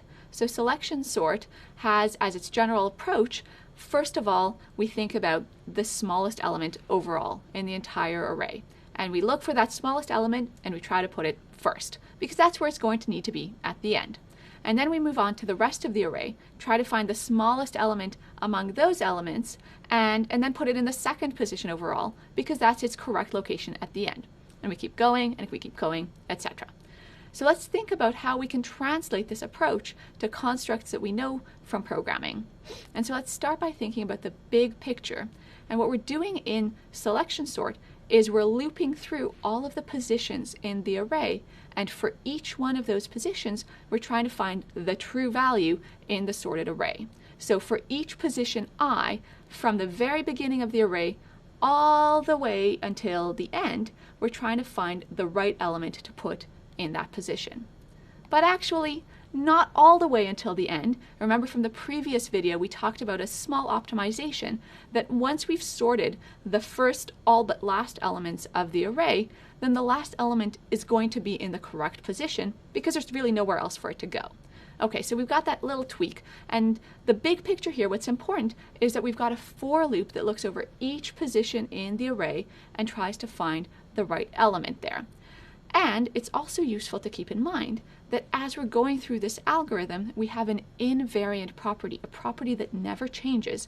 And that's that once we've worked on position 0, position 1, position 2, then the elements in those positions are sorted and they're never going to change at all, no matter how many more steps we have to go or how big the array is. Those positions are done and the correct elements in the sorted array are already there. And so what we have is this array where slowly we're organizing the first bit of it, and then we're focusing on the very next position, say position I, and looking for what element to put there. So let's think about the body of the for loop and what we need to do in that body of the for loop.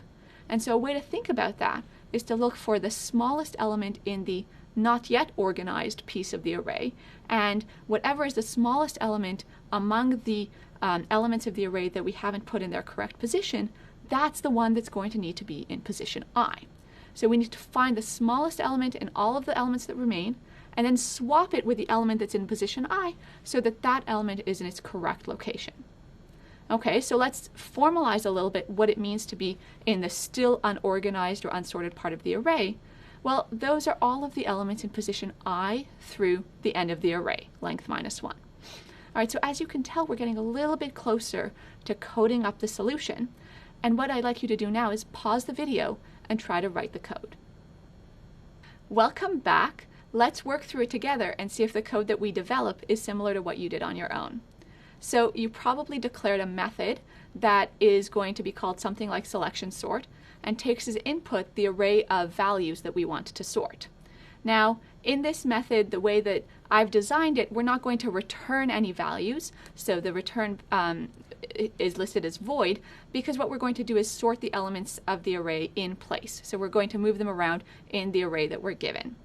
And now remember that we have the outer for loop, and that outer for loop is looking at all positions I from the very beginning until the second last element. Okay. Now for each of those positions, we had to find the correct element to put in that position. And so now we have to implement that piece of the algorithm. And so what we're going to do is try to find the smallest element that has not yet been put in its correct location. And so we want to keep track of the index of that smallest element, the location of where that smallest element is in the list. So at the beginning, we think, well, maybe the smallest element is already in its correct location in I. So our first guess is that the smallest element is in the first place that we look at, namely position I. And then we want to step through all possible positions in that unsorted part of the array and compare the elements in those positions with the value of the element at our current best guess for where the smallest element is located. So we're comparing the element at position index min with the element at position j. And if it so happens that the element at position j is smaller than the element at the position which is supposed to record the smallest element, well, we need to update what we think is going on. Now, in this case, we think that the smallest element is actually in position j. And then we have to keep on going and keep on checking all of the elements to make sure that index min really records the position of the smallest element in that remaining piece of the array. So once we've gone through this inner for loop, what we have is index min recording the position of the smallest element in the remaining part of the array. And then the last piece of our algorithm is to put that smallest element in its correct location, namely in position I. And so we might have a helper method swap that we define somewhere else, and that swap method looks at the array vals and it swaps the element at position index min with the element at position I. And so what that would do is take the element that's supposed to be in position I and really put it there. Okay, and so what we've done here is we've gone from the high-level description of selection sort, and we've now gone ahead and implemented it using Java. All right, so before we leave this algorithm and say, whew, we've done it, pat on our back, we can stop thinking about it now, it's useful to probe further and always ask ourselves some questions. How do we know that this algorithm and this implementation always works, no matter what array we give it? And if we believe that it does work, how well does it work? And of course, as good engineers and scientists, we always want to do better. And can we? So in the next video, we'll talk about some of these questions. In the previous video, we implemented selection sort in Java, and then we stopped and thought about some questions to do with this algorithm and how well it performs. So far in this course, we haven't really asked ourselves whether algorithms are correct and how well they run, and so let's take a few minutes now to think about how we might even formulate answers to these questions. So let's think about correctness first. We had a problem, that of sorting an array, meaning organizing the information in the array. And then we had a candidate strategy, selection sort, that we think did pretty well, and we think that it really does organize the elements in the array. But if this was a really mission-critical problem that we are trying to solve here, it's not enough for us to just sort of say, yeah, I guess it's going to work. Hopefully there won't be any bugs, right? We want to be certain and convinced that our algorithm is really going to do what it's supposed to do, no matter what edge case we throw at it or how big an array we give it. And so let's think back to the high-level picture we have of selection sort and think about how that high-level picture can give us confidence that the algorithm works. So remember, what we're doing in selection sort is at each step through the for loop, we're looking at a new position in the array, and we're swapping into that position in the array the element that's going to be there when the array is really truly sorted. And so what we have is some initial piece of the array that is sorted and that keeps growing each time. And so as this sorted part of the array, the dark gray part of the array, grows with each iteration of the for loop, more and more of our array is in good shape. It's organized and it's sorted. And so by the time we finish the for loop and have gone through the entire length of the array, then our entire array is sorted. And so this argument that we just went through can be completely formalized and can be used to prove the correctness of selection sort.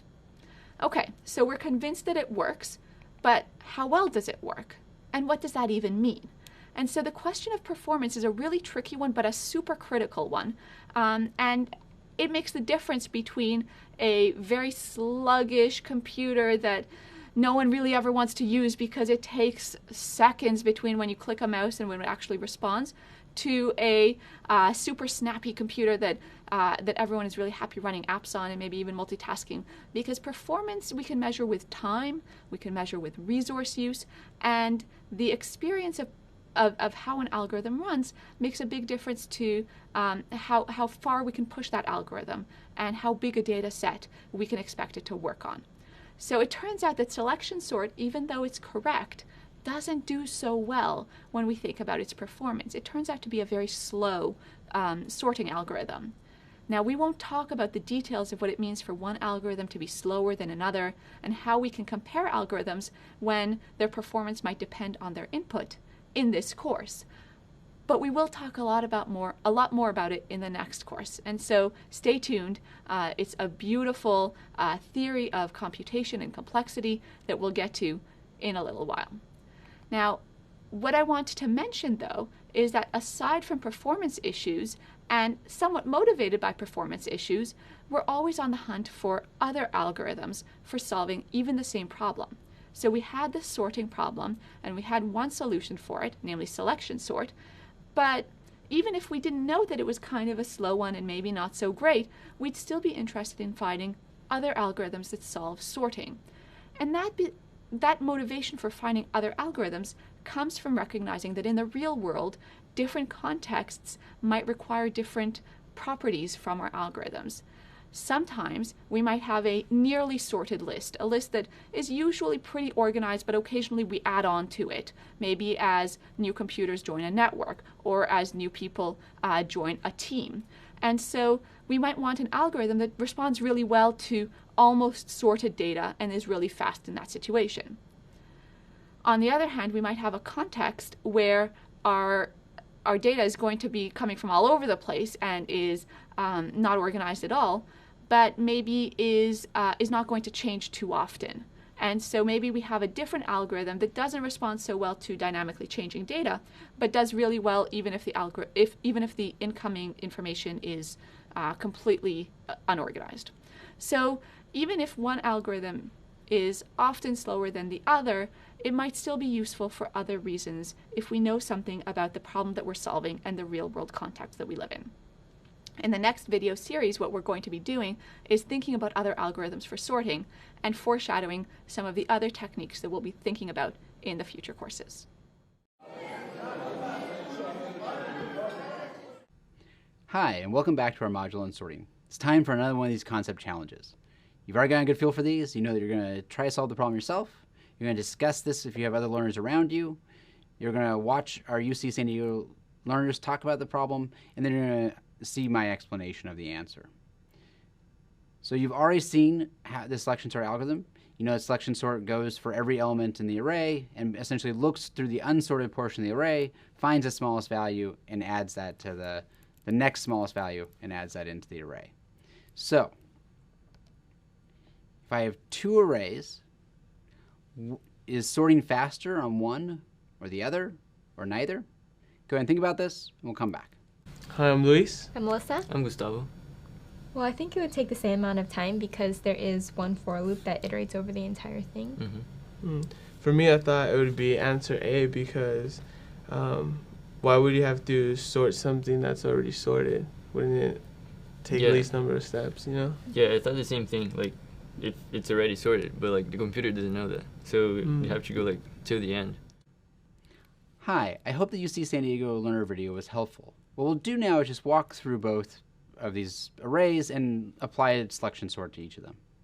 So in the first array, we're going to do a pass. We're going to look at all the elements and we're going to see what the smallest element is.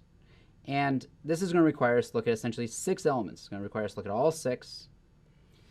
And then we're going to find that 7 is the smallest, and we're going to put 7 in the very first spot, which is where it is already. In the next iteration of the array, we're going to look at the second element in the array. And we're going to see what's the smallest element. We're now going to scan. We're going to look at all 5 of these. And we're going to find that 16 is the smallest and keep it there. When we move to the next element in the array, we're going to scan the remaining. So I'm going to have to look at all 4 elements here to find that 43 is in fact the smallest, and then I'll swap them. So 43 now moves into the place that 66 was at. I'm going to move to the next element in the array. I'm going to look at this element along with the remaining elements to find the smallest element. It's going to take me 3 steps to find 51 as the smallest. And then I'm going to swap 51 and 66. In the next iteration of the array, I'm now going to be looking at 97. I'm going to have to look at 97 and 51 and 66 to find out that 66 is the smallest. That takes 2 steps. And now I'm going to swap 66 and 97.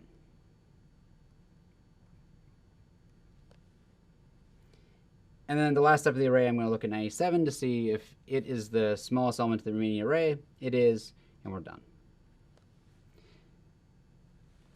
Now, that did seem like it took a number of steps because I was having to swap so many elements. But what's going to happen with a sorted array? Is it going to behave that differently? Well, with the assorted array, it's going to start at 7. And it's going to see, is 7 the smallest element? And it's going to look at all 6 elements again. It's then going to move on to 16. It's going to find the smallest element. It's going to have to look at 5 elements to do that. It's then going to look at 43, and it's going to say, is 43 the smallest? And it's going to have to look at all the remaining elements, find that 43 is, in fact, the smallest. It's going to move to 51, do the same thing. It's going to take 3 steps. It's going to move to 66, take 2 steps. It's going to move to 97 and take 1 step. So we haven't done as much swapping, but we've essentially taken as many steps. And what this really leads us now to thinking about is how do we define faster? So we can see that both of these arrays essentially took the same number of steps. But is that how we define faster? Well, if you're looking at a high level, the same number of steps means they essentially take the same amount of time.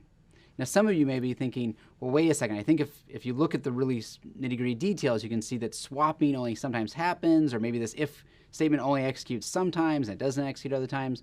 And now you're starting to argue about individual machine instructions. But what view do we want to have?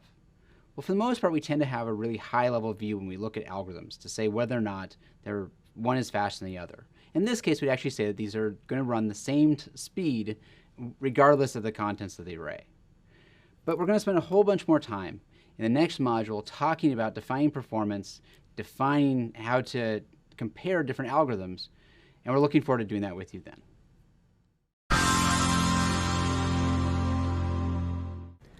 So in the previous video, we talked about selection sort, which was one algorithm for sorting data. By the end of this video, you'll have seen another algorithm for sorting data, and we're going to play a little game. Instead of talking about the algorithm at the high level, what we're going to do is present some code that I promise you will sort the data, but what I'd like to do is work with you to figure out how to describe that code in high-level terms. And this is a really useful skill that helps with reverse engineering code and also working in big teams when other people are implementing different pieces of the code. And so then once we'll have traced the code and figured out what it does, we'll be able to describe alternate algorithms for sorting and compare their relative merits. So let's start with a code and let's see what we have here. So we're going to call this method mystery sort until we solve the mystery together. And at this point, there aren't a lot of comments to help guide us. We're just seeing some Java statements. And so let's see what we've got here, and we'll step through with a particular example. So we see that we've got a variable being declared, and we've got a for loop that does something and has an inner while loop. Okay, doesn't help us so much so far, but let's work through an example. And again, it's really useful to work through some concrete examples when we're working through these questions to help guide our understanding. And then later we want to generalize, we want to think about the full generality, but first let's make sure that we understand what's happening at a small scale. Okay, so we're working with the array of integers that we talked about last video as well. So we've got 6 elements, and we're going to trace through and step through the execution of our mystery method to see what happens. Okay, so at the beginning, in our for loop, we are initializing the value pause to 1. And what's going to happen the first time we run through this for loop is that cur_ind, which you might guess means current index, is going to be initialized to the same value as position. And so what we see on the left of the code here is that we've got a memory model. So think way back to the earlier module, one of the first modules that we did in this course, where we talked about using memory models to help us reason through the changing values of variables as we run through code. And so we've got boxes for each variables, and at the beginning, each of those contains the values of the initial values of the variables, namely 1. Okay, now what happens is we look into the condition for the while loop and we see, do we have to execute the body of the while loop?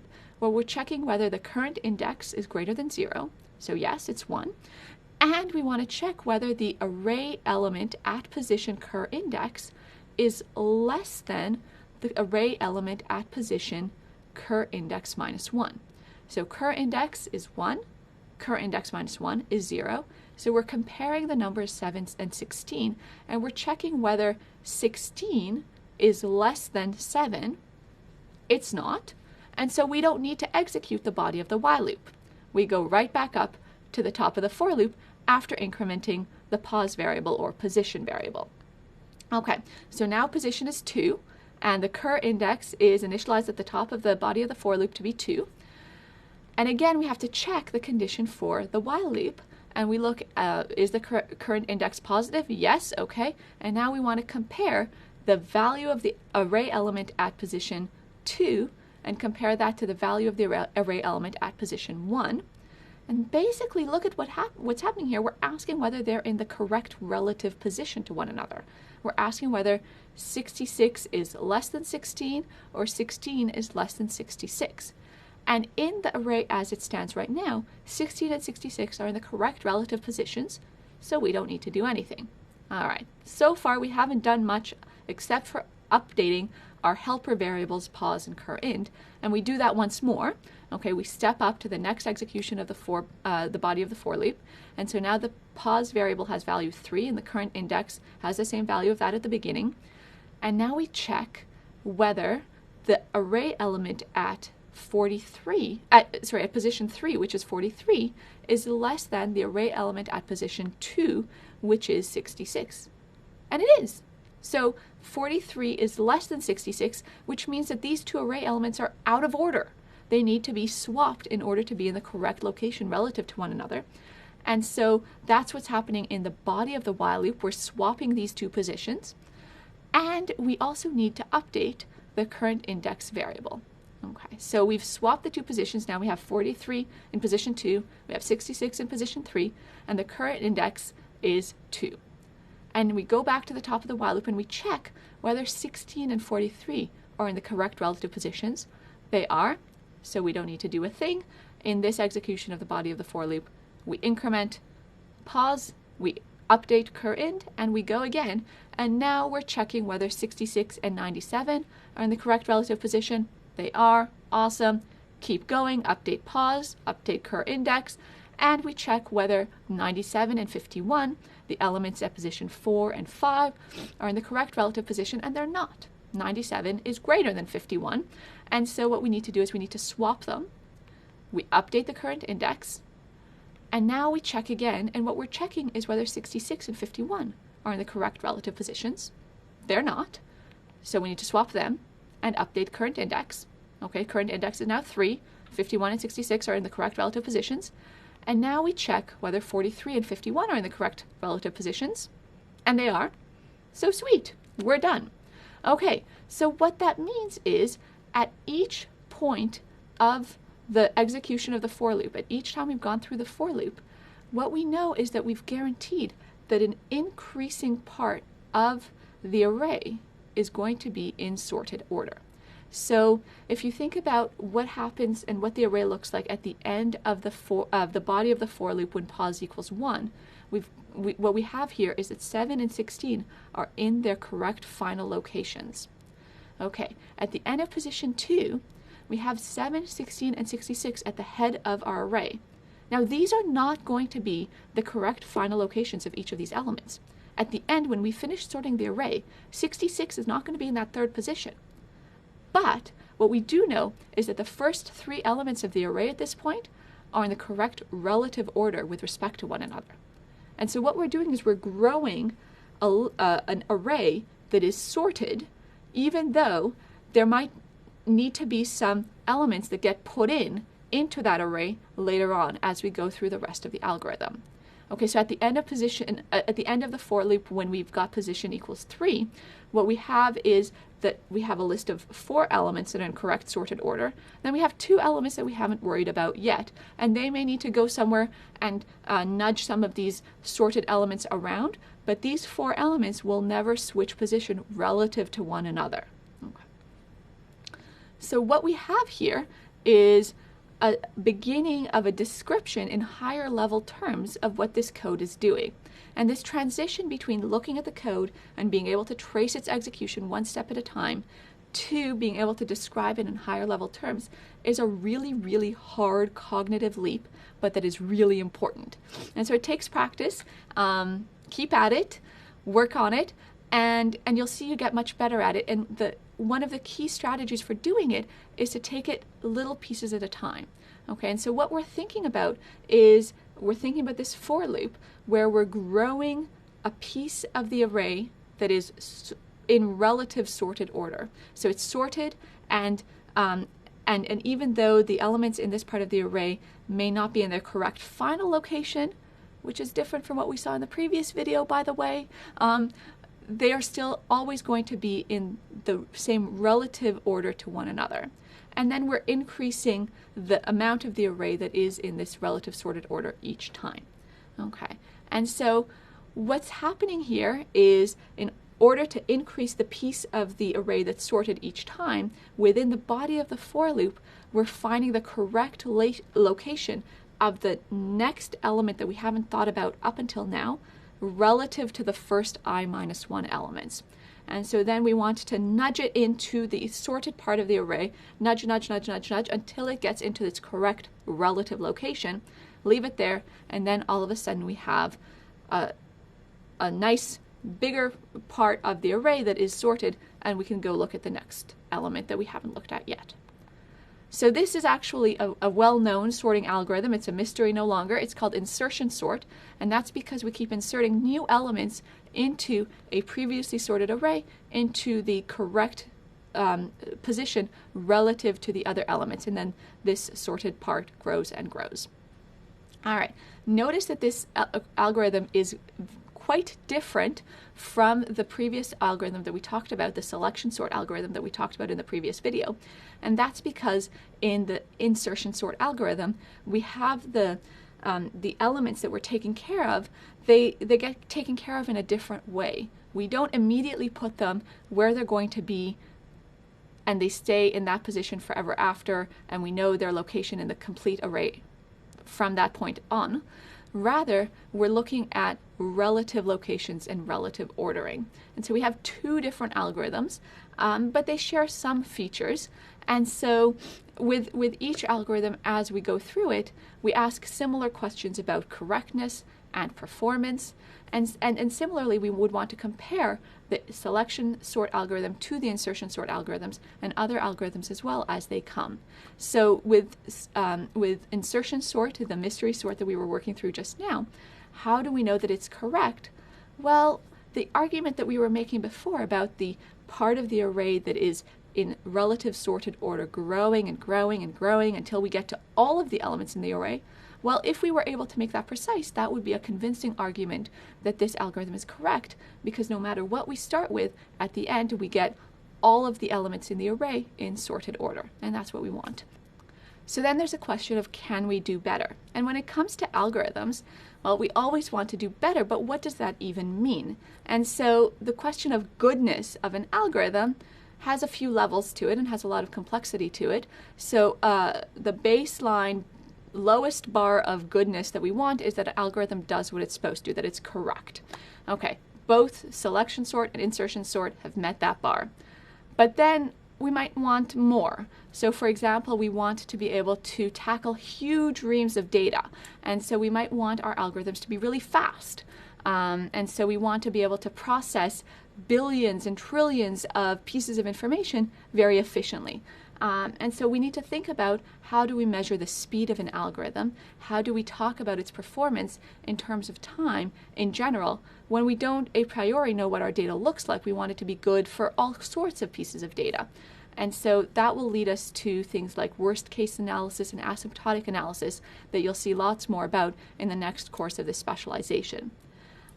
I want to also mention that there are other measures of goodness of an algorithm.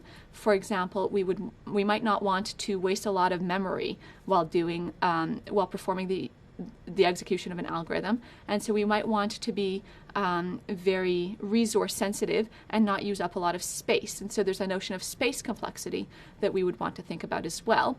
And then we also might want to think about other properties that the algorithm could preserve or not preserve. So for example, if we want to sort a lot of data on different dimensions, so you can think back about the airport data, we want to sort first by name of country and then by name of city, then we would want our algorithm to behave in a way that's compatible with doing multiple pass sorting. And so we might want to restrict which algorithms we consider based on only those that have properties amenable to our use case. So goodness and can we do better are always relative questions relative to how we plan to use the algorithms. Algorithms are actual living, breathing objects you can think about. They don't exist in a vacuum. We want to use them. And the measure of their goodness is only in terms of how we can use them and what they can tell us.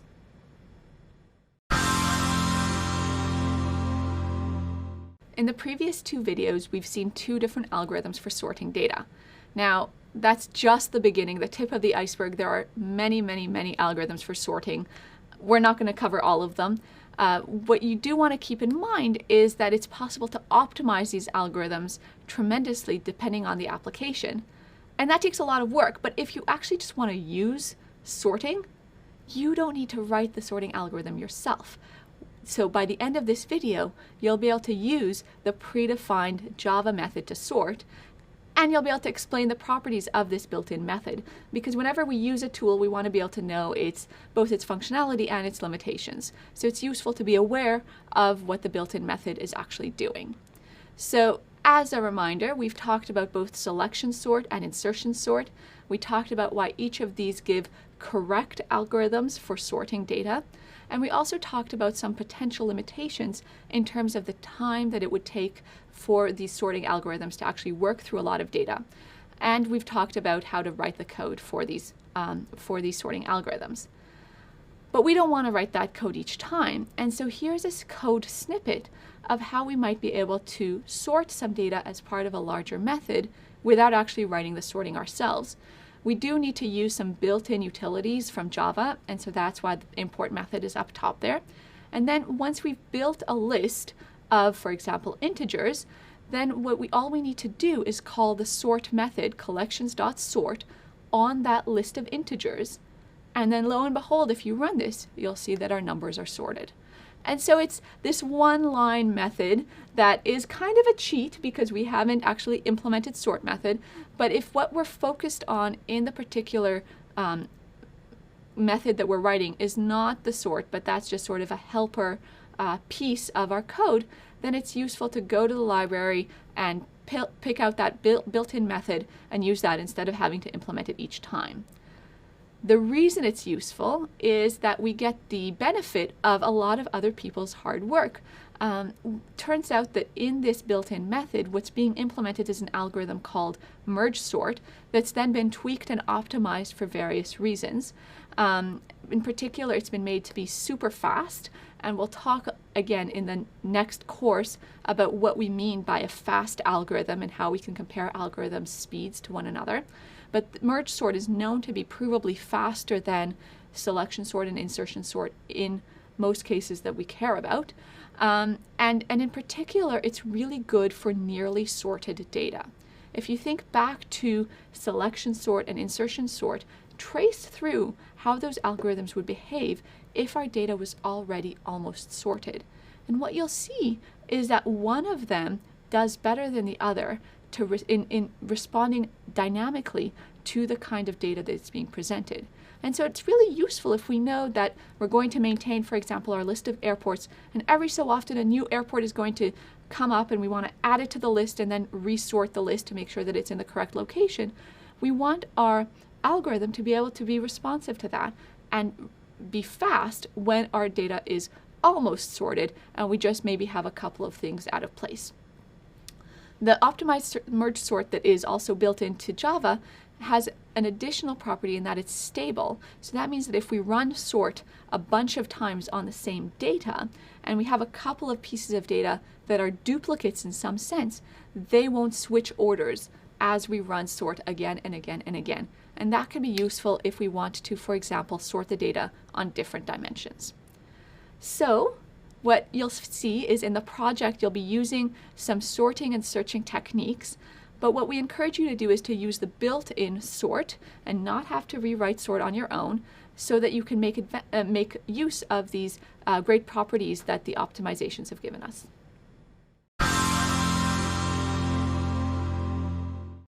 In the previous video, we started talking about how to use the built-in sort that's available to us in Java. What I'd like to do now is to think about how to generalize that technique for more complicated objects. So by the end of this video, you will be able to define and use the comparable interface in Java so that we can have access to that built-in sort method. So if you remember last time, what we talked about is how to use collections.sort and then feed in a list of integers and somehow magically get the list returned to us as a sorted list. Now, what we did what we observed happens when we use this method is that we're using the built-in merge sort. And the beauty of that was that we didn't have to implement merge sort ourselves. The issue, though, is that the list that we gave it was an integer list. So all of the values are numbers. But sometimes the objects that we want to sort, the data that we want to organize, isn't just numbers. Maybe it's more complicated objects. And so what we'd like to do now is think about using this built-in functionality, but for collections of non-integers. And so, for example, we might want to sort airports. So remember back to the beginning of the module and the motivating example that we've been talking about. We have an array of airports, and each of the array elements are references to airport objects. And what we'd like to do is to sort this array based on the city of the airport. Okay. So if we try to just go ahead and in our airport class define a method within the main method that just says, let's sort our airports. So we have an airports list and we're going to go ahead and sort it. Then we can hope for the best and try to compile this, but unfortunately, we're going to get a big old error message. And the reason for that error message is that airports are kind of hard to sort. We don't know how to compare two airports. So this is where the comparable interface comes in. And the comparable interface says, I will be able to give you access to merge sort and all of these other built-in functionalities like sorting in Java if you only tell me how to compare two object instances of your class. And so, for example, if we think about the object that has the city Montreal in Canada with a particular airport code and the airport object that we have that's initialized to the airport in Lagos, then we might want to compare these two and say M comes after L in the alphabet. And so when we're thinking about the city names, then the object that corresponds to the airport in Montreal should come after the object that corresponds to the airport in Lagos. On the other hand, we might want to organize our data based on country names rather than city names. And so then we might focus in on a different field and look at the instance variable for country. And in that case, we see that Canada, starting with a C, comes earlier in the alphabet than Nigeria, starting with an N. And so we'd want our objects to be organized a little bit differently. All right, so how do we do that, and how do we tell Java this order? Well, if our class implements the comparable interface, and we say that by adding that keyword to the class definition, then our objects in that class will be able to be compared to one another. Now notice that special word that's after comparable, we've got the angle brackets and airport, and that's saying that we're specifying what kind of objects we're going to know how to compare. And this is using generics. Okay, so if we've told Java, we've promised that we're going to implement what's needed for a comparable class, what that's saying is that we have to fulfill the promise of the interface. And the interface comparable says you must implement a compare_to method. And the compare_to method has to be called by an object in that class, and it's going to tell us how to compare that calling object to an input other object. Okay, so let's think about how we might do that and think about what functionality we want. So we're going to return an integer, and that integer should demonstrate the relationship between the calling object and the other object.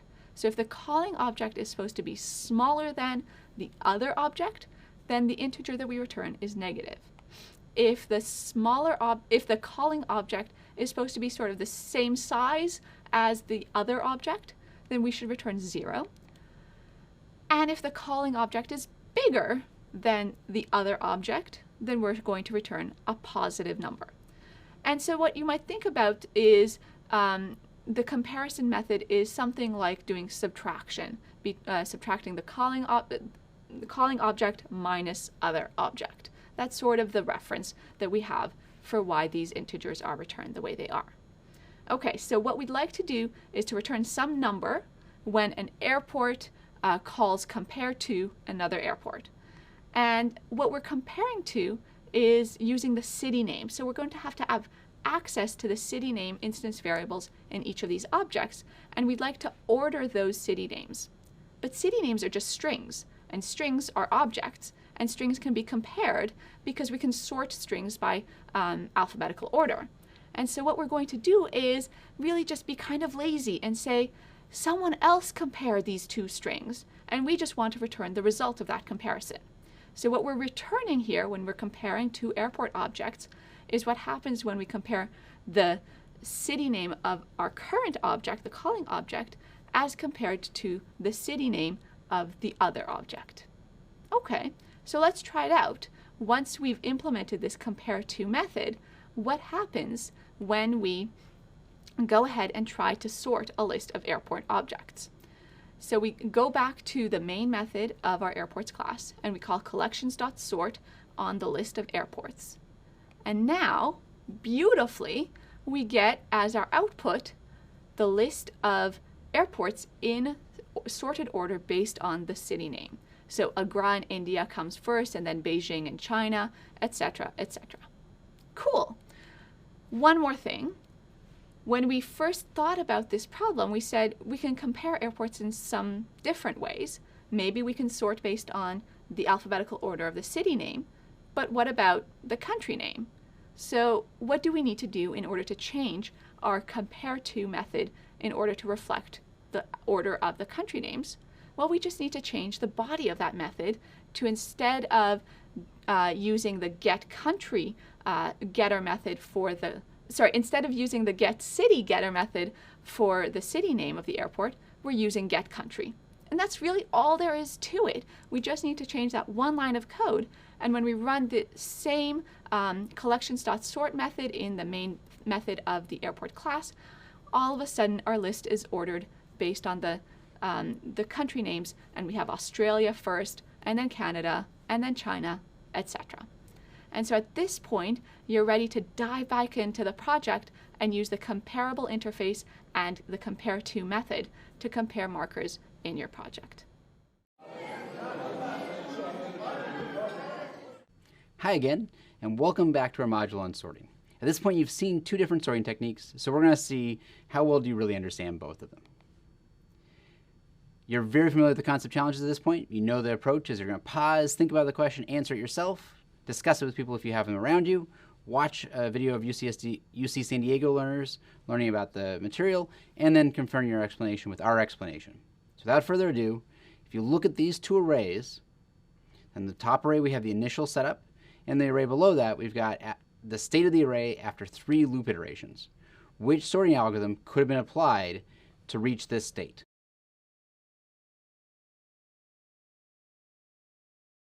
Hi, I'm Melissa. Hey, I'm Ken. Hi, I'm Michael. So for this one, I thought it definitely can't be selection sort because the 1 will be at the beginning, right? I was actually kind of confused in this question because I actually picked D. I thought it was both of them since like the first couple of elements are already sorted. Yeah. And we're sorting the elements. Shouldn't that be correct for both? I'm actually pretty sure it's insertion sort because what happens is through the first iteration or the first loop, it checks the 4 and the 7, no switch, goes to the next 2 elements, 7 and 2, switches the 7 and 2, and then actually goes back and checks the 2 and the 4 and the 2, and makes that switch. And that would be 3 loop iterations, and that would be exactly what the bottom array is, and what she said, it can't be selection sort because the 1 would be at the beginning for selection sort. And for the insertion sort, it never made it to the 1. To reach this state. Hi, I hope the video with the UC San Diego learners was helpful. What we're going to do is just walk through both insertion sort and selection sort and see the state of the array after 3 loop iterations. With insertion sort, the key idea here is that you always keep the left side of the array sorted, but you're only looking at essentially the left elements. So the first pass, all you're going to do is look at element 4 and say, is 4 sorted? It sure is. Next iteration of the loop, it's going to look at 7, and it's going to say, where should 7 be in relation to 4? Well, it belongs in the same place. So the third iteration of the loop now is where it gets interesting because it's going to look at 2. And it's going to say, where does 2 belong relative to 4 and 7? And it's going to move 2 down all the way to the first place, and then 4, and then 7. So after 3 iterations of the loop, this would be the state of insertion sort. And this is what the question was asking for. So the right answer here is insertion sort. But let's talk through what selection sort would have done. Selection sort is always going to be looking through the remaining part of the array to find the smallest value and put that where we're currently looking. So with selection sort, you're going to be looking through the entire array at the start, and you're going to look to see that 1 is the smallest element. And then you're going to place 1 right at the start. Then you're going to look through the remaining part of the array, and you're going to find that 2 is the next smallest element. You're going to place that next. And then you're going to look through the remaining part of the array again. You're going to find that 4 is the next smallest element. You're going to swap that in. And this will be the state of the array after 3 iterations of selection sort.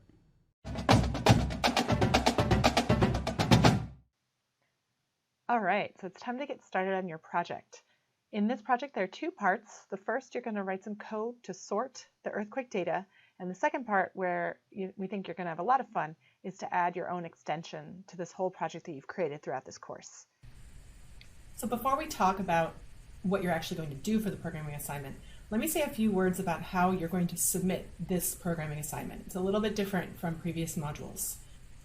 So if you go over here to your week view on Coursera, these are the things you're learning this week.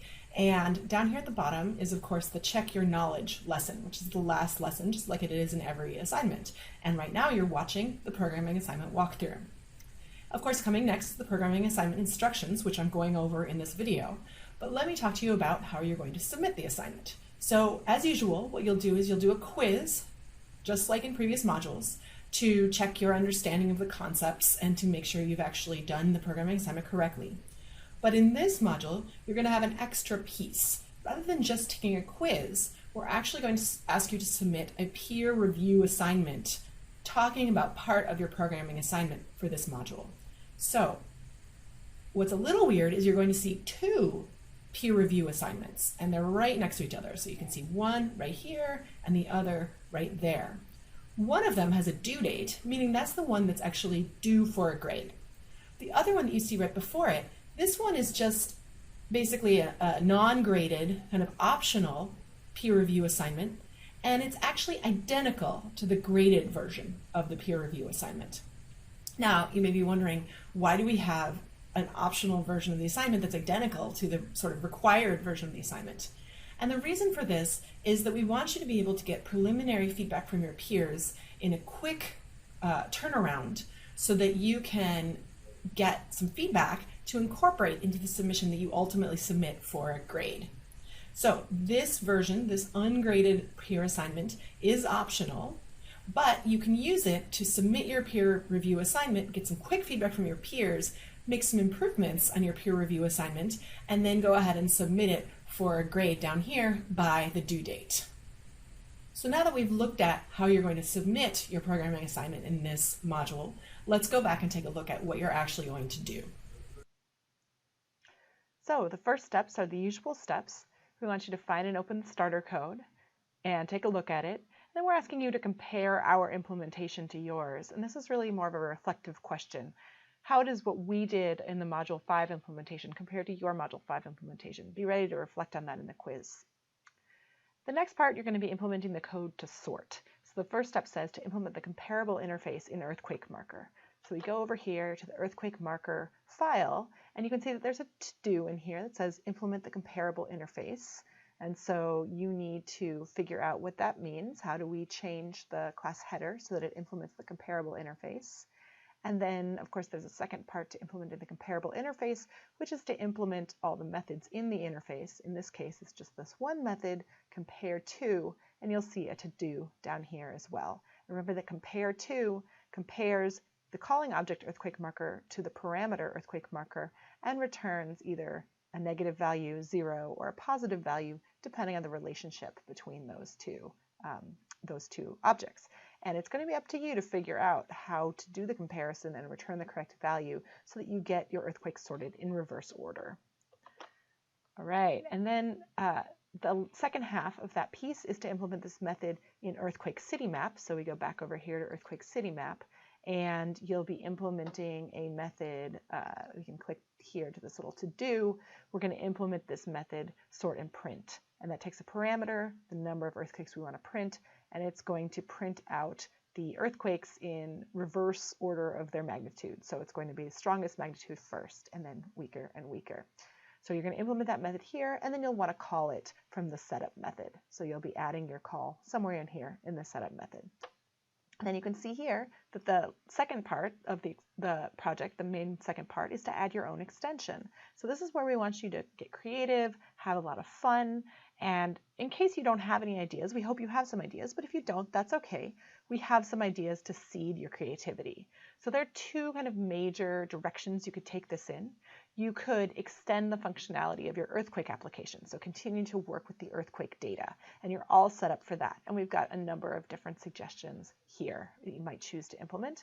And then the other direction you could take is you could incorporate new data sources. So we have a couple of new kinds of data already prepared for you. So one is airport and airline route data that you can find over here. If you go here into the data directory back in Eclipse, you can see that we've got this airports.dat, and then we have a routes.dat file, And we're also providing you with some code that will give you a demo of this. So we've got this airport map and airport marker, so you can get a sense of how to use those data files. So you can work with that data source, or you can work with data from the World Bank. We've got the life expectancy data that Mia showed you way back in the first module on GUIs, and we've got some sample code that implements basically the example that she implemented from that module, and you'll find that over here in the lifeexpectancy.java file. So decide which direction you want to take, decide what you want to do, play around, have a lot of fun, and then after this, what you're going to do is you're going to be submitting this, in addition to taking the quiz, you'll be submitting this as a graded peer review assignment. So you'll get to see what all your fellow MOOC mates have done with this project. So have fun, and we really look forward to seeing your extensions. Congratulations on completing our course. You've created a large project, and I hope you enjoyed it. Think back to everything you've learned in this course. You've learned about object-oriented programming, you've worked with class hierarchies, inheritance, and polymorphism, and you've created an interactive graphical user interface. We hope you're really proud of your project. And we hope you'll join us for the second course as well.